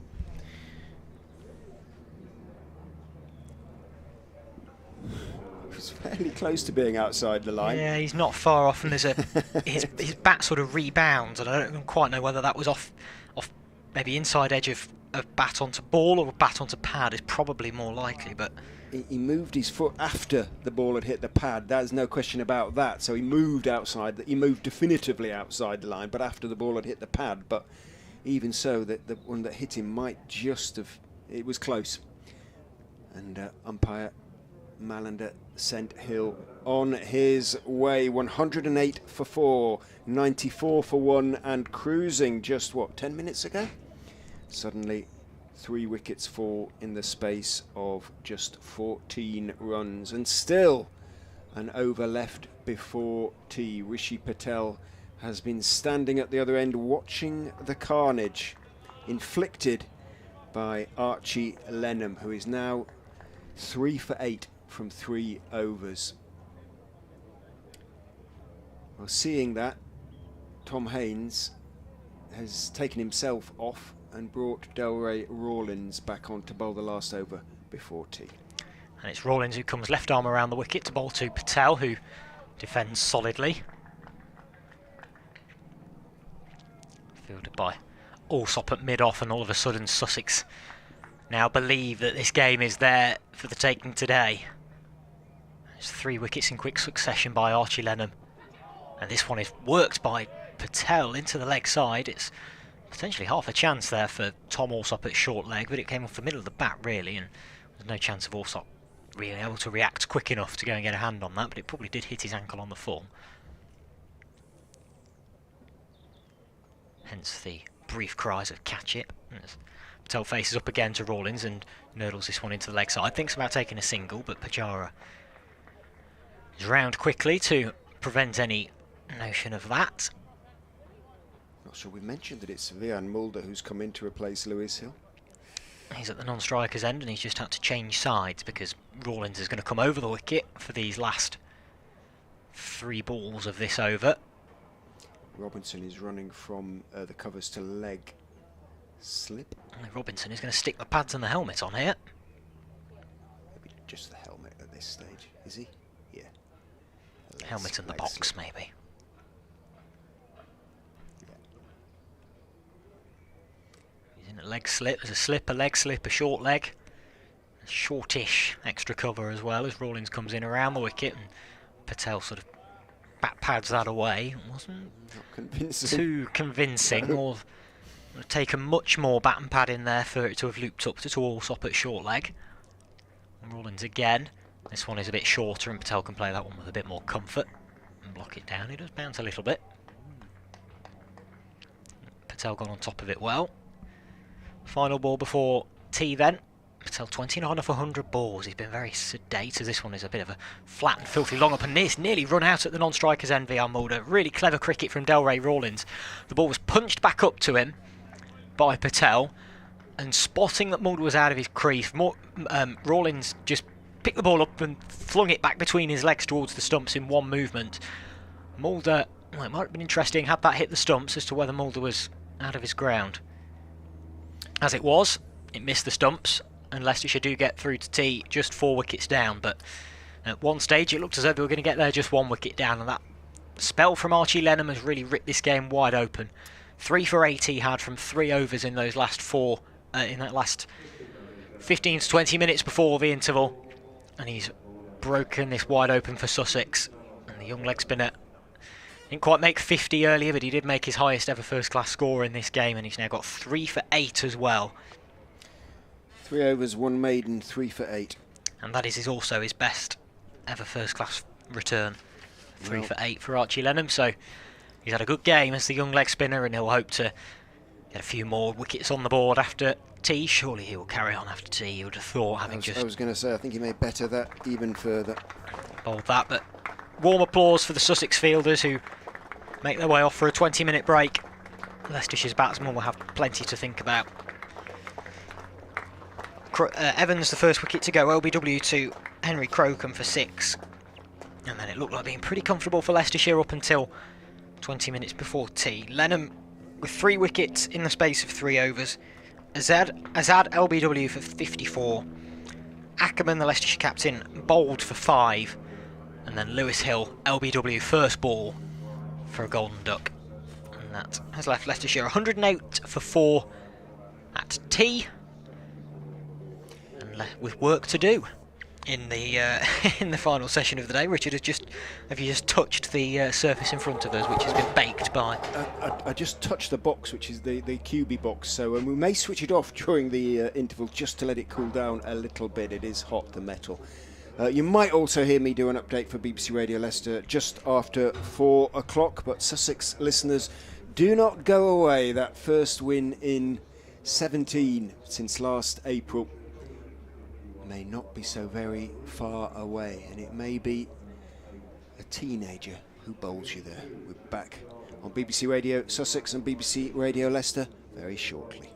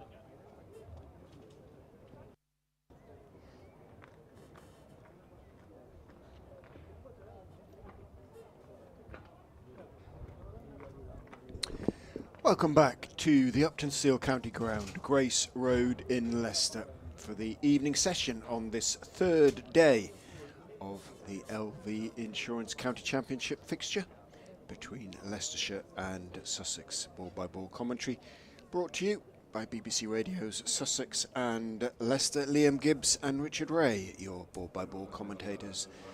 Today, Sussex about to resume cock-a-hoop, one assumes, after an extraordinary little spell before tea, delivered by 17-year-old Archie Lennon. Leicestershire looked to be cruising towards tea. They were 94 for 1 when Tom Haynes, the Sussex captain, introduced Lennon, and he took 3 for 8 in just 3 overs. He is on a hat-trick, having taken 2 wickets in his excuse me, in his final over before excuse me again, before the interval. So he has an opportunity to do something quite extraordinary. He has already done something extraordinary, but he's going to be bowling to a test batsman in Vian Mulder of South Africa on a hat-trick. In goes Lennon, bowls, leaves Mulder outside off stump, and it bounces past the off stump into the gloves of Ollie Carter. His first-class hat-trick is going to have to wait to another day, but you kind of feel it might come. So one or two of the close fielders depart. Not entirely sure why. Well, only one of them from Silly Point. Delroy Rawlins goes out to mid-wicket. He's not afraid to move his field around himself, Lennon. He's just moved Ollie Robinson from leg slip to second slip. Bounces in, bowls to Mulder, who goes back and turns it around the corner, out towards deep, backward square, almost wide, long leg, and is off the mark with a couple.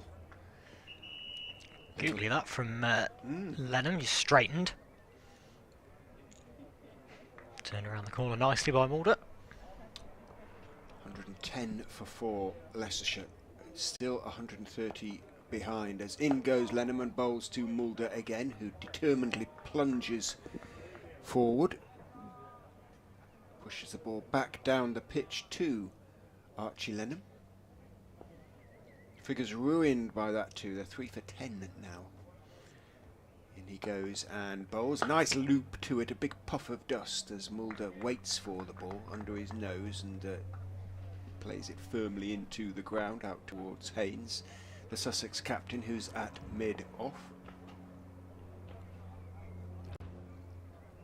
Lennon is in, drops a little bit short, and he goes back, Mulder, but again, all he can do is pick out Haynes, doesn't try and hit it too hard. Allsop at short leg claps his hands.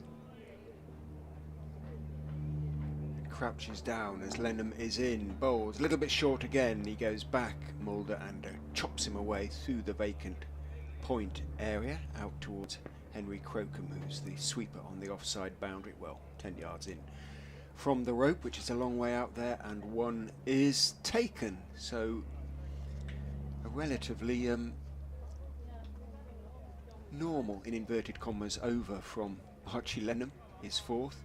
3 for 11 from 4 overs for him, but he has broken this game open. Not that Sussex weren't very firmly on top before tea, but might have been a little bit concerned about the partnership of 76 that Hassan Azad and Rishi Patel had put together for the 3rd wicket, before Lennon came on and had Azad given out leg before wicket on the back foot. Bowled Ackerman with a beauty. Colin Ackerman, Leicestershire's captain, for 5, and then Lewis Hill given out first ball on the front foot against Lennon. 108 for 4. It's now 111 for 4. It's going to be the pick of the bowlers from the first innings, Henry Crocombe, to bowl from the Bennett end, start off the evening session. From that particular end, Crocombe comes in right arm over the wickets, down the leg side, and Mulder attempts to whip it down to fine leg, doesn't get anything on it, and Carter takes down the leg side. He got out that way in the first innings, didn't he? Yes, off the spinner. Yeah. Got something on it. Down the leg side. Neil Mallender, the umpire, hops over from square leg to point to go and Just double check that there are only going to be 2 people behind square on the leg side. Delray Rawlins is one of them at sort of a catching 45, and then there's Hunter, a genuine long leg. This one again is down the leg side. And again missed by Mulder. It's clearly a tactic from Sussex here to try and... Maybe they've spotted something in Mulder that he is culpable to nicking them down the leg side, or hitting them aerially backward of square, given that Delray Rawlins is stationed there. Crocombe again. Right arm over the wicket. This one is down the leg side again, but a bit shorter. Mulder attempts to pull and again gets nothing on it. And goes through to Carter. Rehearses the shot. He looked a bit late on it, didn't it? Well, he obviously was late on it because he missed it, but just a little late reacting, and he swiveled right round.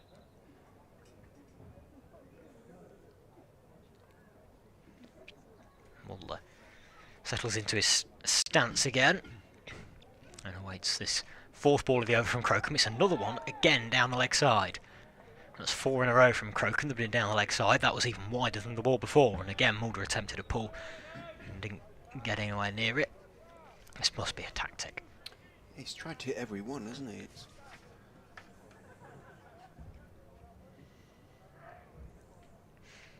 111 for 4.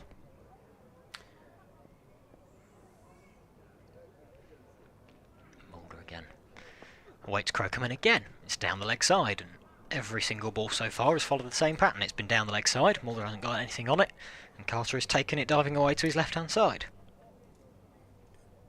Crocombe did look a little bit cross with himself then, so whether that one was entirely deliberate I'm not sure, but seems to have got into a sort of rhythm of bowling down there or in this over. 5 of varying lengths have all been down the leg side. Can Crocombe make it a full set of leg side deliveries? No, he can't, because Mulder gets one on this one. It was pulled around the corner, backward was square on that leg side, and he takes a single. Beard does the fielding, returns, so 1 from the over. Mulder to 4. Patel has 29. Leicestershire 112 for 4 with 30 overs remaining in the day. Probably a couple more today would do Sussex, but they'll be hopeful of better than that. After Mulder, Leicestershire, well, the all-rounders, Swindle's the wicket-keeper, Ben Mike, Callum Parkinson, Chris Wright and Bjorn Hendrick. So these 2 very much the last. Well, Mulder's an all-rounder really, but he's a batting all-rounder, and he's an international all-rounder, so can consider him very much a front-line batsman, Leicestershire. Faces up now to Lennon, who goes in and bowls. Again, a little bit short. Mulder goes back and punches it out towards deep extra. Thinks about a second. Aaron Beard is quickly to the ball at deepish extra and gets a good throw away. Ollie Carter claps his gauntlets together, having taken the throw. Just a single to Vian Mulder. Moves on to 5, 113 for 4. In goes Lennon, bowls to Rishi Patel, who leans forward, waiting for that one. Plays it back down the pitch. The slight figure of Lennon skips almost down the pitch to pick up the ball. Back to his mark he goes.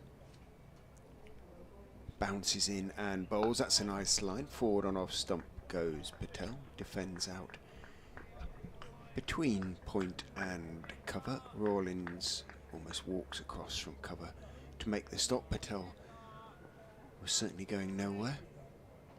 He's on 29 off 103 balls as Lennon goes in. Bowls. He's down the wicket to a nicely flighted delivery.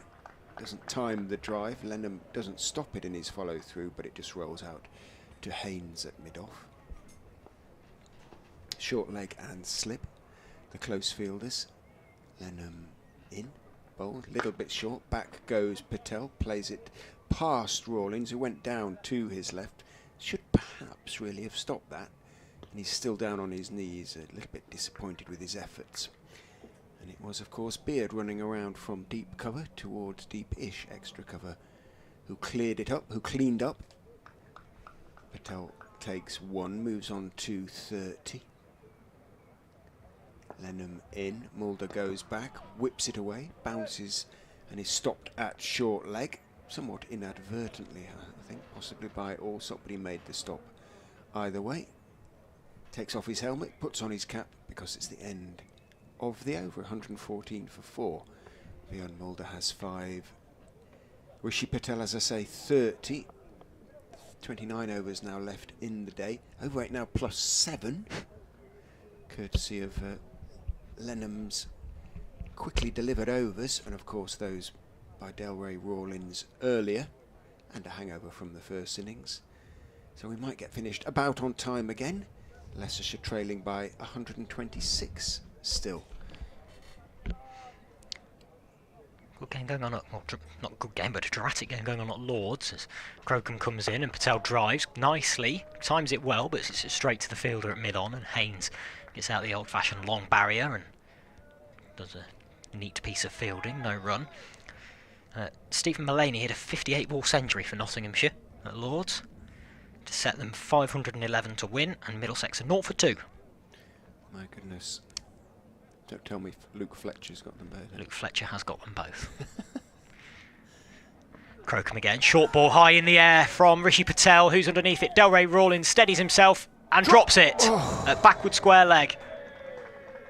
And Patel thinks about coming back for a second and is sent back, but that is a huge let-off for Rishi Patel. Delray Rawlins, it wasn't the easiest catch. It was one of them where it goes high in the air and it's over your shoulder and he's got to sort of trek back, but he got himself set and then just put it down. He beats the floor in frustration. Can't believe he's put that one down, and that could be a moment in this game that, well, it's the first chance that Sussex have put down, I think, over the course of these 1.5 innings. Yeah, I believe you're right. That's why I was certain he was going to catch it. Rawlins has put it down. And Mulder and Patel survives another day. This one from Crocombe is a good ball, a bouncer, and Mulder again attempts to get the pull out and misses it completely, and Carter takes it at head height behind the stumps. Crocombe again making things happen for Sussex. He's had a really good game as Henry Crocombe. Pick of the bowlers in the first innings and has done well in this innings as well. It's that sharp bouncer of his. Just caught Patel, he was a bit late onto it and it spooned it high in the air. Should have taken it Rawlins, shouldn't he? Not easy, but he got not an easy catch, but he got both. He got in a position where he could get both hands to it, and he wasn't moving at full pace either when the ball hit his hand. So I feel he should have taken the catch. This one is nurdled by Mulder, wide of mid-on. He'll pick up a single. Takes him to 6. Leicestershire 116 for 4. Should be 116 for 5. That would have made a 3-day finish. 50-50 really. At the moment, it looks like Leicestershire might just take it into the 4th day. If these two stay together for a while. Yeah, they could take the extra half hour. Indeed. If it gets that far. Slight change to the field, and Rawlins is heading from a shortish catcher on the leg side to heading out onto the boundary, and then Tom Clark comes out from second slip and is now going into that catching position at sort of a short square leg. 3 men back out on the leg side boundary for Patel, who ducks under this next one from Crocombe. Again, it sails through to Carter. He's got a good bouncer on him, Henry Crocombe.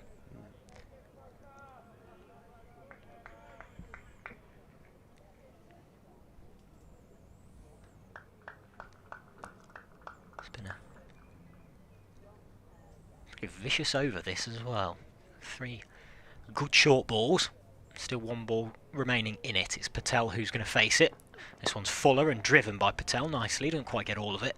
Fielded by Robinson at wide mid-off. Single taken. Patel moves to 32. And Leicestershire to 117 for 4. 28 overs remaining in the day. And still trailing by 124 runs are the Foxes.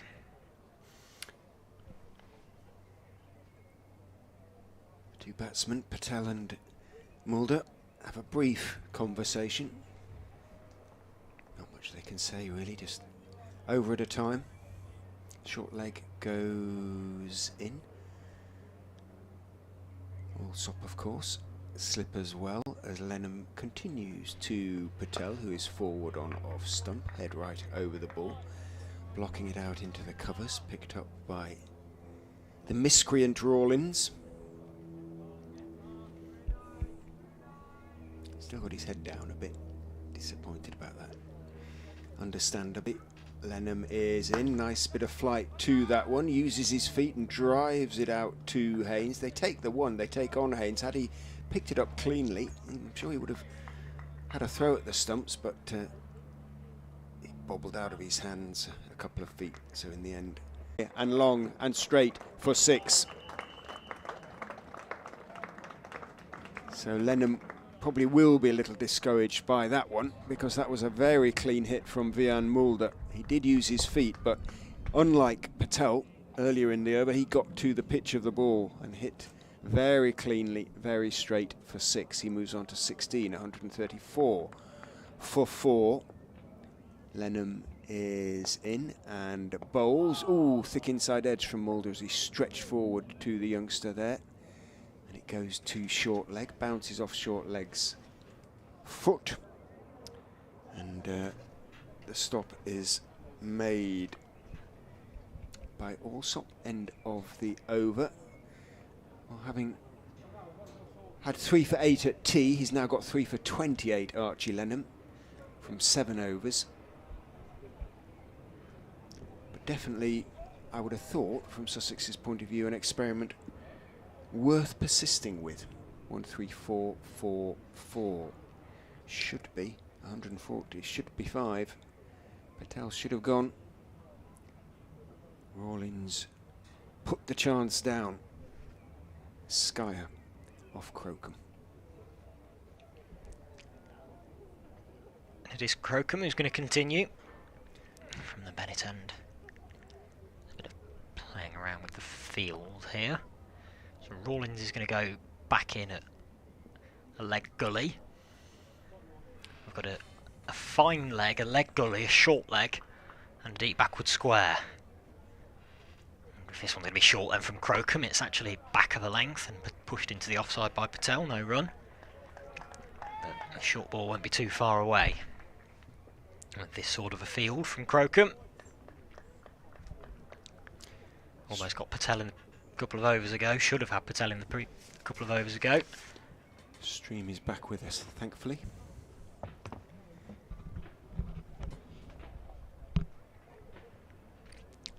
Crocombe again. In, this one is a bit shorter, but Patel just guides that one down to the floor and down towards third man, but Tom Clark does the fielding in the slips and there is no run.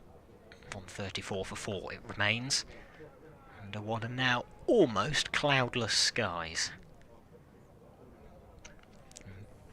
Beautiful day is turning into a beautiful afternoon at Grace Road, bathed in sunshine. Most of the ground, apart from the shadows of a couple of floodlight pylons, and a far corner where is in shadow because of the trees. This one is guided down to fine leg by Rishi Patel for a single. Slight shout of catch when they thought it might have. He might have got a little bit more on that and might have gone to Rawlins, who takes a step to. And Rawlins, having seen that, just takes a step to his right. It's kind of what he's bowling for almost. Again, Crocombe. Who is now going to come round the wicket. This is almost as close to body line as you get, really. Mulder's shown an inclination to take it on as well, hasn't he? Certainly has, and that's probably why Rawlins is going back. So there's now a long leg and a fine leg in place as Crocombe comes in, and this one is pulled around the corner but controlled well by Mulder. Hunt comes round to do the fielding and does it well, pulls out the dive. They're coming back for a second rather, and Mulder is home relatively safely. I said third because I couldn't quite believe it was taking them that long to come back for a second. But come back for a comfortable 2 in the end. Rawlins it was who hurled the throw in after the good work by Hunt initially.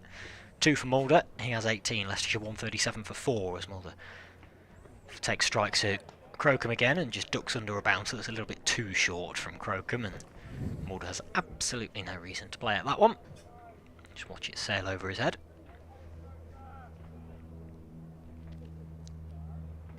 Just over 24 overs remaining in the day. Leicestershire trail by 103, so they'll almost certainly still be behind overnight. As Crocombe comes in again to Mulder. Bowls, and this one is pulled around the corner again by the South African, but again well controlled. I'll come back for a second. There's a misfield there by Aaron Beard, but Rawlins is mopping up behind him, and Earl's in a pretty good arm actually from a fair way back on that boundary. Carter takes it at head height on the full. 2 more for Mulder. He has 20. Leicestershire 139 for 4, and trailing now by 101. Short legs life flashed before his eyes, I suspect. Hit that cleanly, Mulder. And we're going to persist with Lennon. Haynes is going to give the youngster at least one more over. Rawlins was involved in discussions there. 4 overs for 20 post tee. He's going to have a go around the wicket to the right-handed Patel with a short leg and a slip. Will Patel just try and kick it away? Lennon is in, bowls to him, he leaves outside off stump, and it goes on into the gloves of Carter outside off stump.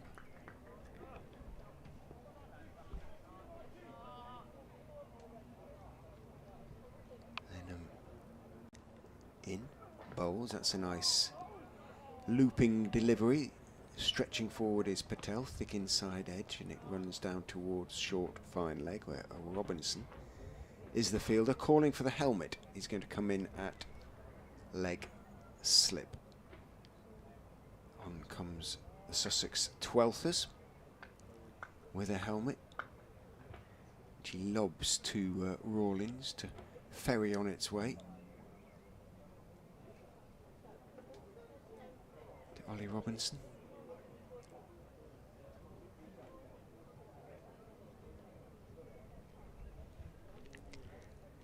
Fair play to the England fast bowler. He's gone in at leg slip a couple of times now. Stuck the helmet on. And the box.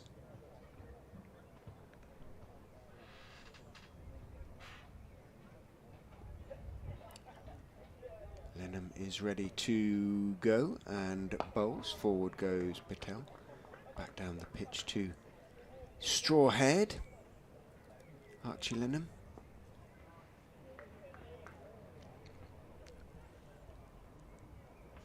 Who is in and bowling again. Drops a little bit short so we can wait for it, Patel, and just work it away off his legs out towards deep square and jog a single onto 41. Life on 30 for Rishi Patel. Can he make the most of it?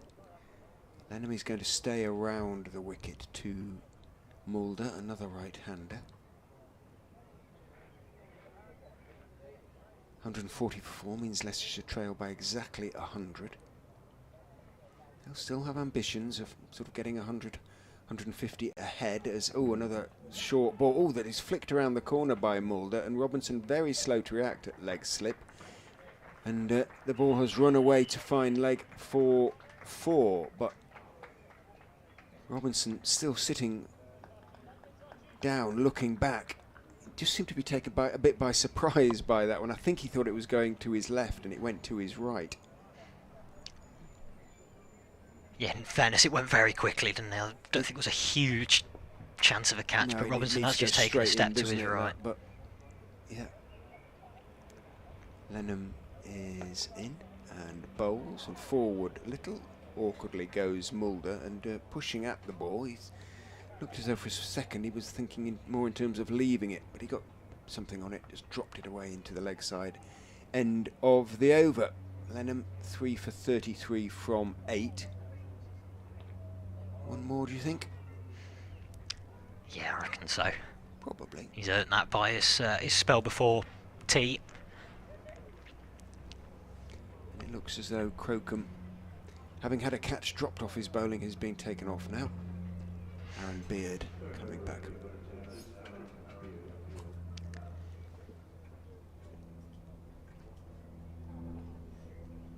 Can the Essex Loney get in on the action?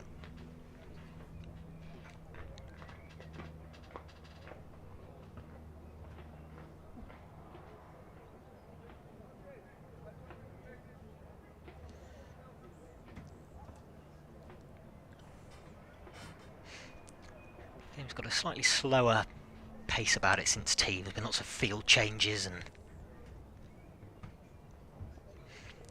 the like. It is going to be Beard from the Bennett end. Right arm over the wicket. Just one slip in place. That man being Tom Alsop. And crouches down now to watch Beard come in. This one's worked off his hip by Patel. Out towards the deep square boundary, where a substitute fielder is on and does the fielding.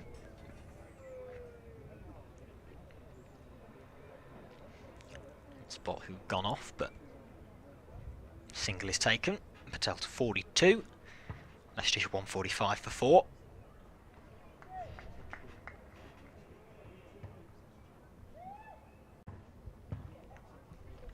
Mulder faces Beard for the first time.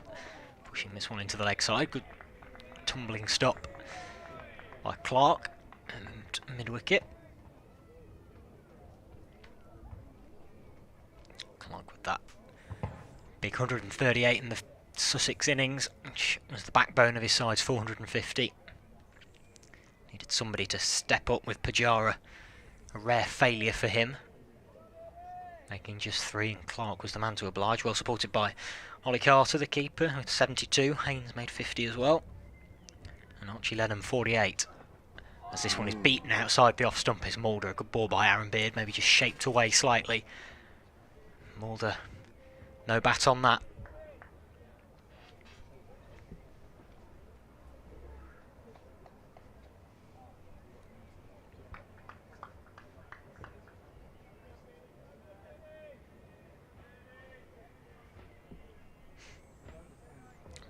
Leicestershire with that 95 run deficit now.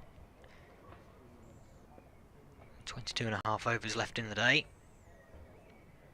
Mulder faces up again to Beard and pushes this one into the offside off the back foot and comes through for a quick single. Relatively comfortable single in the end because Pujara has to go to his left hand side and there's a cheer from somebody below us. Being accosted for photos at lunch and tea was Cheteshwar Pujara. Unsurprisingly, Indian Test start.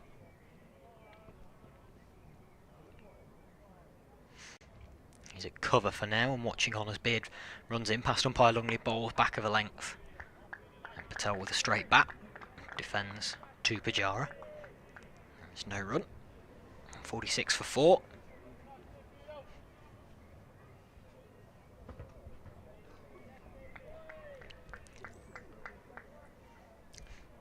Of 38 now for the 5th wicket. Should have been just 6. And Mulder has 25 of them. He's at the non-striker's end for now. Patel faces up to Beard and whips it away off his legs. Again out towards deep square leg, where the substitute does the fielder. I'm not quite sure who it is because he hasn't got a number on. Name or number on his back. I think it's Burrows. Could be Burrows. He was the man who was on 12th man duties for day 1. I knew that because he had his name and number on his back. This time clearly he's got a different shirt on. It is him, of course. Single taken, by the way. Mulder to 25. Leicestershire 147 for 4. Lennon is going to get at least one more over. Haynes talking to his young star. Short leg, leg slip and shortish. Extra cover. So he's staying around the wicket. Goes in and bowls, chipped in the air just over his head. Oh my goodness, by Rishi Patel. Completely beaten in the flight. He went forward and looked, I suppose, to try and turn it into legs. I just kind of didn't really know what he was going to do with that one. Chipped it in the air, and Lennon leapt into the air, and it sort of about a foot above his reaching right hand, dropped well short of mid-on.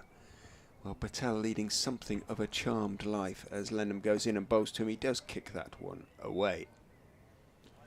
He's had a couple like that, hasn't he? One of them was a leading edge. That was when he was still in single figures. The Skyer that was dropped. And that could have given Lennon a very straightforward court and bowled indeed. Got away with it. Lennon is in and bowls. Patel pulls the short ball over to the mid-wicket boundary for 4. Wasn't too short, but it was short enough. And delivered from around the wicket. And no deep mid-wicket, just a deep square leg. Patel put it away.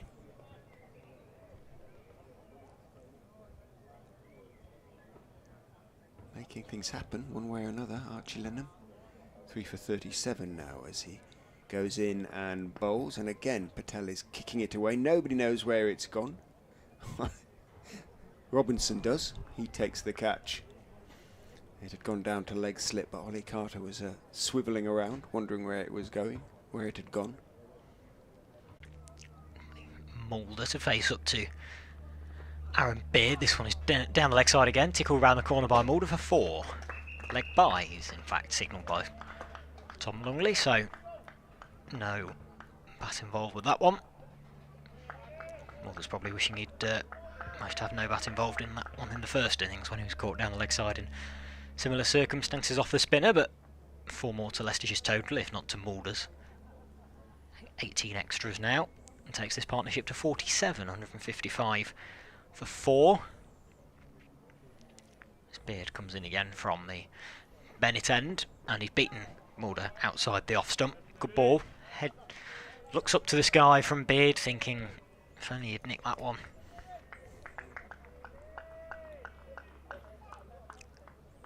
Good delivery from the Essex loanee.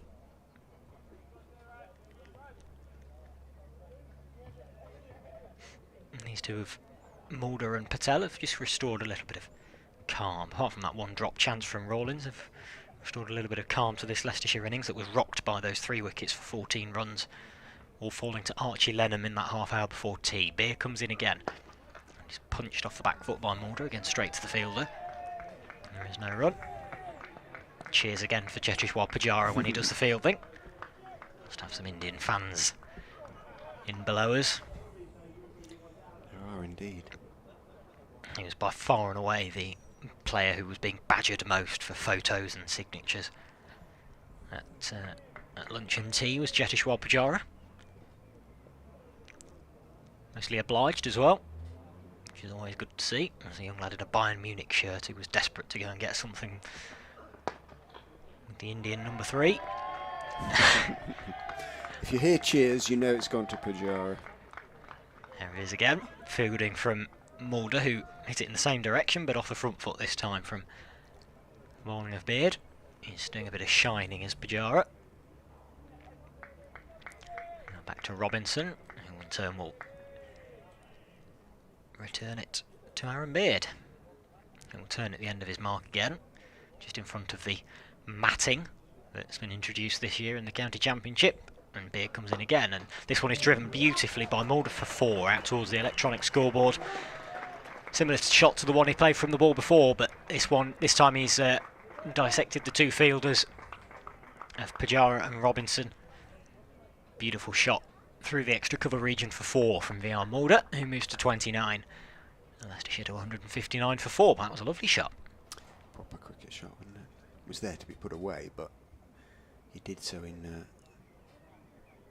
unfussy but very effective style.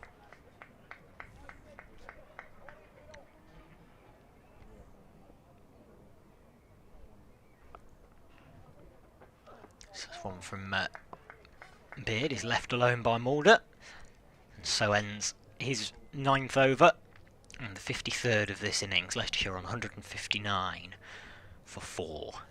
Still trailing by 81. And that cover drive from Vian Mulder brought up the 50 partnership between himself and Rishi Patel for the 5th wicket. Some way to go to match that between Azad and Patel for the 3rd.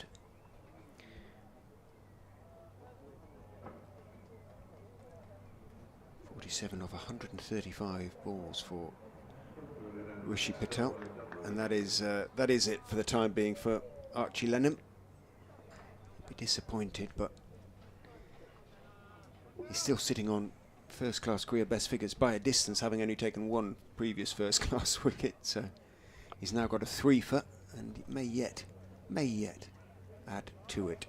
But Delray Rawlins is going to replace him at the pavilion end. He is going to bowl over the wicket to the right-handed Patel. Tosses it up. Patel pushes an elegant knee at the ball as it goes down the leg side. Is it going to be signal wide? It is. Was it that wide?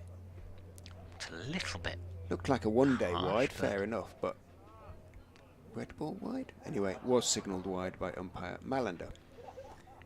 In goes Rawlins and bowls, and just leans forward and lets the ball hit his pad.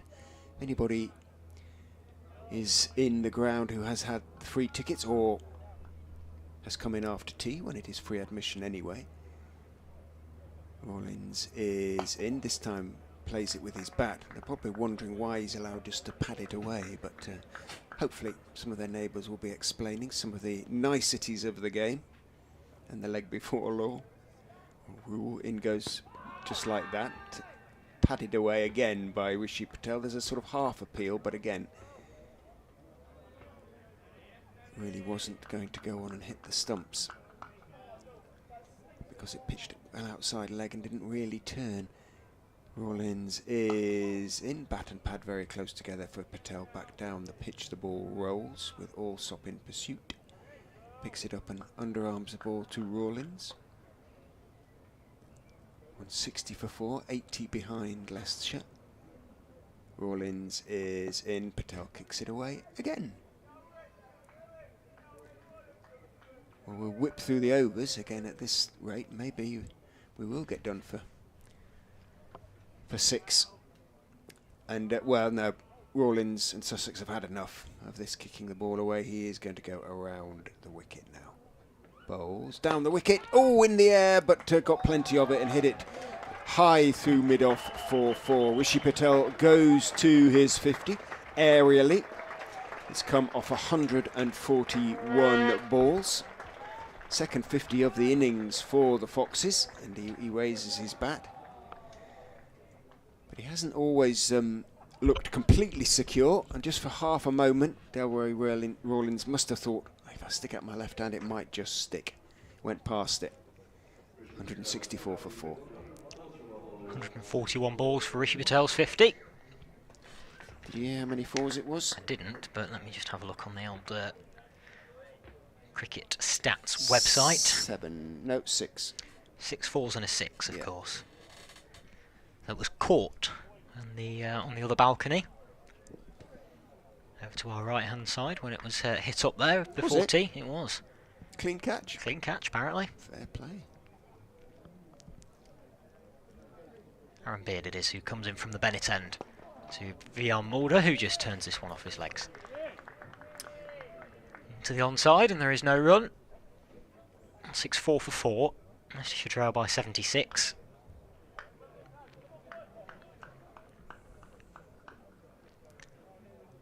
And these two have now put on 56 since the departure of Lewis Hill for a golden duck.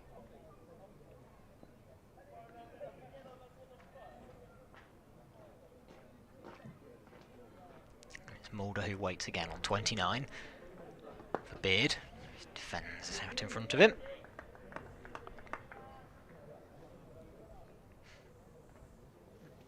The longer this partnership goes on, the bigger that drop by Rawlins begins to look, doesn't it? It would have been down to the all-rounders Swindle's no form at all with the bat during next. Mike, Parkinson, Wright and Hendricks to come thereafter.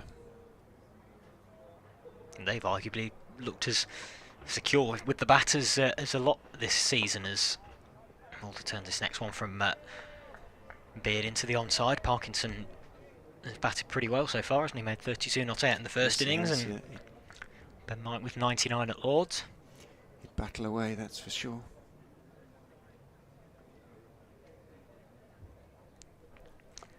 The low order has certainly chipped in for Leicestershire this season.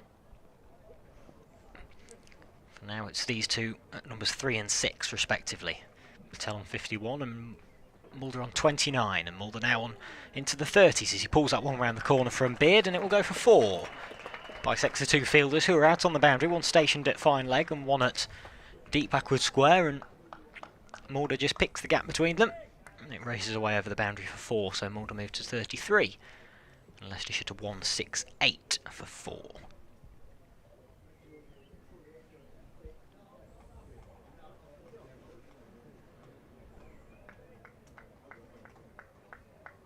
Robinson's starting to stretch at mid-off. Could do with him, Sussex, just to try and break this partnership.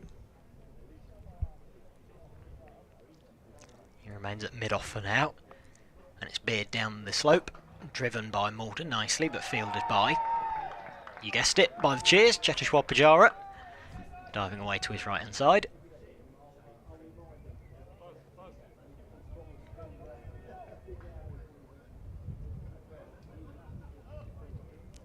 Some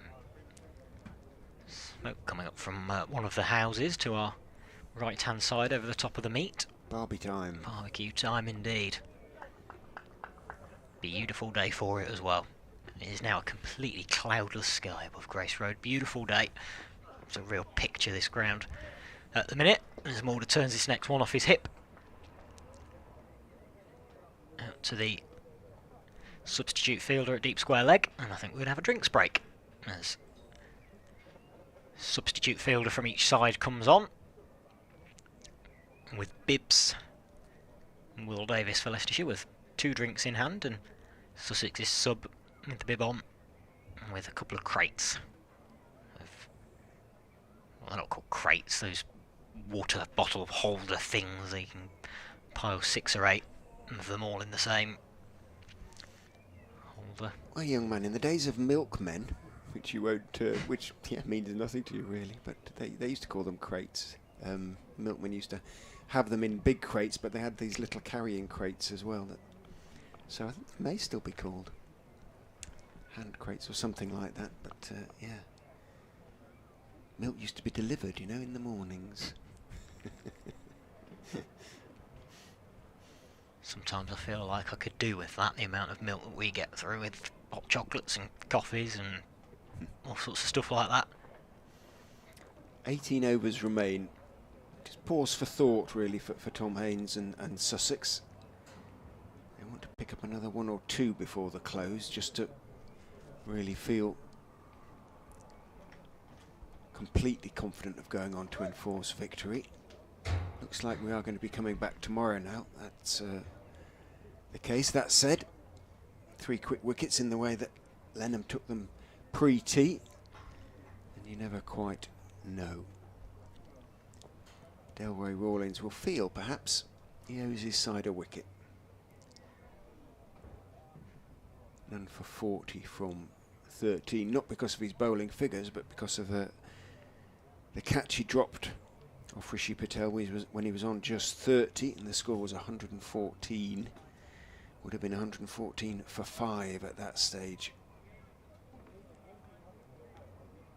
Quite what the Leicestershire lower order might have made of Lennon remains to be seen. Rawlins is in, but there was some talking going on. Mulder raised his left hand as Rawlins came to the crease.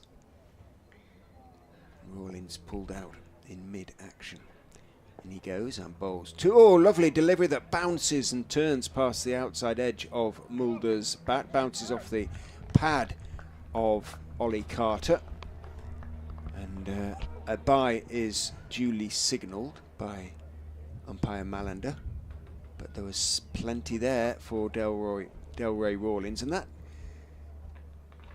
that's fine for Sussex as long as Leicestershire lose wickets to them. If they don't, they might be a bit nervous about chasing a sort of 100, 150 if it's starting to do things. Rawlins is in. Ooh, a leave from Mulder, and that, to me, bounced over the top of the stumps. May be wrong, but... There's only two types of leave, but it was certainly close to being the other one. I might having a look at that one again as Rawlins steps to the crease and bowls, and it's defended out into the offside. It actually wasn't over the top, it was 2 or 3 inches wide. In fact, it wasn't far away, but not as close as the reaction of the Sussex close fielders would have you believe. Rawlins is in, back goes Patel, plays it firmly down into the ground out towards extra cover where Lennon is the fielder. Rawlins in, drops a bit short, but fairly straight and back on his stumps. Patel just blocks it back down the pitch on the on side. He's got a little bit becalmed, Rishi Patel. 51 off 143.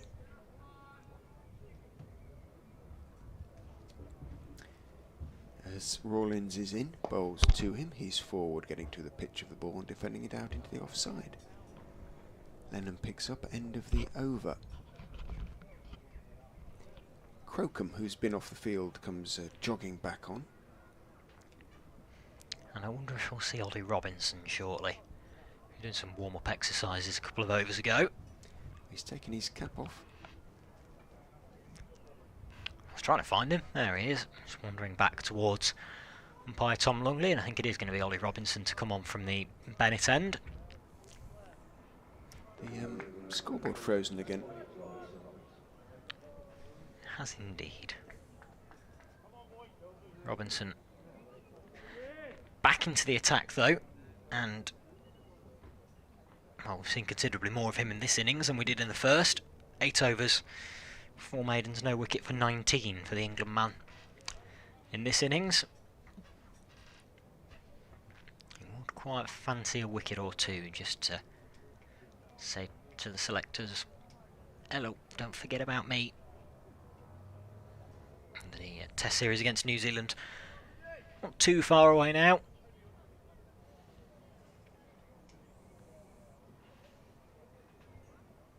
And then that one-off test against India at Edgbaston, followed up by a series against South Africa in the later summer.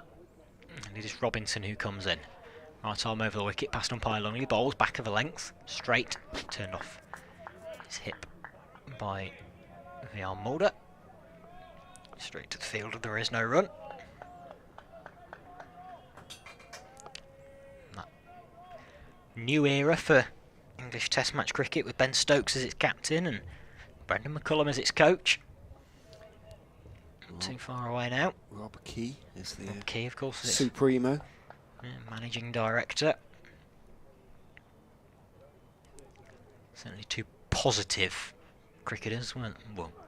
Isn't Ben Stokes and wasn't Brendan McCullum. Very positive and forward-thinking cricketers, no doubt. It's exciting to see what comes of that. I saw a quote from Brendan McCullum when he was asked about taking the white ball job and whether that would have been more his thing, and he said, well, no, because the white ball team seems to be in a pretty good place and the red ball team isn't, and that's what excites him about taking the job. Will Robinson be part of that, you wonder? He comes in now, bowls full of a length and defended by Mulder. Back up the pitch. Not immediately, you wouldn't have thought. So he needs just a few consistent spells, doesn't he? Just to prove fitness and form. Yeah, had a difficult end to the winter, didn't he, with fitness struggles at Sydney and Hobart, and then not playing in the West Indies. Robinson comes in, this one's down the leg side. And taken by Carter behind the stumps. Obviously there is the Anderson-Broad debate of whether both of those two, or which of those two, or whatever, will come back into the side. I'm sure they'll both be in the squad, but they both play in that first test against New Zealand. Lots of decisions for McCullum and Stokes to make between them. Who's going to bat? Who's going to open the batting? And where's Joe Root going to bat? As Mulder is taken on the top of the pad. This next ball sort of hits again potentially between the top of the pad and the bottom of the thigh pad. Maybe just catching him on the flesh. Too high for any LBW appeal or anything like that, but yeah, but painful, judging by his reaction. Indeed. Just takes a slight moment or two, does Mulder, just to wander slightly back towards square leg, and he's now settled into his stance again, waiting the ball from Robinson, who comes in from his slightly angled run, bowls, and this one's defended back up the pitch. Mulder thinks about a single as it runs past the non-striker's stumps, but in the end turns back, and that is the end of the over from Ollie Robinson. The maiden. I think they will have worked that one out. And they would have probably worked that out as well. The electronic scoreboard is frozen, so look at the manual scoreboard. Okay. It's not had a great day, the electronic scoreboard. This No. is a second freezing, and it was blank at the start of the day as well. Delray Rawlins to continue from the pavilion end. Round the wicket he goes and brings Patel forward in defence, pushes it back to him. Lovely Del, says Tom Clark, who is in. Down the wicket goes Patel, clips it out to mid-wicket. What? No cheer? Because Pujara fielded, and he did a tumble for his faithful there, but stupefied perhaps by the afternoon sun, there is only a ripple of applause from the crowd, or his little fan club has gone home.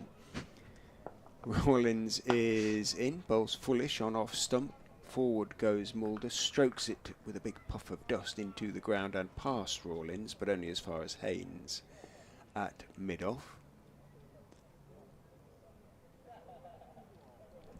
Rawlins in, bowled a little bit short, goes back, adjusts quite neatly there, Mulder, and guides it off the back foot down through backward point out towards Aaron Beard on the point boundary. He has a lot of ground to make up to the ball, and consequently Vian Mulder can pick up a couple. Scoreboard, electronic scoreboard has gone a fetching ice blue. And now off completely. Rather like that. In goes Rawlins, bowls, tosses it up, almost Yorks himself there. Mulder almost stepped over the ball, managed just to bring his bat down on it. Rawlins is in, Mulder goes back, oh, and there's a appeal for leg before, he is gone, he cannot believe it, oh my goodness. Mulder went back, left it, the ball went on with the arm, and he is given out leg before wicket. Was batting with complete comfort, Vian Mulder, and he will feel he has given it away. He can't believe it. Just. In fact, did it come off? It must have been leg before wicket. Well, it was leg before wicket, but it's just must have flicked the pad. It's just gone straight on with the arm, flicked the pad, pretty much on off stump, would fit the top of off stump probably, and looked highish, didn't it? But Mulder has left it. He did. And that is the, what, fourth leg before? Indeed, out of 5. The innings. Mulder leaving the field very, very slowly indeed. Here's the replay. Let's have a... No, that's the ball before.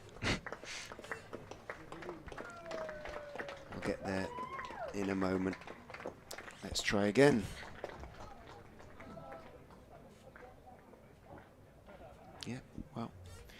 back foot. And Mulder eyes to the heavens in despair. There he goes, leg before wicket to Delray Rawlins for 36. Another huge moment, 173 for 5. Now, a more than useful partnership for Leicestershire. 73 minus 8 is 65. Thank you. For the 5th wicket. But again, from Leicestershire's point of view, not enough to change. 50s, whether they're made by an individual or in a partnership, rarely really change games. Centuries, whether for an individual or in partnerships, often do. And that's been Leicestershire's problem this season. They've got a lot of starts and rarely have turned 50s into 100s. In fact, only once have turned a 50 into 100.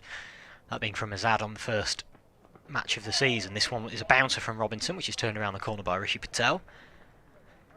For a single, Crocombe does the fielding, and it brings Harry Swindles on to strike for the first time. And rather like we said that Colin Ackerman could do with a few runs earlier on, Harry Swindles certainly could. He's not had a great year. He had a good time of it last year. The standout being 170 at Taunton for the young wicketkeeper, but he's found runs a lot harder to come by this time around. Swindles, and a good knock here would do him the world of good confidence-wise, both for his batting and for his keeping as well. This takes a moment to Swindles just to take his guard, step back, adjust his gloves, twizzle his bat in his hands, and now sets into his stance awaiting the England international Ollie Robinson, who's past the umpire now, bowls, and this one is a good ball outside the off stump, and left alone by Swindles. Electronic scoreboard is back with us, having been switched off and on again. Highest score this season of 29 for Harry Swindle. 16-0, 29, 0, 8, 9, 25, 22, 20, and in the first innings here, 1. Again, a few starts in there for Swindle, a few low scores as well, but a few starts in there. It's 4 20s. That's what he'll be needing to go on, really. Swindles defends this one. It potentially keeps it a little bit low from Robinson, but defends it well, gets bat on it, back up the pitch goes the ball, just goes marginally past the stumps at the non-striker's end. Still 66 short of making Sussex bat again, the Foxes. I will do this one more ball from Ollie Robinson, and I'll need to go next door and do an update at 20 past. For listeners on BBC Sussex and Surrey. You always seem to have some good news for them, don't you? Good timing. Robinson comes in again, past the umpire bowls, and Swindles is defending this one a little bit more confidently, pushing it again back up the ground. It's fielded by Haynes, who throws the stumps down. I'm not quite sure why, because Patel I don't think had even left his crease. Well, just stands there with bat down. And he did try to sell Patel a bit of a dummy, Swindles there. He sort of started, but Patel was careful. Well, Liam's going to pop next door to talk to the listeners down on the south coast and inland slightly as well. Horsham, Worthing, Brighton, Littlehampton. In goes Robinson and bowls to Harry Swindles, who is forward on off stump, defending a full length delivery out into the off side.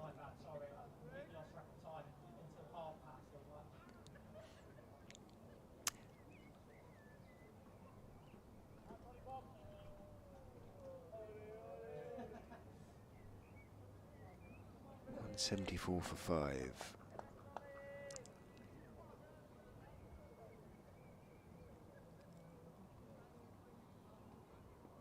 As Robinson, looking for his first wicket of the innings, comes in and bowls to Swindles, who is fending that one off one-handed rather as it comes back in to him. Manages to push it out towards mid-wicket, picked up by Henry Crocombe, and that is the end of Robinson's 10th over, none for 20. His figures, so given he bowled just the 1 over in the first innings, the very first over of the match, yet to pick up a wicket in the game, but at least getting some overs under his belt, so to speak. Rawlins, of course, having picked up that wicket, made that breakthrough, will be feeling rather better about life, having dropped Patel, who's still there on 53 not out when he was on 30. So not too expensive so far as he goes in and bowls to Patel, who is beaten outside the off stump. Reaches forward, did that turn away? It's starting to turn dramatically. Ollie Carter took the ball and whipped off the bails. Patel's back foot had gone nowhere. At least it had stayed behind the line anyway, as he groped forward rather at that one. Rawlins. It did bounce and turn. It is starting to happen a little bit towards the end of day 3. Rawlins is in, but doesn't deliver the ball, just drops it at his feet. Sort of went through with his action, didn't let go of the ball until his hand was right down by his side again almost. In he goes and bowls. Forward goes Patel. Plays the ball firmly back down the pitch to Delboy, as one of his teammates calls him. Delray Rawlins, Bermuda born, of course. In he goes, a little bit short on that occasion, stays back. Patel forces down the pitch on the offside, but Rawlins stretches out his left hand and makes the stop.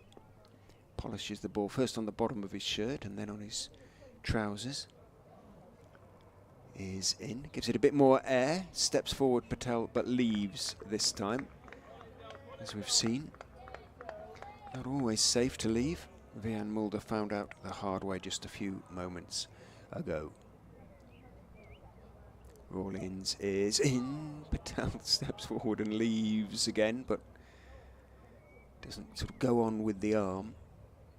Taken by Carter a good few inches outside off stump.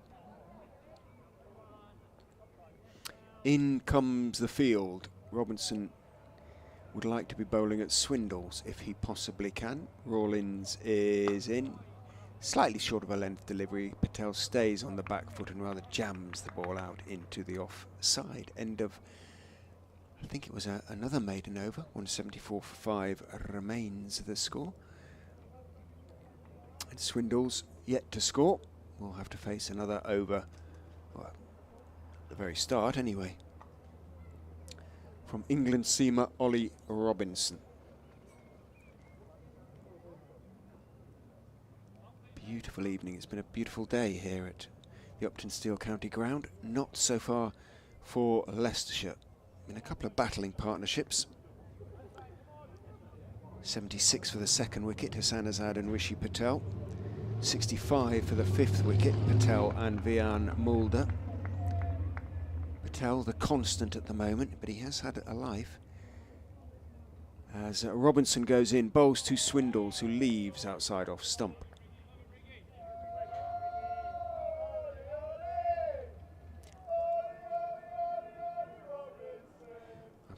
I'm guessing they are Sussex supporters chanting for Ollie Robinson. I don't think the Stention Benno will have come up with a new hero. A good few Sussex supporters have made their way up the M1 to, hopefully from their point of view, see this sequence of failing to win broken. In goes Robinson and bowls. Swindles a little jerkily, trying to get forward to that, and it wasn't necessarily there to drive, rather squirted out towards mid-on.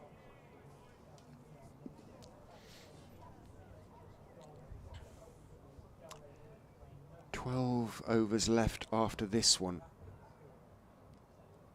Still just about the possibility of a 3-day finish. They'll think if they can pick up another wicket or two before the close, might be worth taking the extra half hour. It'll be up to the umpires.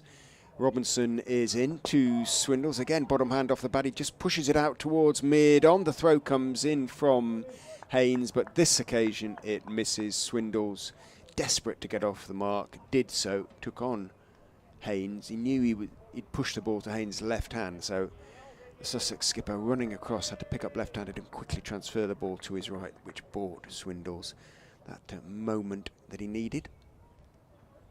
Might have been close if the throw had hit, but I think he'd have made his ground anyway. So Patel, past 50 of 141 balls, 155 now for 53. Robinson is in to him, a bouncer down the leg side. Taken as the ball descended by Ollie Carter, and then a roll, theatrical, having taken the ball.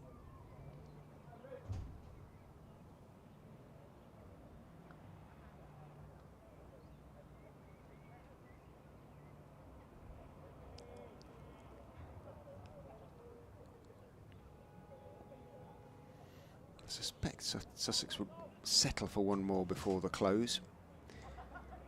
Ideally, from their point of view, Rishi Patel, Leicestershire basically need Patel to be there at the close if they're going to build a decent lead. In goes Robinson and bowls up on his toes is Patel, defending on off stump, back down the pitch. Past Robinson, who ignores the ball. He makes the sign of one, Ollie Robinson, raises a finger as he walks back towards his mark, and as a consequence, Crocombe comes in from deep backward square to a conventional mid-wicket.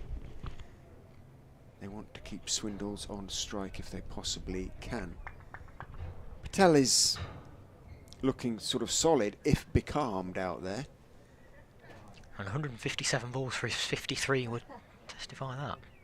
Robinson is in, bowls to him, he's working away through square leg, and that's going to give him at least 3. Crocombe is in pursuit and picks up around a yard inside the ropes.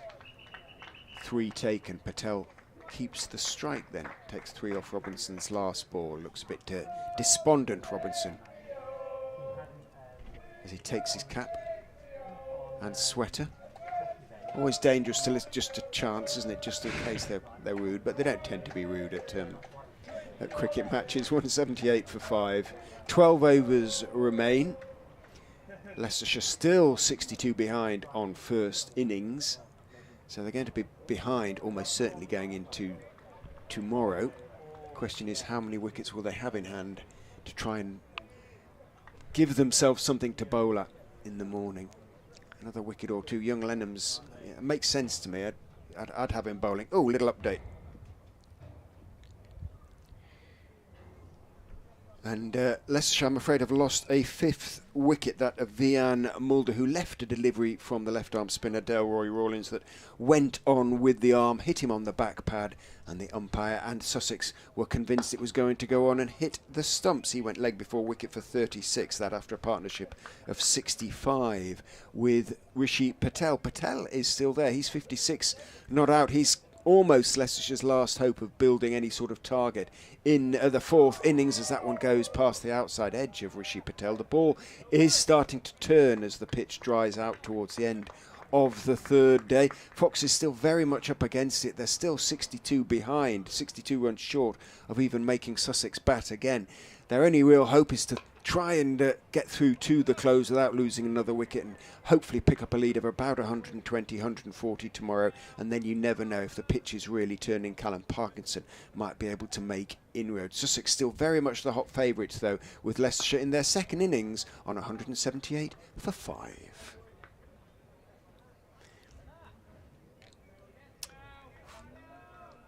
Forward goes Patel, pushing the delivery out into the offside. Rawlins is in and bowls, and Patel steps forward and plays it firmly back down the wicket to Rawlins.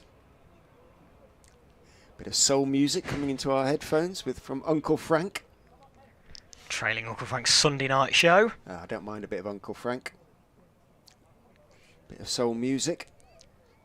I like Hurdle's show as well on BBC Radio Leicester. I think it's the longest running local radio show, isn't it, Hurdle's? Oh, Hurdle's been going for about twice as long as I've been alive. In goes Rawlins. I'm sure he'll be really pleased to hear that one. And it's played back down the wicket to him by Rishi Patel. End of the over. Yes, for BBC Radio Sussex listeners unaware that BBC Radio Leicester is in fact the oldest of the BBC local radio stations. It began 1967. 67, right. So almost 55 years 55 old years this old. year. And Hurdle White, who loves his reggae and a bit of soul, but mainly reggae, was one of the early DJs and has been ever since. I think he joined a couple of years after the station started, so he's been there over 50 years now as hurdle. Still wanders in every Friday evening with his records in his hand. And it's relevant because Hurdle loves his cricket. 178 for 5. He'll be down during the T20s, I'm sure, will Hurdle White. Lennon coming on then from the Bennett end, as we suspected might be the case. Well, if he did what he did before tea, we could yet be finished tonight. 11 overs to go this evening. Leicestershire 178 for 5, trailing by 62. Harry Swindles will face up to the young leg spinner and is forward in defence to this one. Swindles LBW to a spinner in the first innings. Rawlins got him that time around, pinned in front for 1, and he's on 1 now. As he faces up again to the 17-year-old. And he's forward in defence. Once again, a very bouncy run up, Archie Lennon. He gets through his action, gets over that front foot. I was taken aback to hear from Adrian that he has had 1 or 2 injury issues, including a quite stress fracture in his back. Doesn't bode well at that age for a spin bowler either, but this one takes the outside half of the bat from Swindles. Rebounds out towards backward point. There is no run again. Looks perfectly fit now, of course. And I mean, the stress fractures are sometimes just tiny little cracks, aren't they? And young bones heal quickly. Touch wood. You wonder whether, as Lennon comes in again, right time over. This one is looped up and just evades both the outstretched arm of short leg and the wicket keeper. But Harry Swindles was pretty fortunate there. He was stretching for that one. It took the inside edge, looped up, and had short leg been at backward short leg rather than forward short leg, he would currently be on his way back to the pavilion. Harry Swindles, as it is, he survives, but not by much. He faces up again to Lennon and pushes this one back down the ground. Leg spinners are so useful against lower order batsmen or batsmen who are out of form, lacking a bit of confidence, like Swindles. Anyone who can turn it both ways is a real threat. We've seen Lenham's googly already today. As he comes in, this one is dragged short, and Swindles will attempt to pull it and gets a horrible bottom edge on it, but will get a single to take him up the other end. That is the end of the over, just 1 from it. Delray Rawlins won't mind that. Indeed. Having got Swindles in the first innings. I wonder if there's similarities between Lenham and Rehan Ahmed of Leicestershire Parish, both 17-year-old leg spinners who can bat a little bit at 7 or 8. Well, you say bat a little bit. Rehan 77 off 32 balls in the T20, the seconds T20 match yesterday. So you can bat a lot. Yep, apparently, and I'm sure he'll be in the white ball squad for both competitions, I would imagine. Although he'll be away for the one-day competition this year, won't he? Having been snapped up in the... Oh, of course he will, yeah. Yes, he will. He's got 100 all Leicestershire spinners have got a which I was going to say poses a problem for Leicestershire, because all 3 players that they've lost are all spinners. In Parkinson, Ackerman and now Ahmed as well. Sussex, of course, will have a fair few going off to the 100 as well. He's one of the most successful T20 sides of recent years. Rawlins then from the pavilion end, bowl for the first time in this innings to Harry Swindles. Bowls, and Swindles is forward to a line and length delivery, getting to the pitch of it, blocking it out to Lennon, who is in the covers. Rawlins in, bowls a little bit shorter this time. Swindles goes back, tries to work it out into the offside. He's a little bit late on it, and it rather skews out towards backward point, where Sean Hunt is the fielder. Swindles' sort of search for timing is very apparent as Rawlins is in, bowls to him, bat in front of his pad on midland leg, pushing it to short leg. Tom Alsop picks up. 17 balls Harry Swindles has faced now for his 2. Rawlins is in, bowls to him, he's forward again. Ball doesn't turn on that occasion. Pushes it out towards Lennon, who has to come in to pick up. Rawlins in again, quicker delivery that is driven by Swindles, but only as far as cover. Once again, there's no run. Henry Crocombe is the fielder. It was a bit of a sort of windmill drive from Swindles. Crocombe retreats, offering Swindles 1. As Rawlins is in, bowls to him. He's forward on off stump, defending it out towards mid-off, and there is no run. End of the over. Maiden over. Bowled by Delray Rawlins to Harry Swindles, who wanders down the wicket and talks to Rishi Patel. 56 off 164. He reached his 50 off his 141st delivery, so 23 deliveries since then for Rishi Patel have produced, I think, 5 runs.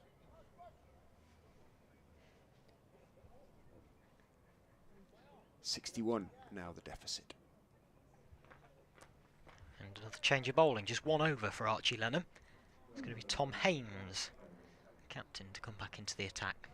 I wonder if Lennon wants to bowl from this end. Possibly. But he seemed to have Swindles in a bit of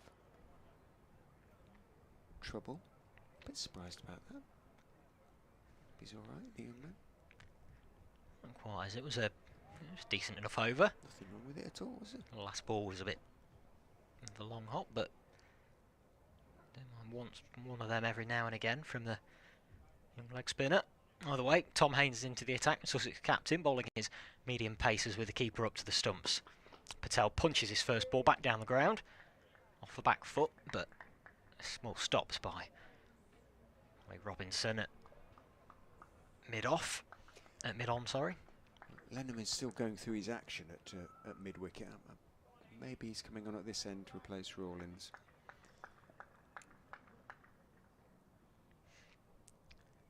Possibly so. It's still Haynes for now. Lennon takes a step forward to come into a slightly shorter mid-wicket, as this one takes a thick outside edge from Patel off the bowling of Haynes. Fielded at backward point. 2 substitutes on the field for Sussex at the moment. There is Burrows just down to our left-hand side at fine leg, who has his number on his back, and then there is somebody else without a number at backward point.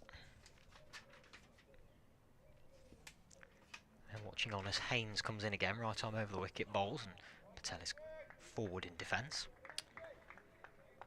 Patel's 82 at Glamorgan, his first class best, occupied 164 balls.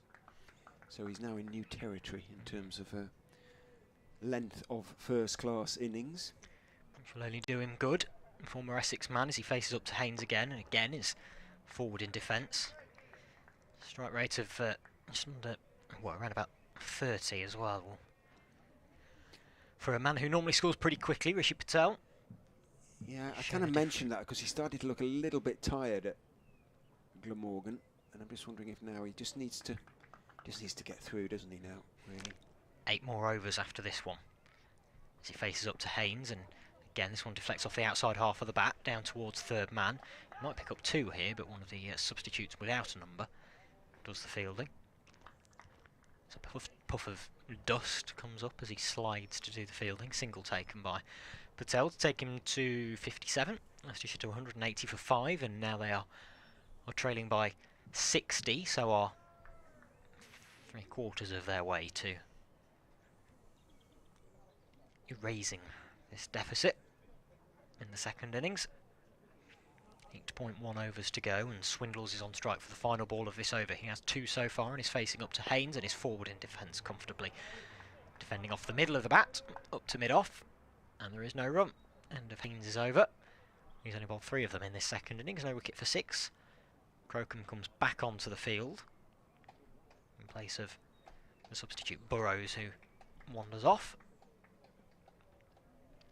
There are 8 to go now. And as suspected, Archie Lennon comes back on at the pavilion end.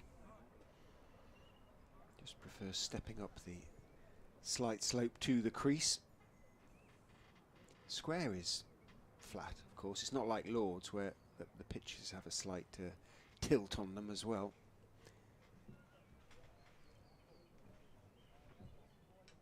He's going to be bowling to Rishi Patel. he sends his mid-on back to long on as a consequence. Haynes deepish at mid-off. Lennon bounces in and bowls. Nice line and length. Forward is Patel. Back down the pitch goes the ball to Lennon, accompanied by a round of applause from his Sussex teammates.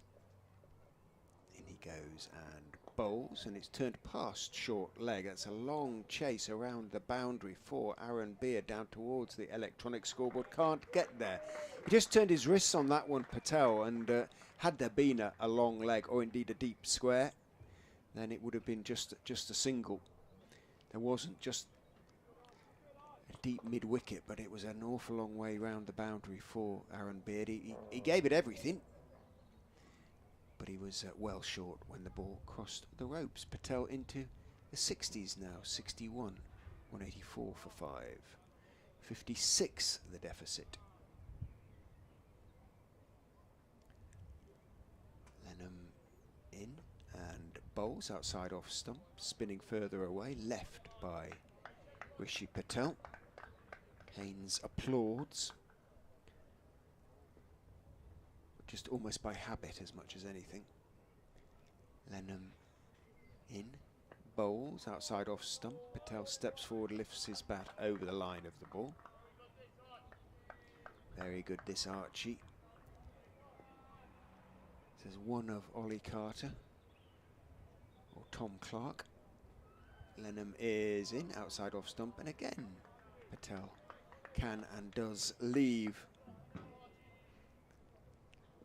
Clark and Alsop encouraging their young teammate, who is in and bowling a little bit flat and fast, and it is straight though. Patel meets it with an equally straight bat. Back down the pitch it goes to Lennon. End of the over. 4 from it. He preferred to bowl at Swindles. Patel kept him out comfortably enough on that occasion. 184 for 5. And we are just going to see a complete change of ends because Delray Rawlins comes back on. So that 1 over from Haynes was just to facilitate the change of ends. And Rawlins comes back on at the Bennett end. Joe Root still batting for Yorkshire, by the way. 142 not out he is now, out of 313 for 6. Jimmy Anderson has been well, relatively expensive. He's gone at 3.5 and over. 1 for 83 he has from his 24 overs. That's at Headingley, isn't it? It is at Headingley. Right. In the Roses game, Yorkshire still trailing by a couple of hundred after Lanks racked up 566 for 9 declared. Rawlins is in, down the leg side, there's half an appeal, and Swindles is make sure not to overbalance there, because Carter did some a neat bit of work behind the stumps and was ready to take the bails off if Swindles overbalanced, but he didn't. And he's facing up again now to Rawlins. It's flat, and Swindles defends into the offside. 23 balls the young keeper's faced for just 2 runs. Harry Swindles, as this one is shorter from Rawlins. Just defended straight to a silly point by Swindles. Used to do enough get through their overs quickly, Rawlins and Lennon, because Rawlins is in again now, the left armour. Again, Swindles just defends it into the floor and into the pad of the silly point fielder. I think it's Tom Alsop with the helmet on. 4 dot balls to start this over from Rawlins. Can he see it through to a maiden, or even better from his perspective, get Swindles out? And he comes around the wicket, and Swindles goes for an expansive drive but connects with it well. Gets nearly to the middle of the bat, but it's fielded on the deep cover boundary by the only fielder on the ground, who is in shadows. Shadows of the trees on that far side. The popular side of the orange seats. And the field changes over slightly for the more in batsman, Rishi Patel, who's on 61. So the fielder comes from backward point, Archie Lennon, to 45. And Patel just pads that one away with the final ball of the over. 6 to go in the day. Just one from that over from Delray Rawlins, who now has 1 for 44 from his 19. Swindles 3 from 26. Patel 61 from 176 balls. And Leicestershire 185 for 5.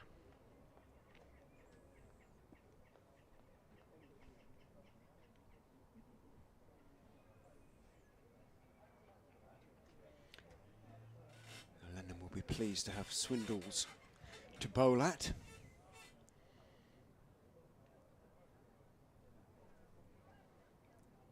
Is he going to be bold and give it plenty of air? See if he can get just one to bounce a little bit.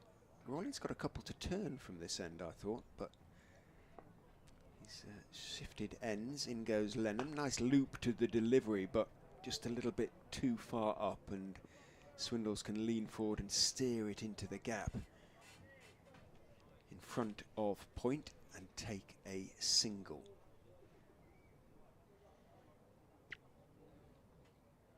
.186 for 5, 54 behind now Leicestershire. Lennon is in. Patel is back, waiting for it, working it out straight towards mid-on. Pujara has to make a bit of ground to his left. Does so, picks up. No applause from a fan club, so perhaps they've gone home. Lennon is in, bowls. Patel is forward. Lovely Archie. Says Alsop of the delivery. It was a good one on off stump. Didn't really turn though.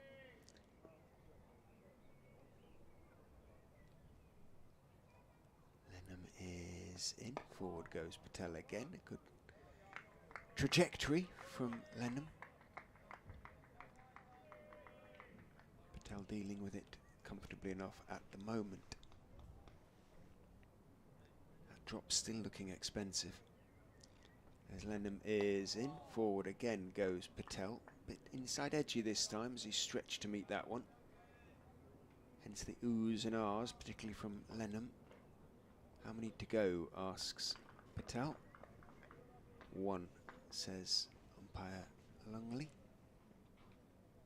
In goes Lennon and bowls again, another good one. That was a really good over from Archie Lennon, but it was dealt with fairly competently by Swindles and Patel. End of it. 61 Patel, 4 Swindles, 186 for 5. 54 behind, just 5 overs now remaining in the day. We will be back tomorrow for sure. Unless he takes a hat-trick. That would make it interesting for getting the game done tonight. Ollie Robinson's back on the field. To a bit of applause from down below us.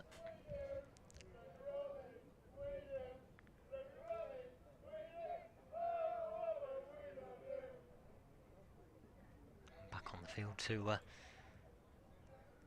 chant of appreciation as well from those below us. 5 to go in the day.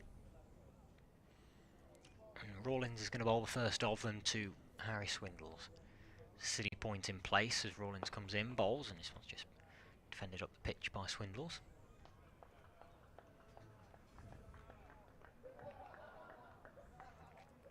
Sounds like those below us have had a good day, regardless of who they're supporting, as Swindles rocks back to this next delivery and cuts it out to deep point.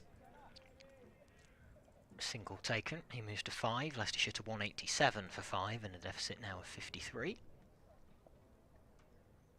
And silly point moves over to short leg for Rishi Patel. As Rawlins comes in around the wicket, Patel drives only up to cover where Robinson fields and hurls it back into Carter. There is no run. 10 to 6 on this Saturday evening. BBC Radio Leicester, BBC Radio Sussex on the BBC Sport website and app. Day 3 of Leicestershire against Sussex nearly at a close here at Grace Road. As Patel crashes one into a silly point on the bounce. And again, no run. 2 balls left of the over that Rawlins has got through quickly again. Comes in around the wicket, bowls. This one is nurdled by Patel off the inside half of the bat. Just out to the vacant mid-wicket region where Pujara does the fielding, hurls in a return. Single taken. Patel to 62 and Leicestershire to 188 for 5. Again, Allsop under the helmet, moves from short leg to silly point for Harry Swindles for the final ball of this over. And it's floated up by Rawlins, and Swindles is solidly forward in defence, playing it underneath his eyes. End of the over. Couple from it. 188 for 5, Leicestershire. Now trailing by 52. Needs to have put on 15 since VR Mulder was LBW to Rawlins for 36, playing no shot. Meant to go today, Evans for 6, LBW to Crocombe. Azad for 54, LBW to Lennon, and that sparked a run of 3 wickets for just 14 runs in a pretty short space of time. Lennon then bowled Colin Ackerman with a beauty that pitched on middle and hit the top of off. Ackerman went for 5, and then Lennon got Lewis Hill first ball. Lennon is in, bowls to Patel, stroked off the front foot out towards Rawlins at extra cover, and there's a no run. They really do whip through these overs, don't they? Short leg goes down, Lennon is in, gives it some nice flight, and there's what's oohs and ahs because it was stroked in the air by Rishi Patel. It was well wide of Rawlins, well to his right. But Patel, several times he's gone aerial. He was one very fortunate escape against Lennon when he just accidentally chipped it back over his head. Lennon is in. Oh, bounce and turn for the youngster as it goes past the outside edge of Patel's bat. Scoreboard is frozen again, hasn't it? It's got Swindles on strike. It has indeed. There we go, it's swapped around now.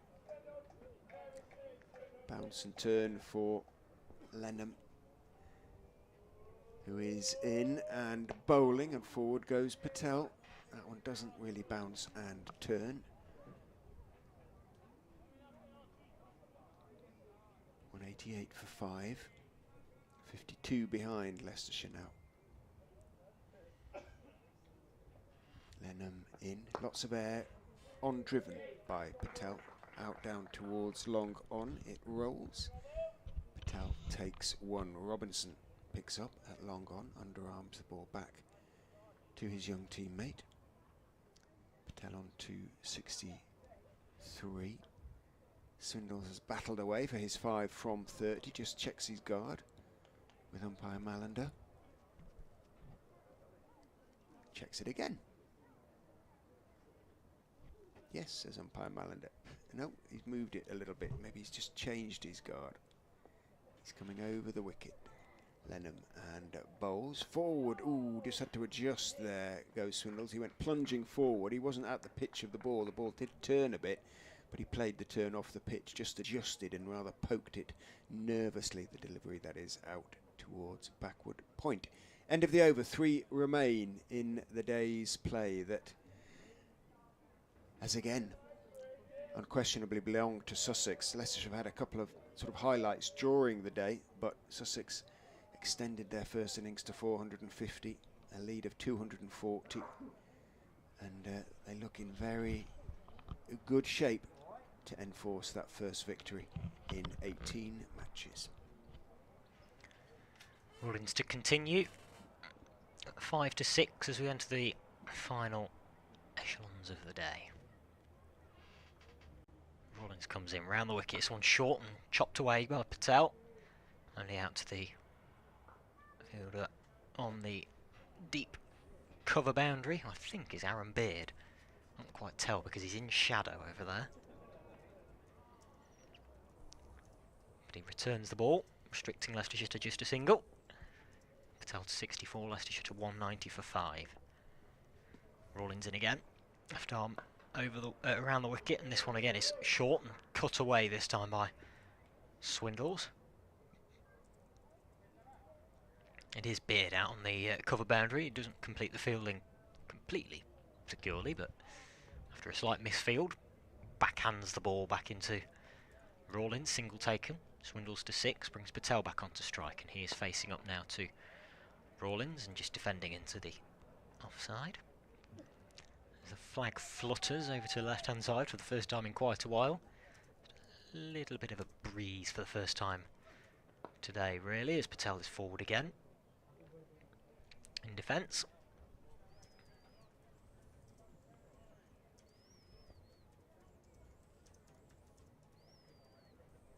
Rawlins just loses his run up this time around, so umpire Lungley crosses his arms in signal of a dead ball, and Rawlins comes in again. And this one is turned by Patel off his legs, calls Swindles through for a sharp but comfortable enough single.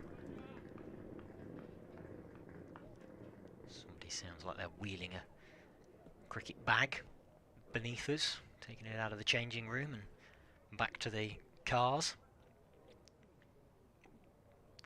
One ball to go over the over as Rawlins comes in, and this one is straight and defended by Swindles. At the end of the over, 3 from it. Leicestershire 192 for 5, and these two now just have 12 more deliveries to get through until they will be able to walk back out together tomorrow morning and eat away at that deficit again. It currently stands at 48 with Leicestershire 192 for 5, Swindles on 6 and Patel on 65.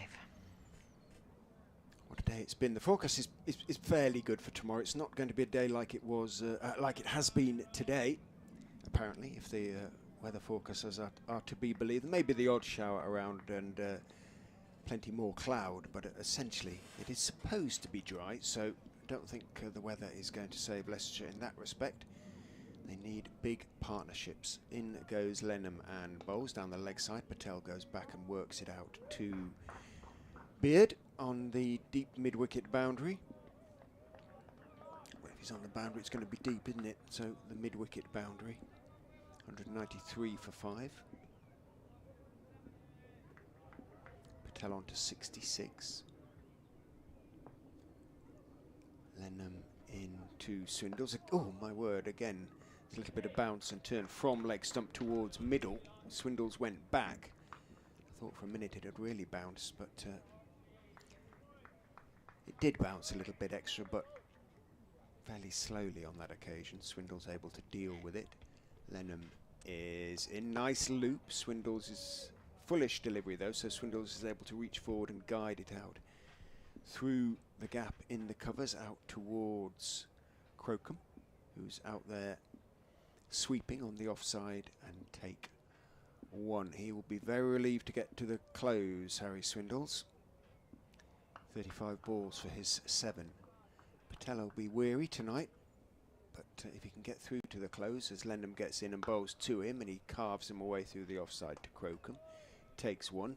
The angry young leg spinner kicks the dust away.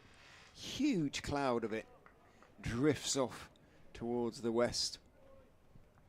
Just crossed that he dropped short outside off stump on that occasion. 2 balls left for him. Goes in and bowls, brings Swindles forward, pushed out towards mid-wicket. Allsop jogs after the ball from short leg, hands it to Pajara, who throws it on to Lennon. Figures of 3 for 47 don't look quite as good as 3 for 8.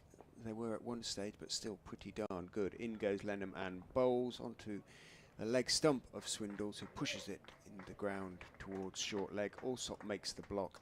And that is the end of Lennon's work in terms of bowling for the day. 14 overs, 3 for 47, first-class career best. Figures for him, there have been a few first-class career bests in this match for Sussex players, 2 of which have been registered by Lennon with ball 48 and with bat now 3 for 47. 1 over left. 1 over left, and it will be Delray Rawlins with his left arm spin to finish off from the Bennett end. Rishi Patel is on strike. Tom Allsop goes in at short leg. There's a slip in place as well. 6 more balls for Leicestershire to negotiate to get through to the close, 5 down. Patel strokes the first one of them up to mid-off, and there is no run. Ollie Robinson getting the big long barrier out. As the clock ticks over to 6:01. A good time today. We'll be finishing only a couple of minutes past the scheduled close play at 6. Which is good going from Sussex. Leicestershire played their part earlier on as well. Patel has defended the next one into the offside, no run, and faces up again as Rawlins comes in, bowls, and this one is defended, albeit slightly aerially for a moment or two, and then trickling back down the pitch. And Rawlins feels there is no run. The man at deep mid-wicket comes into the ring, if there was such a ring in first-class cricket, and then is sent backward of square. So he's now sort of a backward square leg, and then is sent further round and will take his place. Henry Crocombe at sort of a short fine leg. Rawlins is in, that's flatter and defended by Patel, who has now just 2 balls to get through. He's faced 199 of them today for his 67 not out. He crouches again into his stance, lets that one go outside the off stump, and Delray Rawlins has just 1 more ball today to try and make an impact. What can he do with it? He rubs the ball, shines it on the back of his trousers with his left thigh, left hamstring I suppose, spins himself a little catch and blows into his left hand to try and get it in the right condition to deliver this final ball of the day. It's a loopy one, and Patel is forward in defence, and so ends this 3rd day here at Grace Road. Leicestershire 195 for 5, trailing by 45 runs. It's been an intriguing day. It's had its moments for Leicestershire, but it'll be Sussex's day to have restricted Leicestershire to less than 200 from their 73 overs that they've had at them today, and to have taken 5 Leicestershire wickets as well. They started off well, did Sussex. They increased their lead and made 450 in the end. A lead of 240. Lennon made 48. Robinson 26. Beard a breezy 25, and Crocombe 11 this morning, and then they had 5 or 6 overs at Leicestershire before lunch as Patel and Swindles make their way off the field. The 2 Leicestershire not out batsmen, those 2 will arrive back tomorrow. Patel takes warm applause for his unbeaten 67, and they'll be back in the morning. Patel has to pose for a photo before he can even go in and take his pads off. Obliges. Swindles has to do likewise,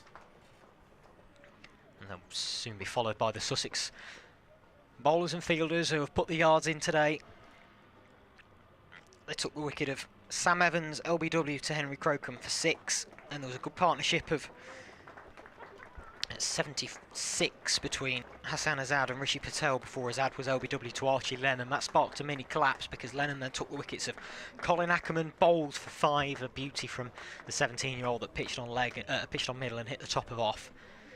And then just 1 ball later, Lewis Hill, LBW for a golden duck, playing for turn that wasn't there. So at that stage, Leicestershire were 108 for 4 and Lennon had 3 for 8, but they've responded pretty well to that and have added a further 87 runs today just for the loss of 1 wicket since tea, that being the wicket of VR Mulder, who was LBW to Delray Rawlins, playing no shot for 36. Rishi Patel has made his way to an unbeaten 67 from 201 balls, and he'll be joined back out there in the morning by wicketkeeper Harry Swindles, who has 7 from 37. Leicestershire